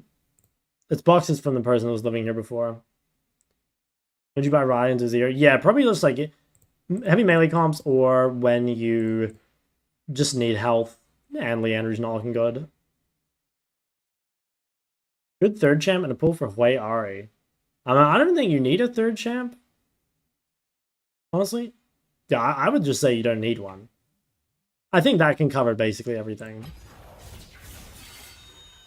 Should we finish this video? North America with a shockingly healthy scene for the early 2000s until the developers started releasing sequels that changed the gameplay in fundamental ways that led to a slow march down from the top. Melee was also one of the biggest esports across the mid and late 2000s until publisher Nintendo stopped letting TOs stream matches for competition. We've seen tournament organizers themselves go under, like MLG. We've seen devs screw over competitive scenes like Blizzard with StarCraft. We've seen esports organizations fly too close to the sun and fall from grace on their own. The history of esports is littered with passionate fans playing great competitive games and building up hugely popular communities before some third party fails, breaking a link in the chain and causing everything to come tumbling down. Traditional sports don't have this problem, of course. In something like baseball, the league, the developer of the game, the broadcast team, the orgs, they're all a part of the same entity of Major League Baseball. There is no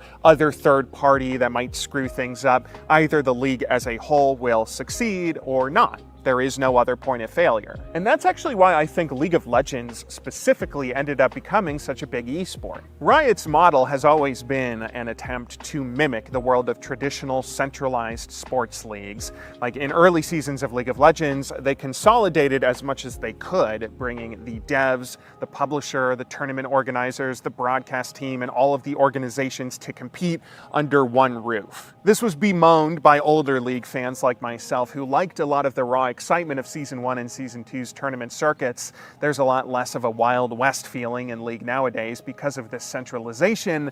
But it is hard to deny this centralized structure has brought a ton of stability and growth. Yeah, you can I do know think, for certain in the League of Legends Riot, esports. At least, I'm not sure about now, but at least at some point, Riot did just have like the best esports system in the world. You know, like all these leagues feeding into like one, you know, or two, I guess, giant tournaments, MSI and Worlds. Now, I think there's definitely like things we're missing, maybe, right? Like, I think you could say that Dota had like more international competition or whatever, which, yeah, I think it's cool. But I still think Riot overall did a better job. I think a lot of changes Riot have made were honestly just like too slow. You know, like I think Fearless Draft is really good. I think Fearless Draft should have happened like a very long time ago, you know? Or they really should have worked on like actually balancing the game so that like you didn't see the same champs patch after patch. Because I think it's like, you know, like doesn't matter what meta it is, you know, it gets boring quickly. And I think Riot, despite being one of the better teams at balancing games, they're still too slow. And Fearless Draft is like a band-aid solution to that, which, yeah, I mean, it's better. It's better than nothing. I am surprised it took so long, though. Fearless doesn't matter until game 4 and 5. Nah, that's not true. Fearless even matters from game 2, right? I think there's a lot of like dynamics that change, right? Because sometimes it'll be like, okay, there'll be like an OP champ, but it's not OP enough to get banned in the first 3 or whatever, right? And then you have like another champ that's a response to it. So if after game 1 those champs are gone, like now you're going to see different champs in game number 2. And it's true that you're not going to see like really weird stuff until game 5, but it really prevents you from seeing like the same matchup over and over and over, you know, because it's definitely, I mean, it was pretty common. In fact, I remember Faker playing 5 games of Galio versus like Misfits or whatever. And like, dude, even seeing 1 game of Faker playing Galio was sad, right? Because even though he's really good at Galio, it's like, dude, it's Faker. Like, you want to see him play something crazy. And instead, you just saw him play 5 games of Galio in a row, you know? Scene that Riot, the publisher, isn't going to ruin things by not letting Riot, the TO, stream pro matches. There is no dev releasing League of Legends 2 or a tournament that can't find broadcast talent or any other point of failure across these lines that League will ever have to worry about. Centralization has brought so much stability to League's esports scene. It is what made investors feel comfortable injecting millions of dollars into esports, even though organizations had no path to profitability whatsoever. It's what allowed for explosive growth, what gave us such big and exciting worlds. For better or worse, it has grown the esports popularity to pretty absurd degrees. But of course, there was one third party in this ecosystem that Riot could not centralize, which was Twitter. Twitter is what esports is all about, okay. After all. Grassroots. There's just no way Twitter is the reason why League esports is failing. Like, okay, I will wait until I see the take, but I don't see it, man. Like, I think Riot have shot themselves in the foot many, many times. And I also think that, like, esports in general is kind of, like, on a downturn. And I think that is, like, both too much money, meaning players, like, don't stream, essentially. And then also, you know, just, like, things that have happened globally, right? Community interaction between fans and players. And I think that's why esports never really left Twitter. Even today, roster moves and patch note discussions and team announcements break on this site before any other. The biggest discussion threads on other websites, including other social media like Reddit, normally starts with just some link to a tweet announcement. Of course, you can try to get some news from these other sites and still follow esports in some capacity. Riot has always hosted an official space, lolesports.com, that keeps up to date with various things. But if you use these other sites, you're kind of missing out on something. Firstly, you're missing out just because you're getting secondhand information rather than being able to get news directly from the source, since 99% of League news still breaks on Twitter these days. But more importantly, It's also just not as fun to follow these other websites. Like, sure, I can go to the LoL esports page and see a boring plain text list of all the teams participating in the. That is true, but I don't know. Has that changed? Like, okay, I am like 1000% sure that Twitter is like pretty dog shit compared to what it was before, but I don't know. Isn't it like kind of the same? You know what I mean? Isn't it like kind of the same? You know, if you're going to Twitter to like get your news or whatever, isn't it just the same? I mean, unless you're just like not using Twitter at all, and then you're saying like, yeah, I don't know, like you're not using Twitter at all, and then so you're saying that like less people are on the website altogether, and then that is what makes it worse. I don't know.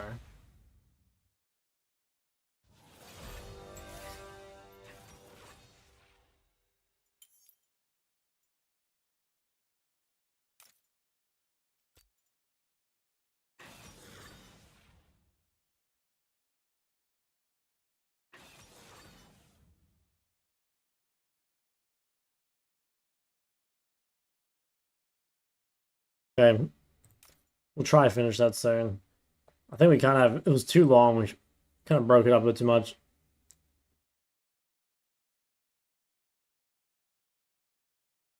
Bell's Min.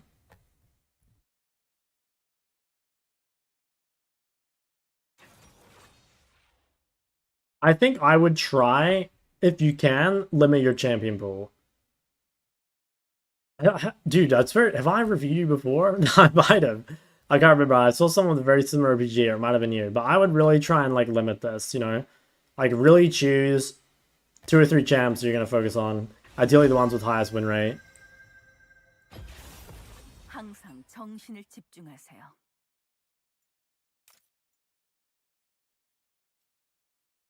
You get so bored? Well, then you can, like, play on a Smurf, right? Like, I mean, it's up to you, because obviously, like, you know, you're here to have fun. But if you do want to climb, it will be easier playing your best champs. And, like, yeah, maybe you should have a Smurf or whatever. But I think that would make the biggest difference to your climbing. I guess, like, if you only wanted a gameplay takeaway, your deaths are pretty high overall.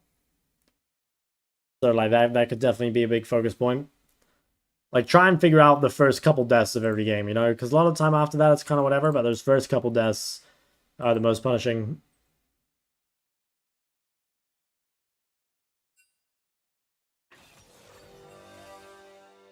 No one cares about League, just make tournaments where the best teams play against each other.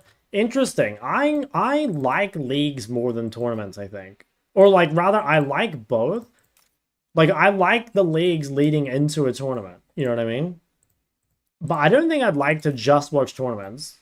And I don't think I'd like to just watch leagues.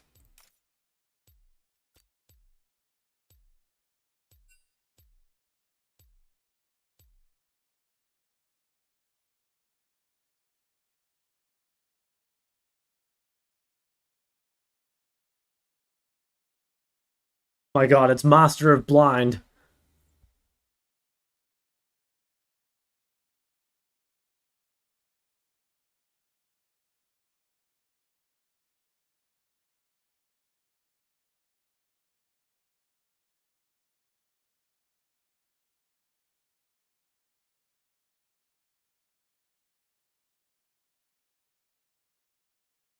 Most times no one wants to watch low tube teams play, which happens a lot.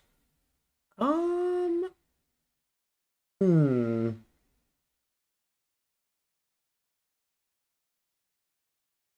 Yeah, I don't know. That is like kind of true. But I don't think it's completely true. Like, would Lost Returns still get views if you put them in LEC? Right? Because I think if you put Lost Returns in LEC, they're probably middle of the pack, right? Or like maybe bot 4 or something? I don't know. Hard to say. I mean, like, obviously they get better if they play in LEC, right? So it's like kind of hard to say. But, you know, presumably Lost Returns would not be like a heavy hitter in LEC. And I still think people would watch them, don't you think? 생성까지 30초 남았습니다. They're a content team with personalities. Right. So like you have to find a way to make people care about the players. And so like that all comes back to like the streaming thing. And I do think that, yeah, I mean, I guess like you could argue that that's independent of like tournaments or whatever, right? Like, I'm not saying that like leagues is a solution, but I do think like leagues, you know, again, it gives you like that storyline like over a longer period of time, but it has to be combined with like the players doing stuff, right? I think the key to everything is like players streaming. I genuinely think it's the most important thing. I don't think it's like the skill. I don't think it's like any leagues or any of those things. It's literally just the overall like popularity, I guess, of the individual players. And I believe that mostly comes from streaming.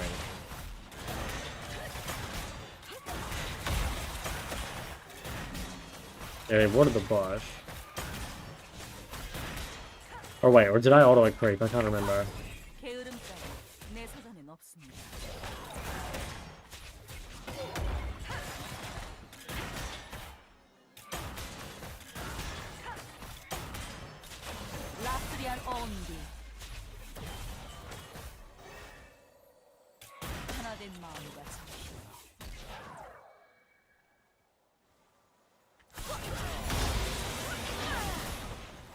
Yeah, I was hoping you'd better run in, but it's a bit too far. I don't think we get Eve ganked early.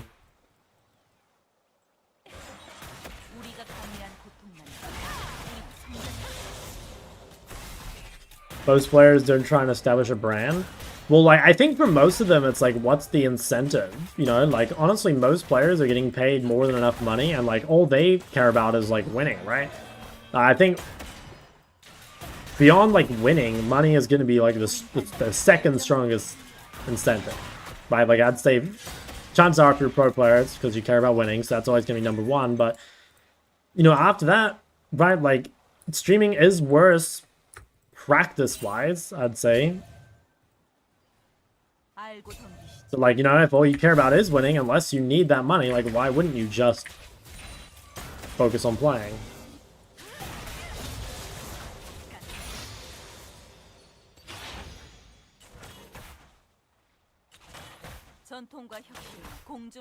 Yeah, after you reach rank 1, create someone try to get you back to per league.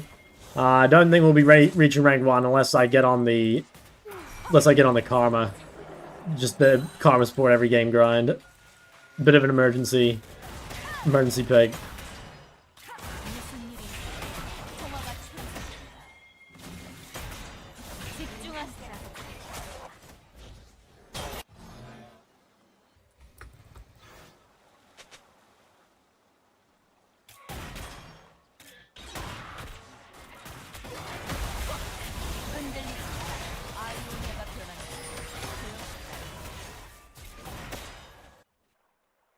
What the fuck?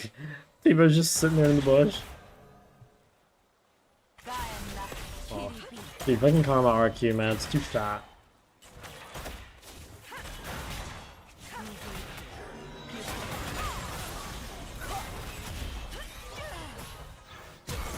Ooh. Yeah, I thought he was gonna do that too. I'm surprised she dodged it though. I'm not sure I would have dodged it even though I knew it was coming. I guess that's a low ping gap.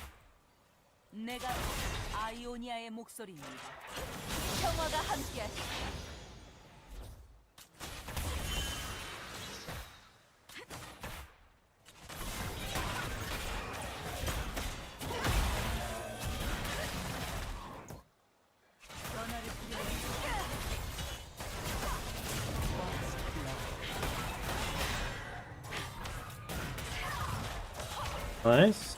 That's pretty good.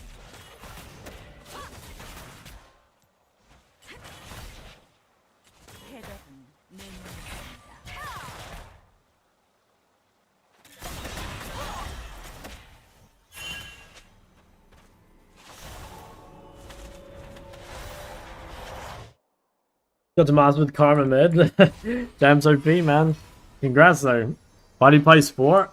Well, I've been losing almost every game on AD, so I started queuing mid.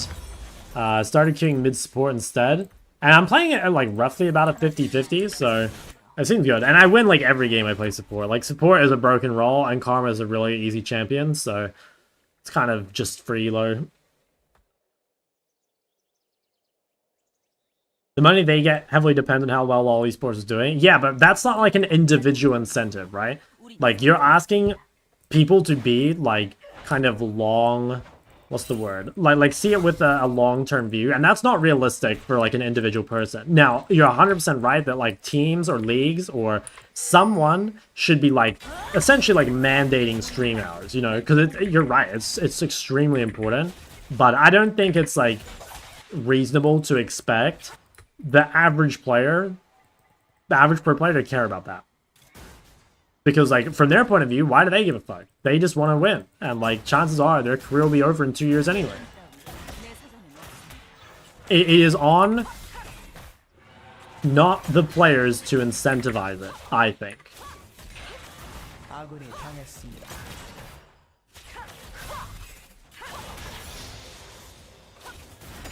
Because from a player point of view, you are only putting yourself at a disadvantage compared to other players. That's why it has to come from outside.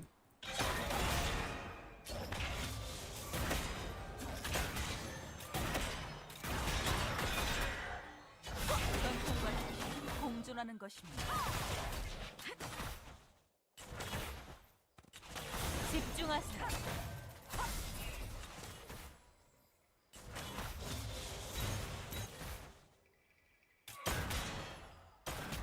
I can't speak for CSGO, it's not a game I play or watch, but in every other game I've seen, like pro players just stream all the time, right?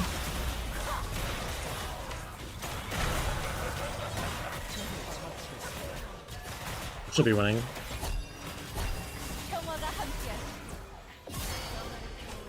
Like, Apex, all the pro players stream.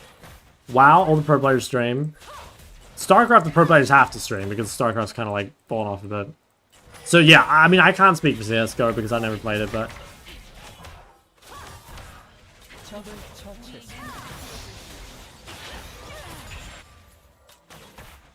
Be smart because they can pivot into content creation. Yeah, I mean, the thing is though, like, not everyone wants to be a content creator, right? Like, I'd actually say the average pro player does not want to be a content creator, right? Like, these are probably people that are more or less, like, you know, they're kind of, they're not, I don't know if outgoing is not the right word, but you know what I mean? Like, a lot of these people, they just like playing games, you know? Like, they don't want to be in front of the camera, and they don't want to have to, like, talk and be entertaining. You know, obviously not everyone, right? Like, there are definitely players who have gone on to become content creators, and, you know, like, I think there are a lot of people that do think about that, but I definitely don't think it's, like, you know, just everyone wants to be a creator.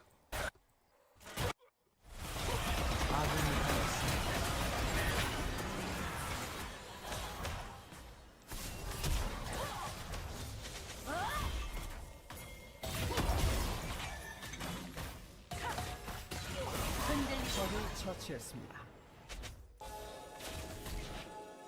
우리가 감내한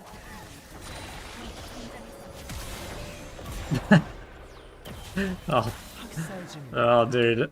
Support role, man. It's just so giga broken.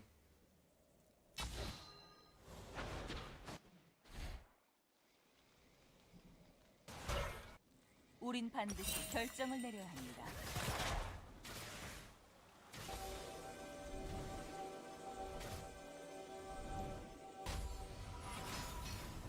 When you're in pro play, did you enjoy content creating and streaming, or was it better to just focus?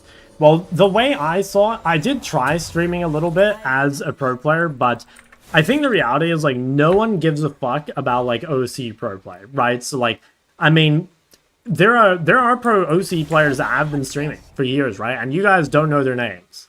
And that's because, like, it's pretty much a waste of time, honestly, if you're OC. It's not like, you know, LEC or NA, where there's, like, enough of an existing player base, or fan base, I guess, that you could just stream and, like, immediately get some viewers. Like, you're just gonna be, like, a 20 viewer streamer, and, like, you know, the chance of being discovered when you have 20 viewers is next to zero, right? So for me, it was just like, I kind of thought I'd want to do something like content creation related after streaming. Or sorry, after pro play. But I kind of realized that, like, yeah, it was just going to be, like, pointless to do anything as a pro player. Queuing sport? I'm queuing mid-sport. 변화를 두려워해선 안 돼요.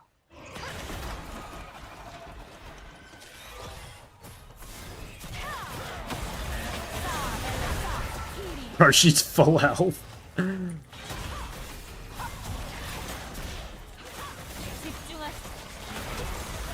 I think she's dead.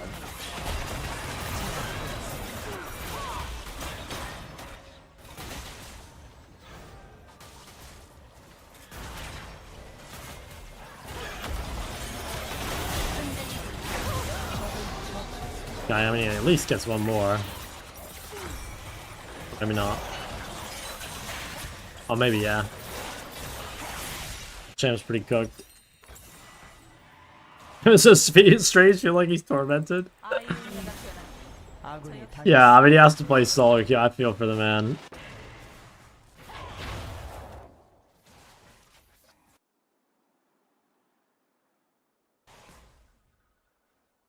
Dude, with Pro Battle Nemesis, keep watching their streams. They're really good. I wouldn't call them entertaining. Yeah. Yeah, I don't know. I mean, it depends. You know, like, I think, I don't watch Pro Belter, but I think, you know, Nemesis has, like, that dry sense of humor that can be pretty funny sometimes. But, like, you're right. Like, are they, like who would be, like, a pro player turned content creator would be someone like Sneaky, right? Like, I think Sneaky's pretty funny. Or, like, I'm a Cutie Pie. Actually, I'm a Cutie Pie is, like, the perfect example. That guy's fucking, you know, he's very much like an entertainer. What does that guy even do these days, by the way? Like, does he still stream?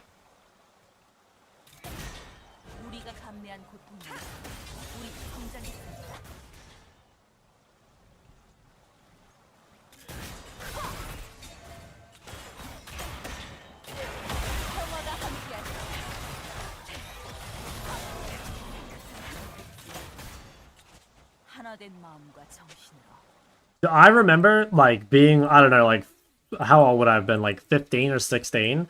And, like, literally coming home from school every day and, like, going to YouTube and loading up I'm a Cutie Pie and just, like, watching his latest video, you know?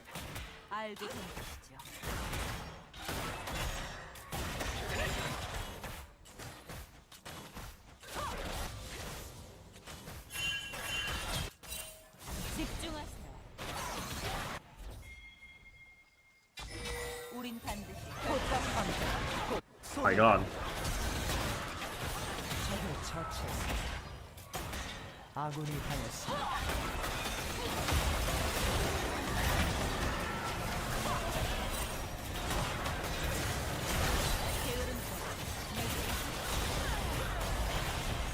I'm just fucking faster than him. Dude, we got some pussies on this team though, what the hell?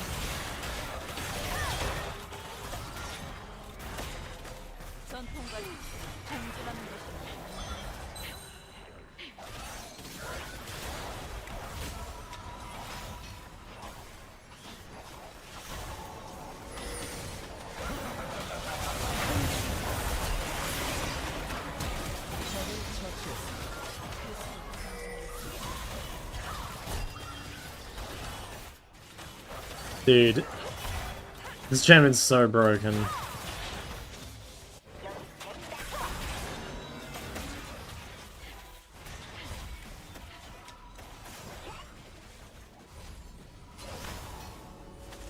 that from GP? I mean, I guess he just wanted to stop the bases and then, like, add the damage for the Eve kill, right? Damn, there's some cringe champs in this game, not gonna lie.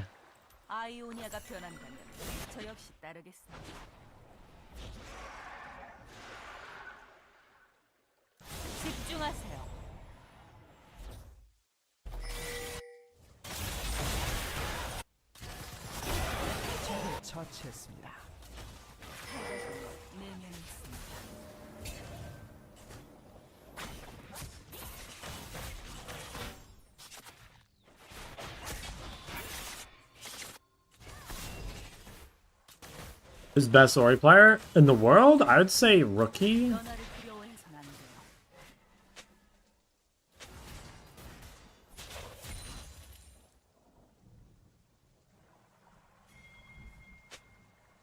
Who said Dopa? Really? I would not have said Dopa's in the conversation.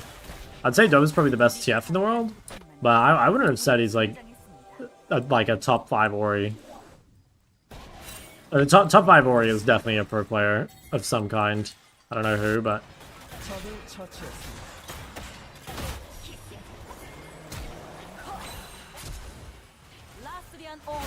can't reach him. Fuck. Rolled. I couldn't reach. If he ran to the wall, maybe I could have saved him. That was my bad though. I was very out of position.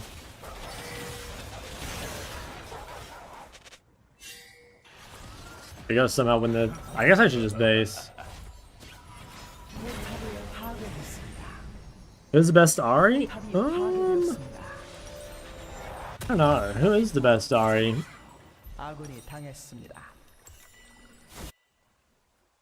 Trying to think, like, Knight's Ahri's really good. Baker's Ahri's really good. I mean, honestly, I feel like there's so many good Ahris. I mean, it's just a champ that's really easy to, like, do well on, right?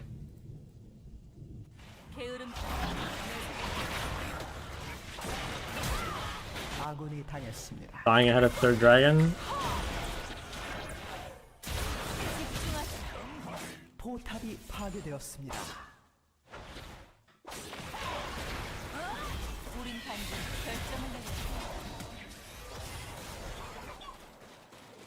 If they get third dragon, I think this game might be over. Yeah, I don't know how the fuck we're losing. Like, we won bot lane so hard.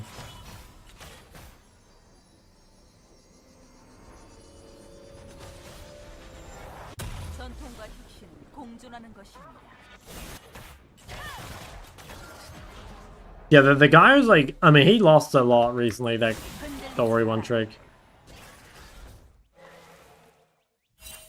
I had him on my team earlier, like yesterday.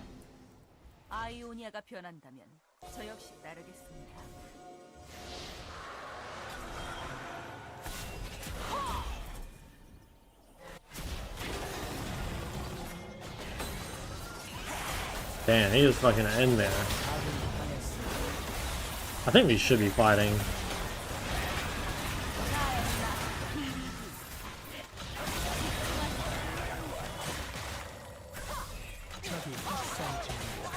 Yeah, I think this game might be fucked.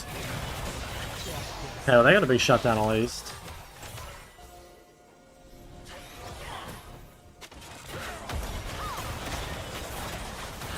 I feel like our topside just fucking sucks.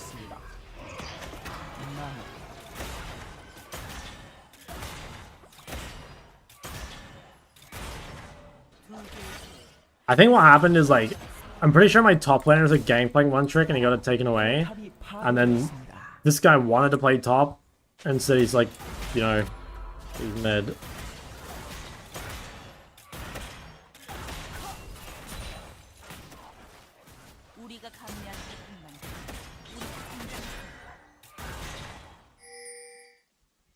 I think we can still win, but actually, I don't know, can we? No, I actually don't think we can.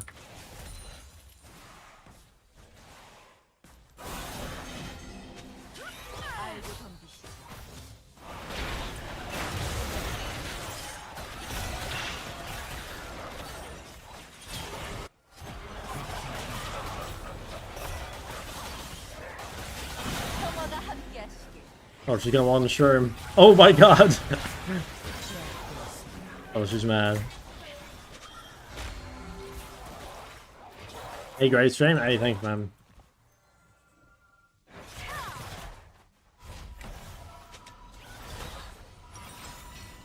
Is this ever doable?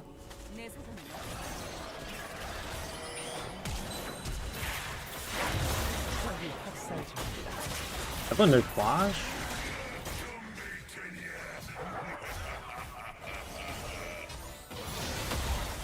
Wow, that was weird.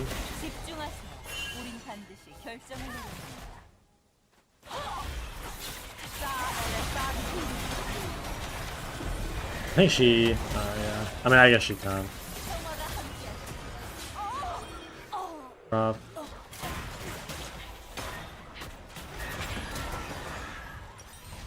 Just getting run over.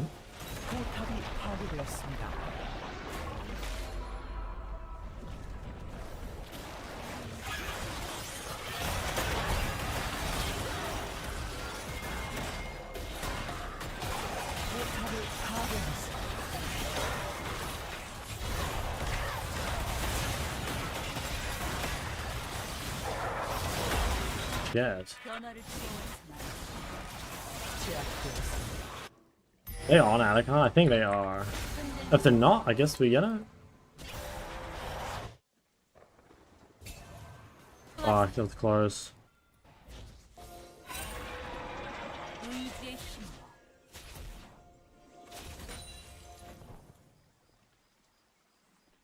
흔들리지 말아요.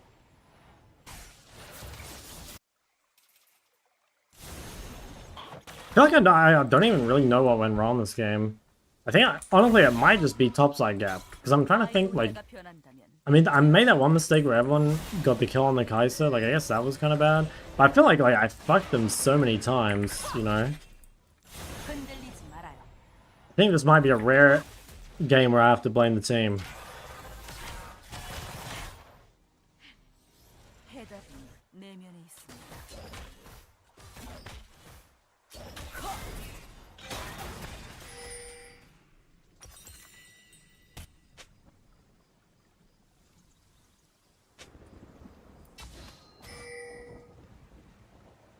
전통과 혁신은 공존하는 것입니다.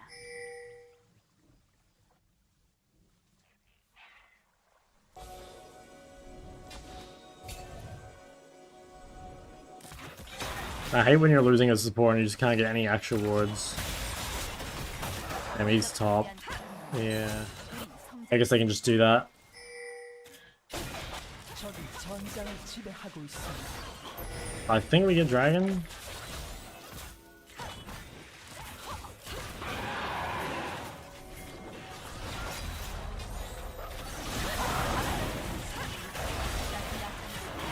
This is a winnable fight, I think. Oh, never mind. Holy fuck. Alright, well. I think it's a matchmaking gap.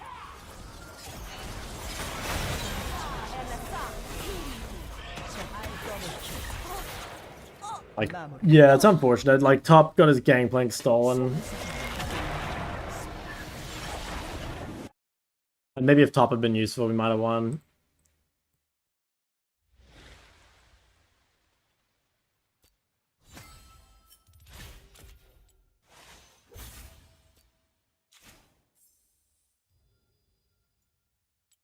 Play against Faker? No, I haven't. Not this year. Last year.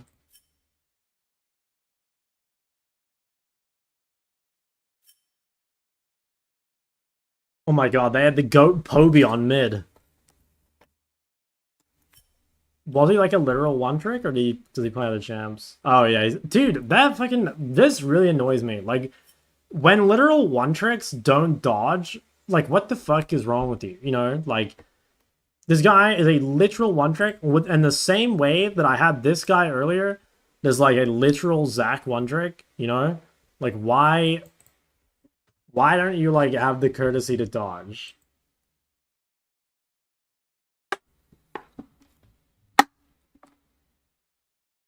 You know, like, it's literally a free loss. They just can't play their champs at this level, which is fine, right? But then they just have to dodge.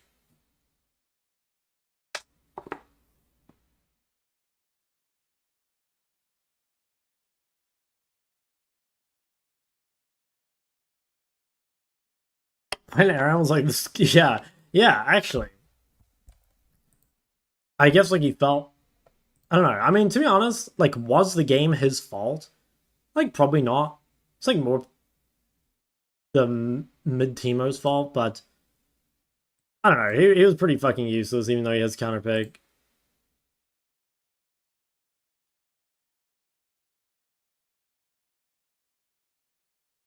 Yeah, this is the GOAT Poby.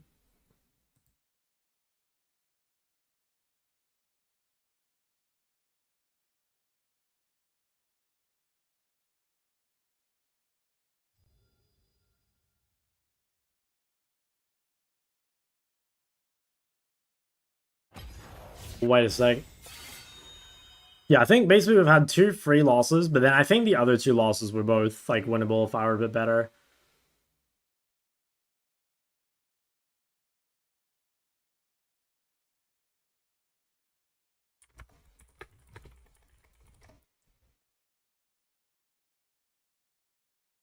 Like, what do you do at 2 p.m. tomorrow? I will be in the mid lane academy coaching.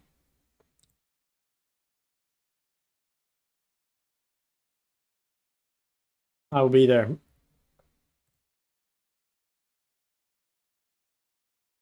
I never go to the toilet? I don't know. Let's go like before the stream. Yeah, I don't know.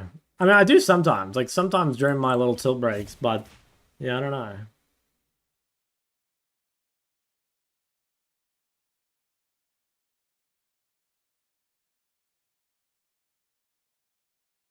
Coaching you? Oh, damn. Okay. Okay.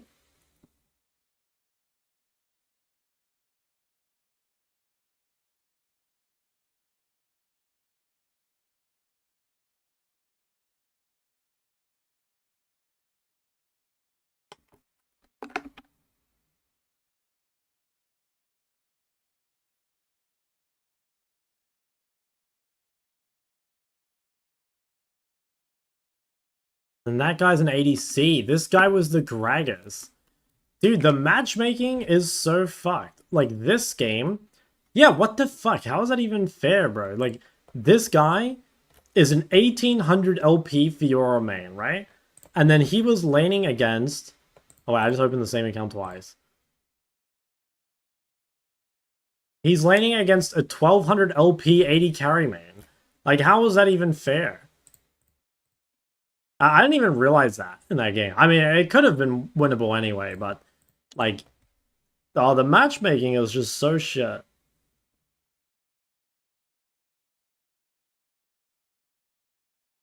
Alright, it's probably droppable. How do I get Challenger? Okay, you're pretty damn close.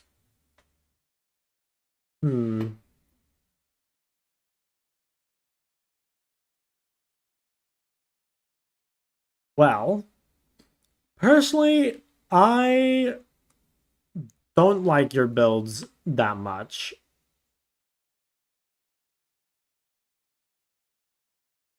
I think you can drop Scorch. I don't think, like... I think it's so rare that that's ever going to turn it into anything.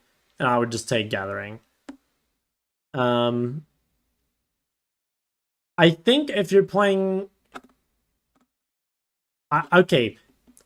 This is a hard one. I'm not totally sure. I think it might be better to run...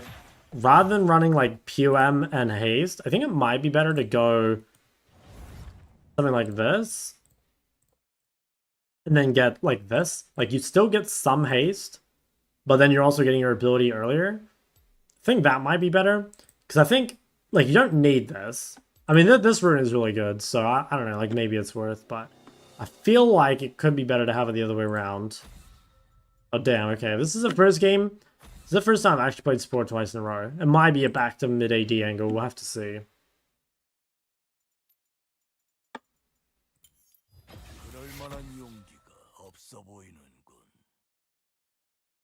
Going out to the raids, I've been convenience store maxing.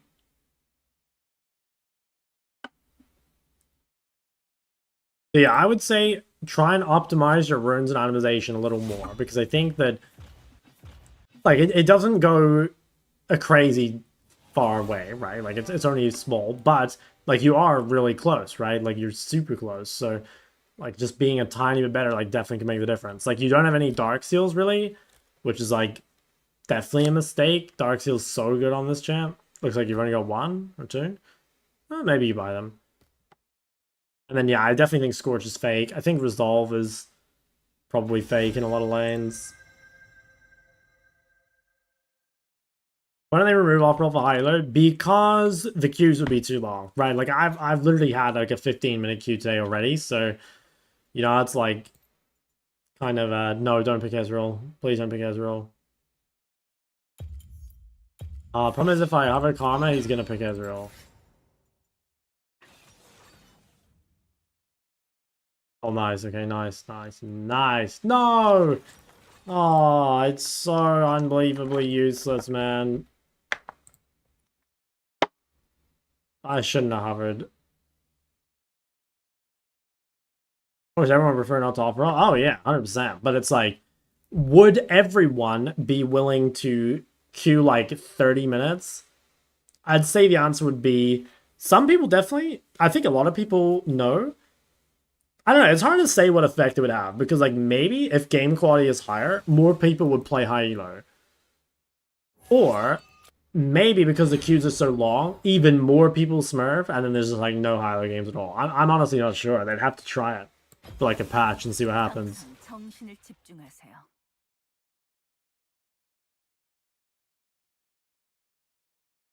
I don't know. I think there's a big difference though between like I don't know. I mean, how do you? Because like these guys, I mean, this guy wasn't even off roll, right? And same with the Jace. Like this guy wasn't off roll either. And like, there's really nothing you can do about this, right? Because like, you know, that guy is a top laner, and that guy is a 1700 LP jungler. You know, it's like you can't just like ban one tricks. I'm in lane with any blind. Yeah, I think you can. You can rush tier 2 boots, and you've got really good gang set up. Okay, well, I have to see if I keep getting support, because I definitely don't want to play support. I mean, I guess I've played 4 mid games, and this is my 3rd support game. Yeah, actually, I guess it's fine.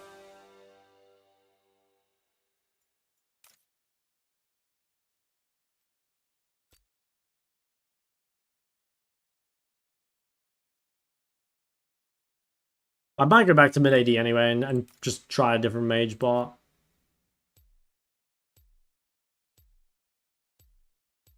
Pretty good Silas pick. Oh, I can't believe he picked Ezreal. Upsetting.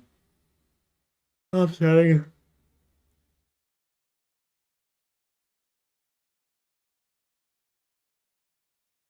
Damn, they really putting me in these piss-load GM lobbies now. Stop falling off.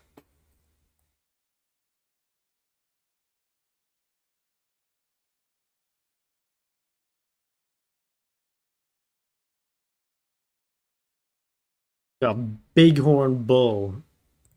Who's bighorn bull? That's not anyone. That's just a 600 LP, no, 600 game, 560 LP player. That's not good.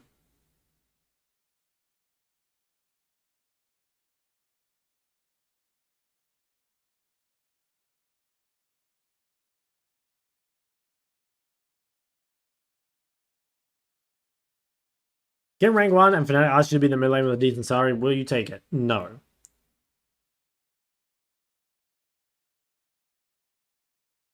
I don't think so. I don't think I can be a good pro player anymore. I don't know. I mean, if you get rank 1, like, you're probably a good player, so maybe that's not true, but I don't know. I just don't see myself having the passion anymore. You know what I mean? Like, I could not put in the amount of effort I used to. And it's not even because, like, the game has gotten worse or anything. It's literally just, like, I'm kind of tired of League. You know, not tired in the sense of, like, oh, fuck this game. Like, you know, I need to be out right now. But it's more just like, dude, I've played this game for 10 years. Like, could I now start playing pro again with, like, the amount of, like, work that requires after how much I've already put in? Like, dude, I don't think I have it in me at all. 환영합니다.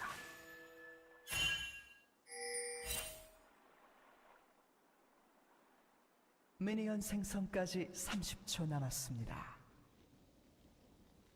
I think, like, maybe if it were just, like, competitive and not solo queue, I think I could maybe do it. But, like, solo queue is, like, so important, right? It's not like you can just not play solo queue.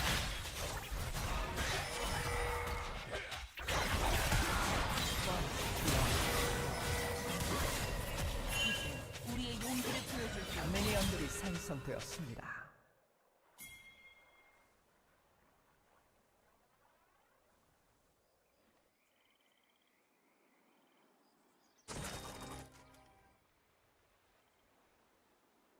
두 개의 길, 그 사이로 전진하겠습니다.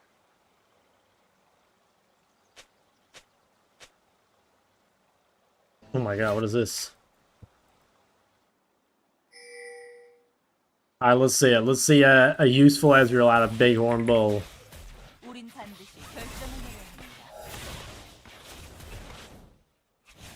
Gotta be really careful. Like, I have no E and my bone plating's on cooldown.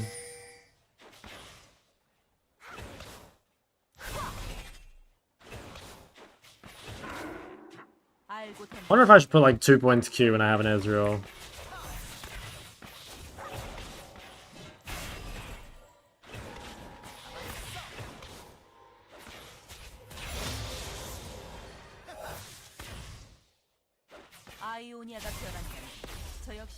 I didn't get his bone punning either.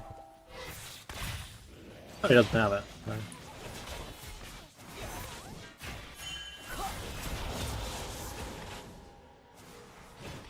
That's an Ezreal hater. Well, if you look at my win rate, like, I have a super low win rate with Ezreal compared to other 80 carries.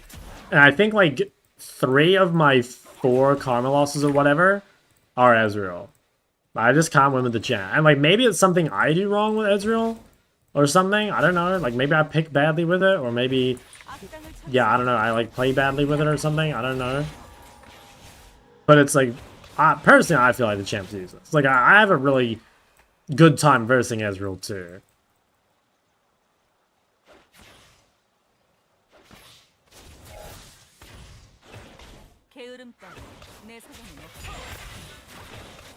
It could also be that I'm honestly just like too low elo to get like the really good Ezreals. You know what I mean? Like the pro players on Ezreal, basically. Playing to save level 1. There is a no backseating rule. If you violate again, I might have to do a timeout.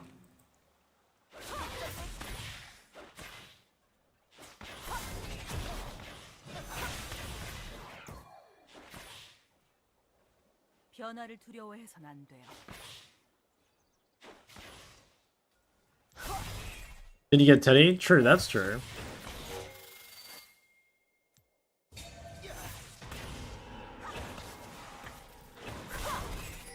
Not backseating, you said you're not sure why?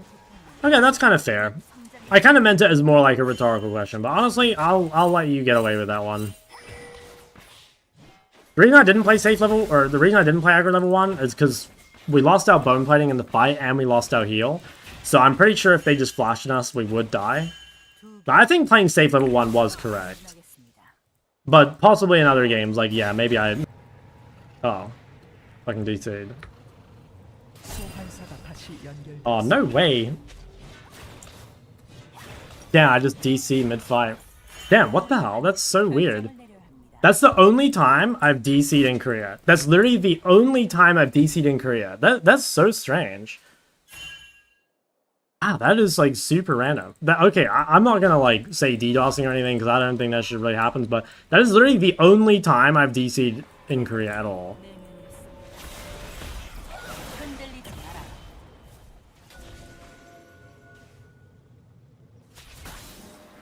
Super weird.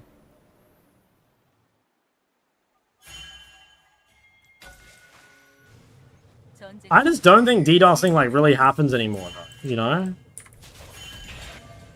At least that kill... yeah, Nautilus just, like, running the map now. It's so depressing. It's like, I'm pretty sure we live there, and then, like, they have no sums. Fuck, I think we lost the game. Oh, it's a real tilter. Alright, well, let's see. Maybe we can get lucky. Not having 3 KP, though, is kind of crazy.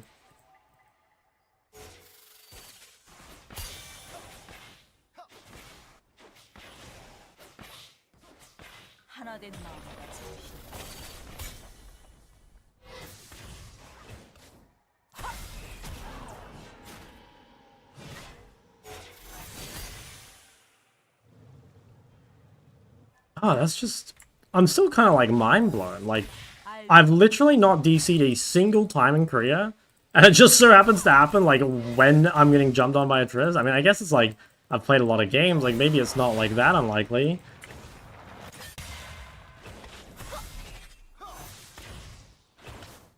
전통과 혁신은 공존하는 것입니다.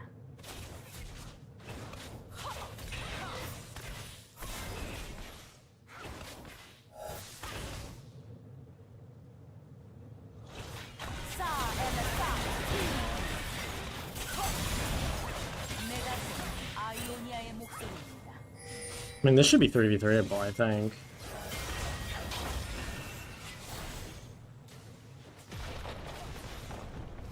Damn, it's a shame. I can't even really, like, blame Ezreal for this game, because I'm the one who's fucked the game. 게으름 따위 내 사정.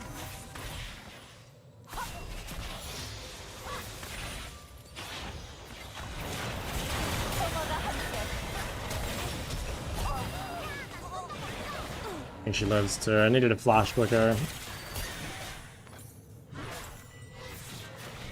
It's such a shame. Like, you should never lose lane with Ezreal Karma. 우리가 감내한 고통만 우린 성장했습니다.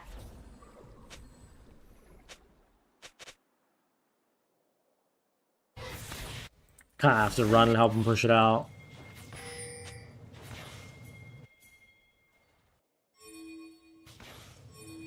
변화를 두려워해선 안 돼요.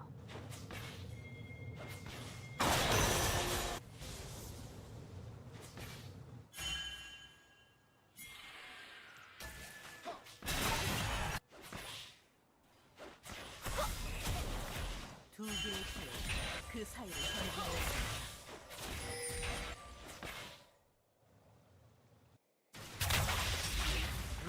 Yeah, I'm like so behind on everything. Yeah, I don't know, the sup gap is just crazy. Fuck. 우린 반드시 결정을 Kind of do think it was like all from that DC too. Like, yeah, I don't know.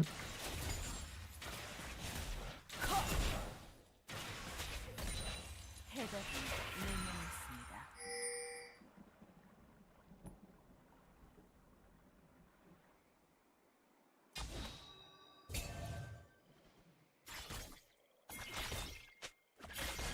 라스리안 어음입니다.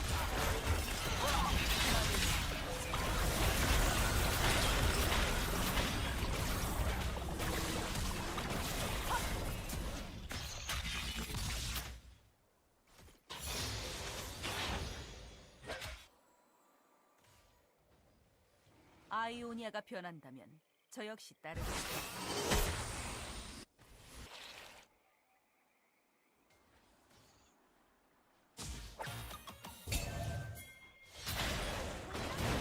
Be whenever I think. Oh my god, nice.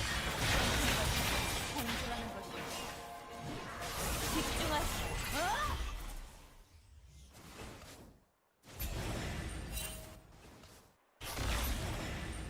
Holy shit, he got some distance on that E. 게으름 따위 내 사정엔 없습니다. Inky, thanks for Prime. Whenever we'll fight, I mean, Pantheon? Nah, not really. 알고 덤비시죠.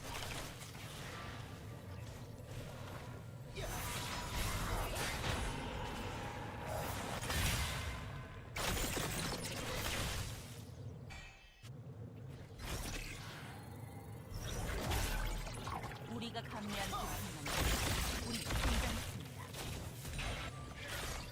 아군이 당했습니다. Fuck. I think we have like 3 losing lanes, losing jungle right now. And honestly, a lot of it is just because like Nautilus won mid and jungle, so...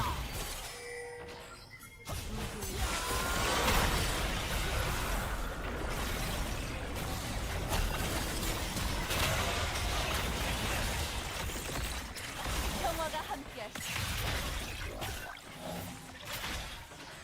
Yeah, I'm just fucking useless. 무슨 일이 있어? 평화가 최우선이다.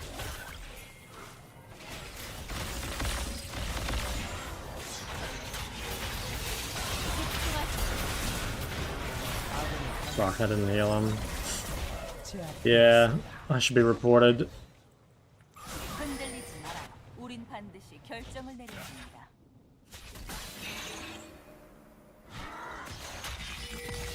평화가 함께하시길.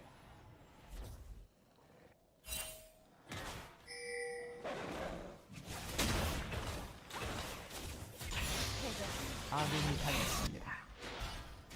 제압되었습니다.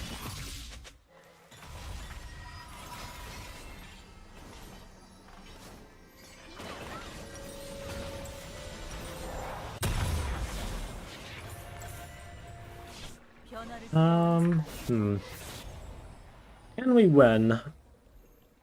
Yeah, probably. If we get lucky.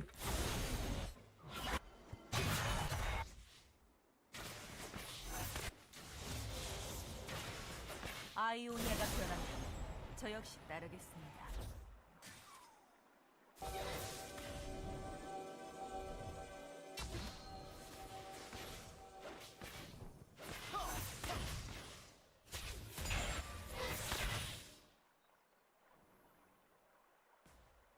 하나된 마음과 정신으로.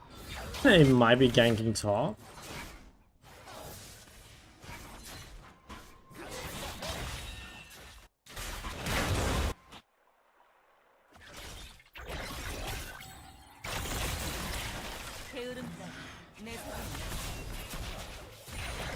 Good time Tetris mid. That's really good into Galio especially, but honestly, like Trisman is pretty playable almost always. It's only got a few like really bad matchups. Pretty common, like I saw Trisman EU like all the time.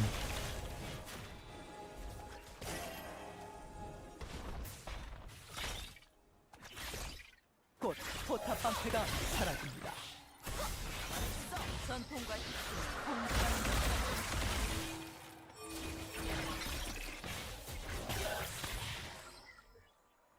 I don't know if I can really walk bot. Kind of hard, like just having Pantheon top side, like he just needed to leave. Top type on. What do you think of Rise? Apparently it's really good. I've yet to see it. I haven't played against it or anything, but I've heard that it's really good. 포탑이 파괴되었습니다. 우린 반드시 결정을 내려야 합니다. How is my go typone?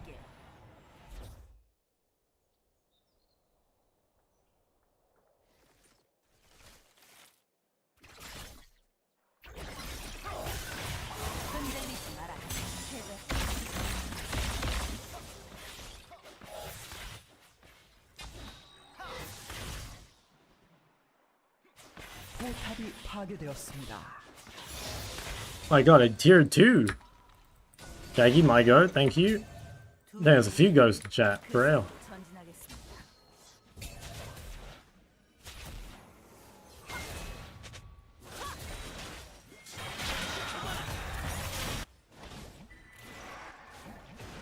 Yeah, I really gotta try and like not check out of this game. I think it is winnable if like we just get like a little lucky. It's so tempting because the game has been so tilting.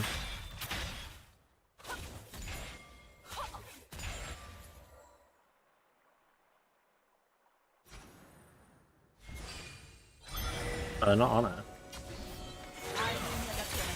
Well, I don't know if we want to start this, fellas. I mean, let's see. Might be winnable. Oh, Yarn doesn't have 4. I don't know. Yeah. I'm pretty sure Aatrox is just gonna absolutely fuck us here. Hey, I mean, honestly, really good start. Okay. Yeah, I mean, actually pretty fucking good. Whoa.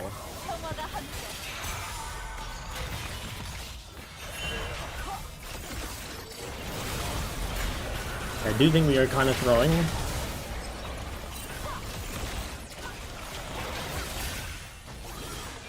I can bait someone onto me here.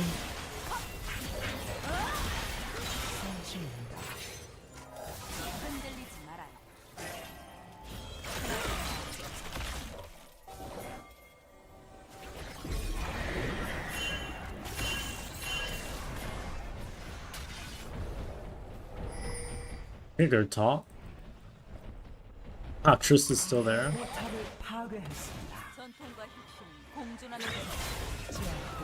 Got money! Can we beat Aatrox? I don't think we can. Oh damn, they died mid. I don't know what happened. Shit, he drifting. 아군이 당했습니다.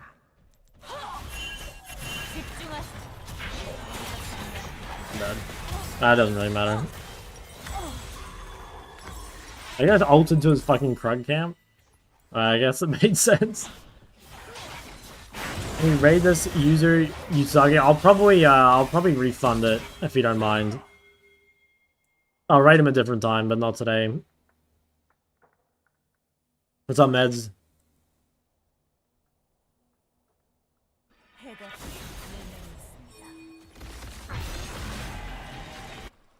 Alright, James. I've been queuing mid support today because I was winning so much on Karma, and then I've been losing so much on AD carry.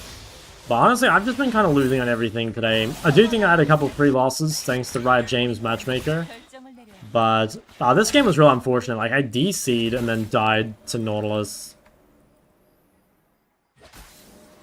Which definitely fucked the game a lot. But it might be winnable still.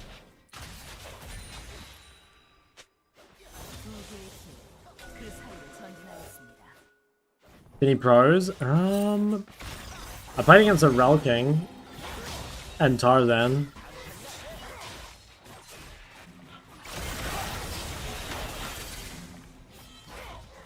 I think a Rel King match is probably the highlight.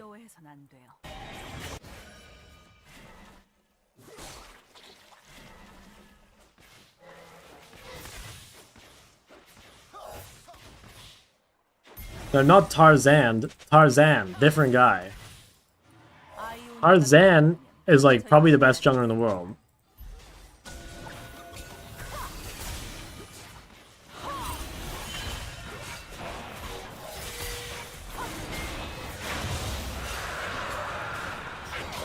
I mean, they used a lot on us. I mean, a lot of people are just hitting me and not hitting my team.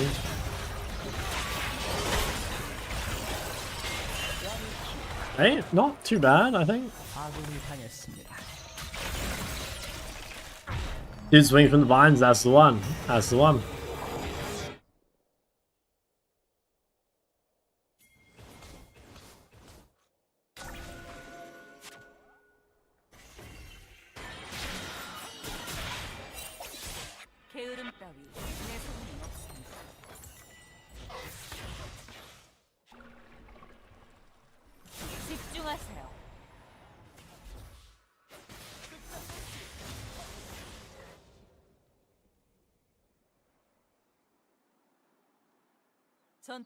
Will you uncheck compatibility? I think it's somewhere in the like right-click properties, and then it's in there somewhere, right?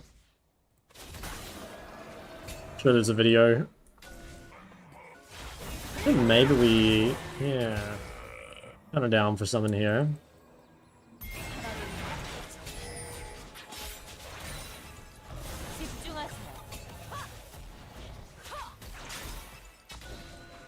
Victor's bot. Are we just gonna do this?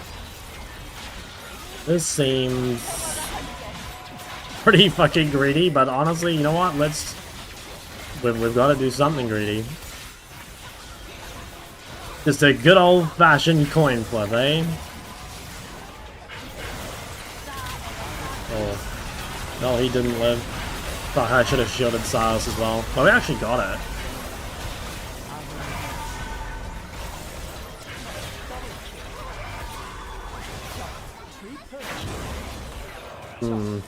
Does look pretty fucking Jover.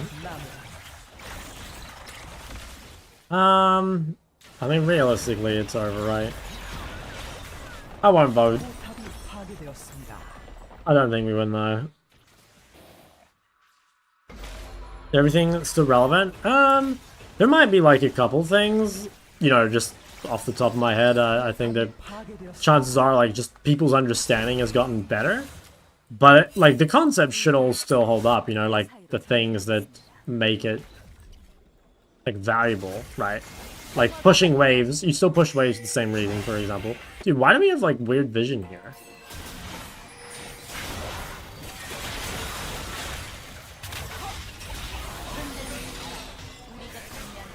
Yeah, maybe take the portals?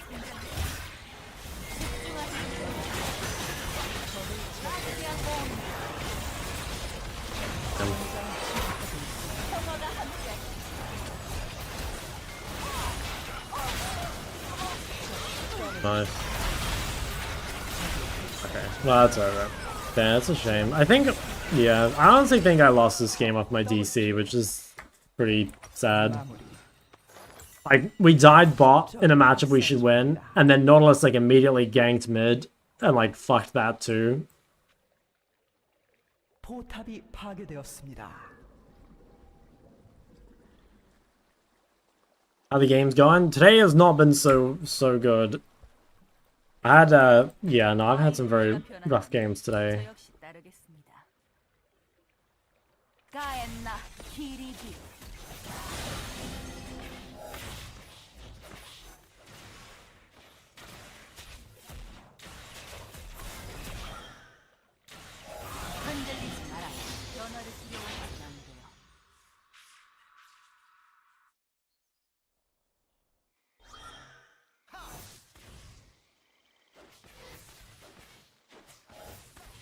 I kind of just want to FF, honestly. I don't know. Like, it's like 1% winnable, so it's like, is it really worth playing that? I kind of think no.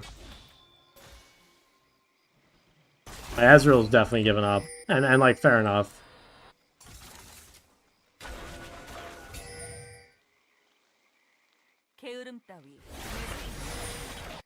I'm gonna save him.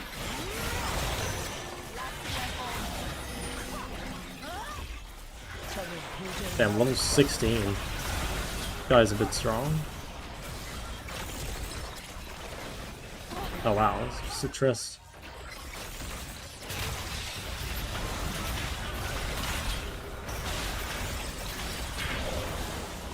Yeah, no, it's over.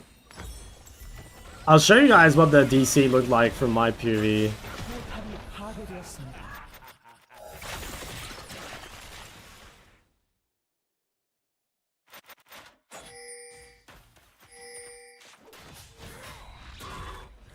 We can start off like 4,300 low master. That was depressing, to say the least.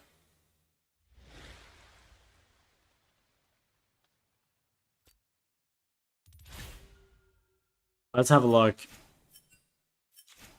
The thing, like, right here, life's going pretty good. Look at this. What are the chances, man? Like, okay, hits the hook. We have bone fighting, so we should be able to live. And then I just DC. Dude, like, what are the chances of that?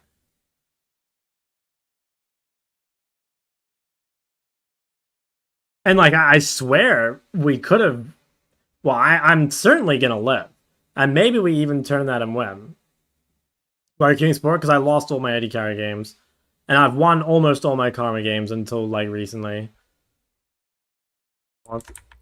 That's a big tilter, man. I do need to not hover Karma, though. I mean, I can't blame Ezreal for this game, but my win rate with Ezreal is abysmal. Tired of queuing mid? No, I'm queuing mid primary, man. I'm queuing mid support. Look. Mid support. And, yeah, I mean, it seems fine. I've played 4 games of mid and then 3 games of support. Like, it's fair balance.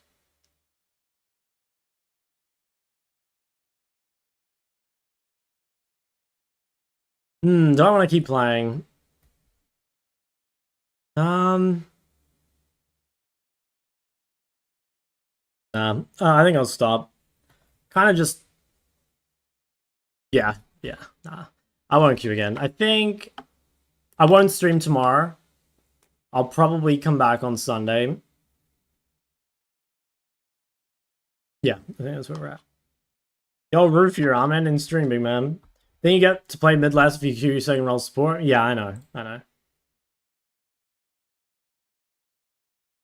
I gotta make sure to refund this guy's points.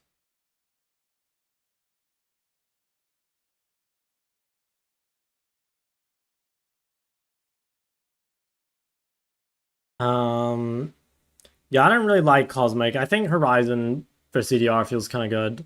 Or, yeah, pen builds. I don't really like Storm Surge that much either, but I think Shadow Flame's kind of good.